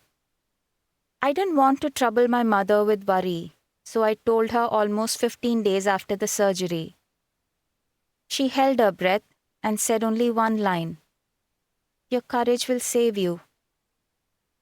In the coming months, radioactive treatment is planned, and the doctor suggested that checkups should follow once every 6 months. That path ahead was clear, even if it wasn't easy. This incident taught me something precise and personal. I learned that uncertainty is often heavier than pain itself. Strength, I realized, is not the absence of fear. It is the discipline of moving forward while fear walks quietly beside you. I have walked blind into every chapter of my life, yet I have never walked without courage. This is no different. My life has been a series of storms: blindness, poverty, rejection, surgery, neurological battles. Every storm trying to drown me. Each storm teaching me, breathe deeper. But every storm left something behind. Wisdom, humility, courage, and light. I have learned that pain does not define you. Endurance does. And endurance is never solitary. It is built by hands that lift you when you fall. Rekha's tireless patience, Nitya's innocence, Pooja's unwavering compassion, and the unexpected kindness of friends and strangers. They are my light, not the kind you see shining from outside, but the kind that refuses to go out. Life wove many people into my journey, each in their own way. But some threads never loosened. Pavan was one of them, steady through every phase, never stepping away. Some friendships are not measured by words or milestones. They are measured by presence. Through every stage of my life, Pavan remained the same. Even now, when pain whispers from old wounds, I remind myself, "You've walked through darkness before, Nagababu. You'll always find your way back to light." Because light, I've learned, isn't something you see. It's something you carry.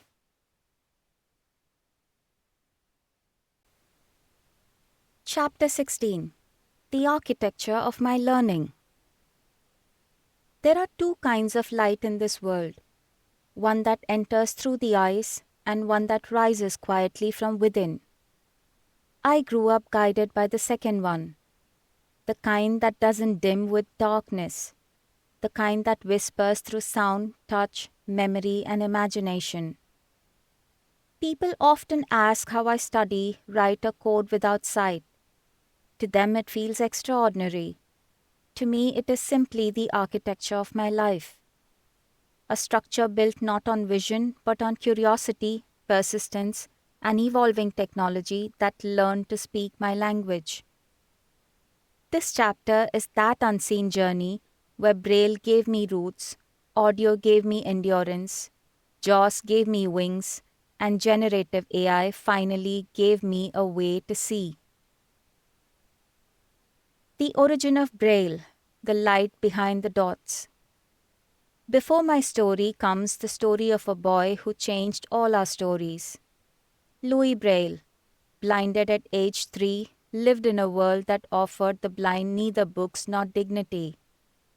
At 15, he created a miracle, a system of raised dots inspired by soldiers reading messages in the dark.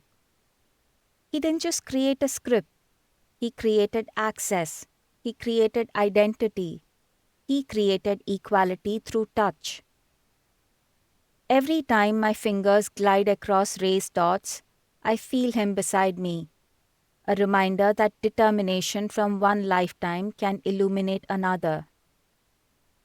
Phase 1. The mechanics of 6 Braille dots. I met Braille before I met language. While other children saw the alphabet, I learned to feel it.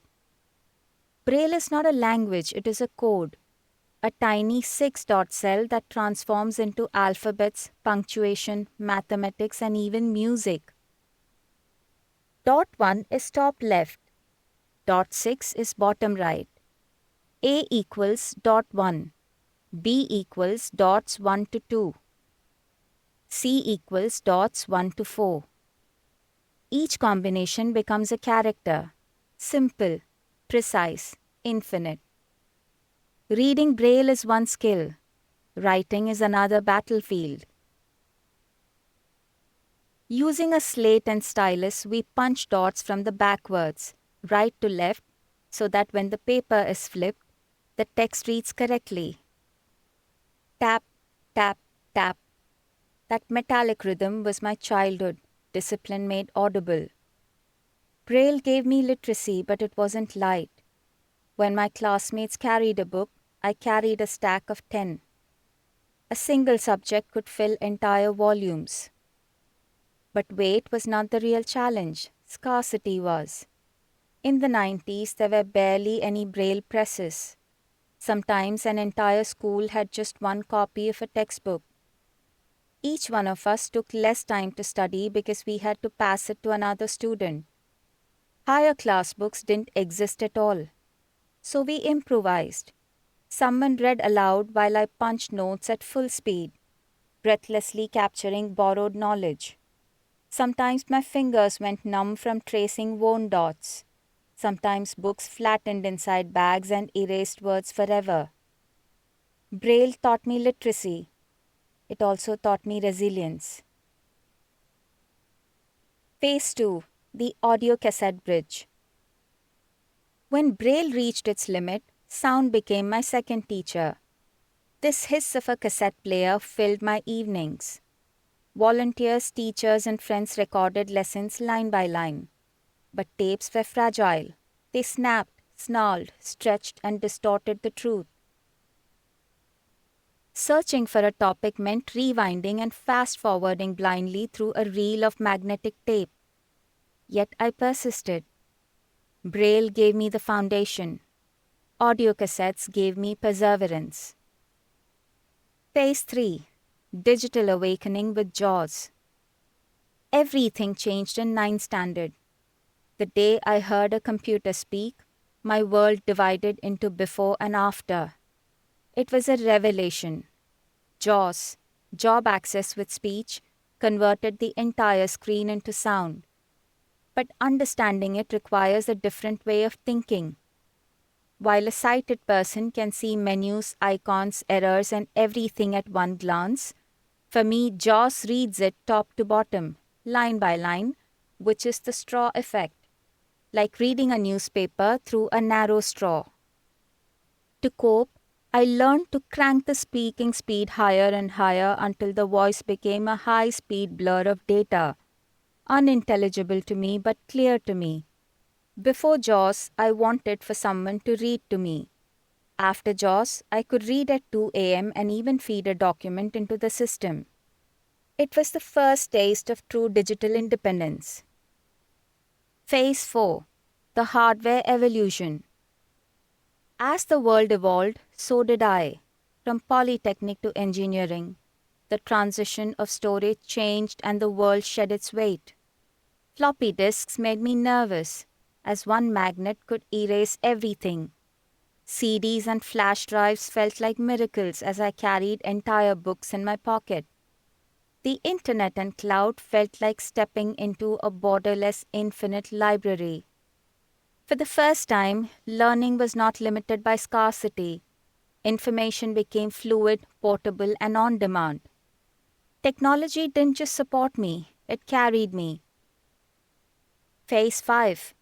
AI becomes my vision. Even after decades of progress, one barrier remained unbreakable: images. JAWS could read text, but for every diagram, it said one thing: graphic. Architecture diagrams, flowcharts, and screenshots, all of those were locked doors. I could code the logic but couldn't see the design. Then came generative AI and large language models. Suddenly the world opened. To describe the visual, I upload a complex architecture design and ask, describe the data flow. AI analyzes the arrows and boxes and explains. The user API connects to the Oracle database, which then syncs with the Kafka stream. In seconds, the invisible becomes visible through words. To create the visual, I describe a system in plain English. User hits API, to service, to Oracle DB, to Kafka event. AI generates the mermaid or plant UML code. Now my team and I see the same architecture. They visually, I textually. AI didn't just help me work. It erased the last major barrier between me and the visual world. The unseen barrier, when code itself becomes blind. I must be honest, technology is only as good as the humans who build it. Despite everything, I still face digital walls daily. One of the greatest barriers is inaccessible design. A sighted person sees a Buy Now button. I hear button 12, unlabeled graphic, or click here. Click here? Why? For what? Dynamic websites update visually without telling the screen reader. You see flashing urgency. I hear silence. Technology evolved, yes, but accessibility often lags behind intention. A note to developers: code with inclusion at its core. If you write code, you can change my world and for millions with accessibility needs. Accessibility is not expensive. It is empathy translated to HTML. Here is how you can help. Label buttons. Code it as bracket open, button area label equals, in inverted commas, meaningful label, bracket close. That tiny tag tells my ears what your eyes see. Use headings. Use H1 in brackets, H2 in brackets, tags. They allow me to skim a page by jumping between sections instead of listening to every word. Describe images. Don't let the alt text say image. Write meaningful alt text. If you can't use your site with just the tab key, neither can I. Accessibility is not charity. It is good engineering. Epilogue: What the journey taught me. Looking back at the journey behind me, I see no turning point, no miracle moment, no instant when life was easy. Instead, my story was shaped by 1,000 steps, each one taken without sight but never without direction. Each phase taught me something essential. Blindness taught me resilience. Poverty taught me hunger. Rejection taught me courage. Education taught me possibility. Work taught me dignity. Love taught me grounding. And illness taught me how to keep standing even when I don't know whether healing would come. But the greatest lesson came quietly, that the world doesn't change when your circumstances improve. It changes when your vision deepens. I once believed strength was about pushing through everything. Today I know it is the opposite. Strength is the sum of every hand that held you, every voice that encouraged you, and every kindness that arrived without being asked. I do not know what the next chapter will demand of my body or my mind. Every system I have learned made me understand that trust stands. Learning, discipline, people, patience. These have carried me this far, and they will carry me forward. My life is not a story of overcoming blindness. It is a story of discovering a deeper kind of sight, one that grows from faith, purpose, persistence, and people. The path ahead remains unseen, but I have learned something that cannot be taken away. I do not need to see the path to walk on it.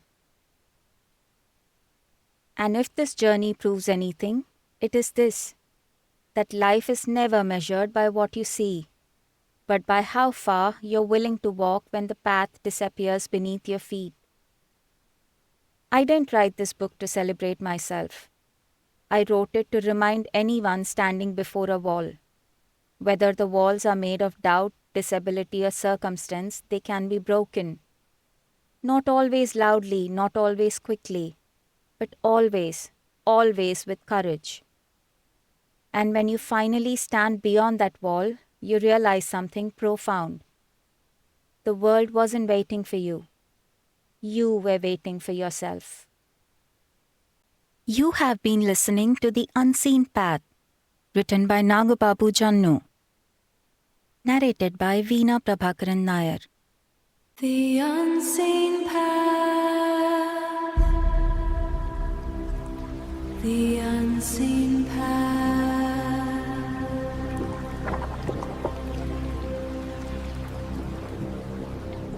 Rain on my coat.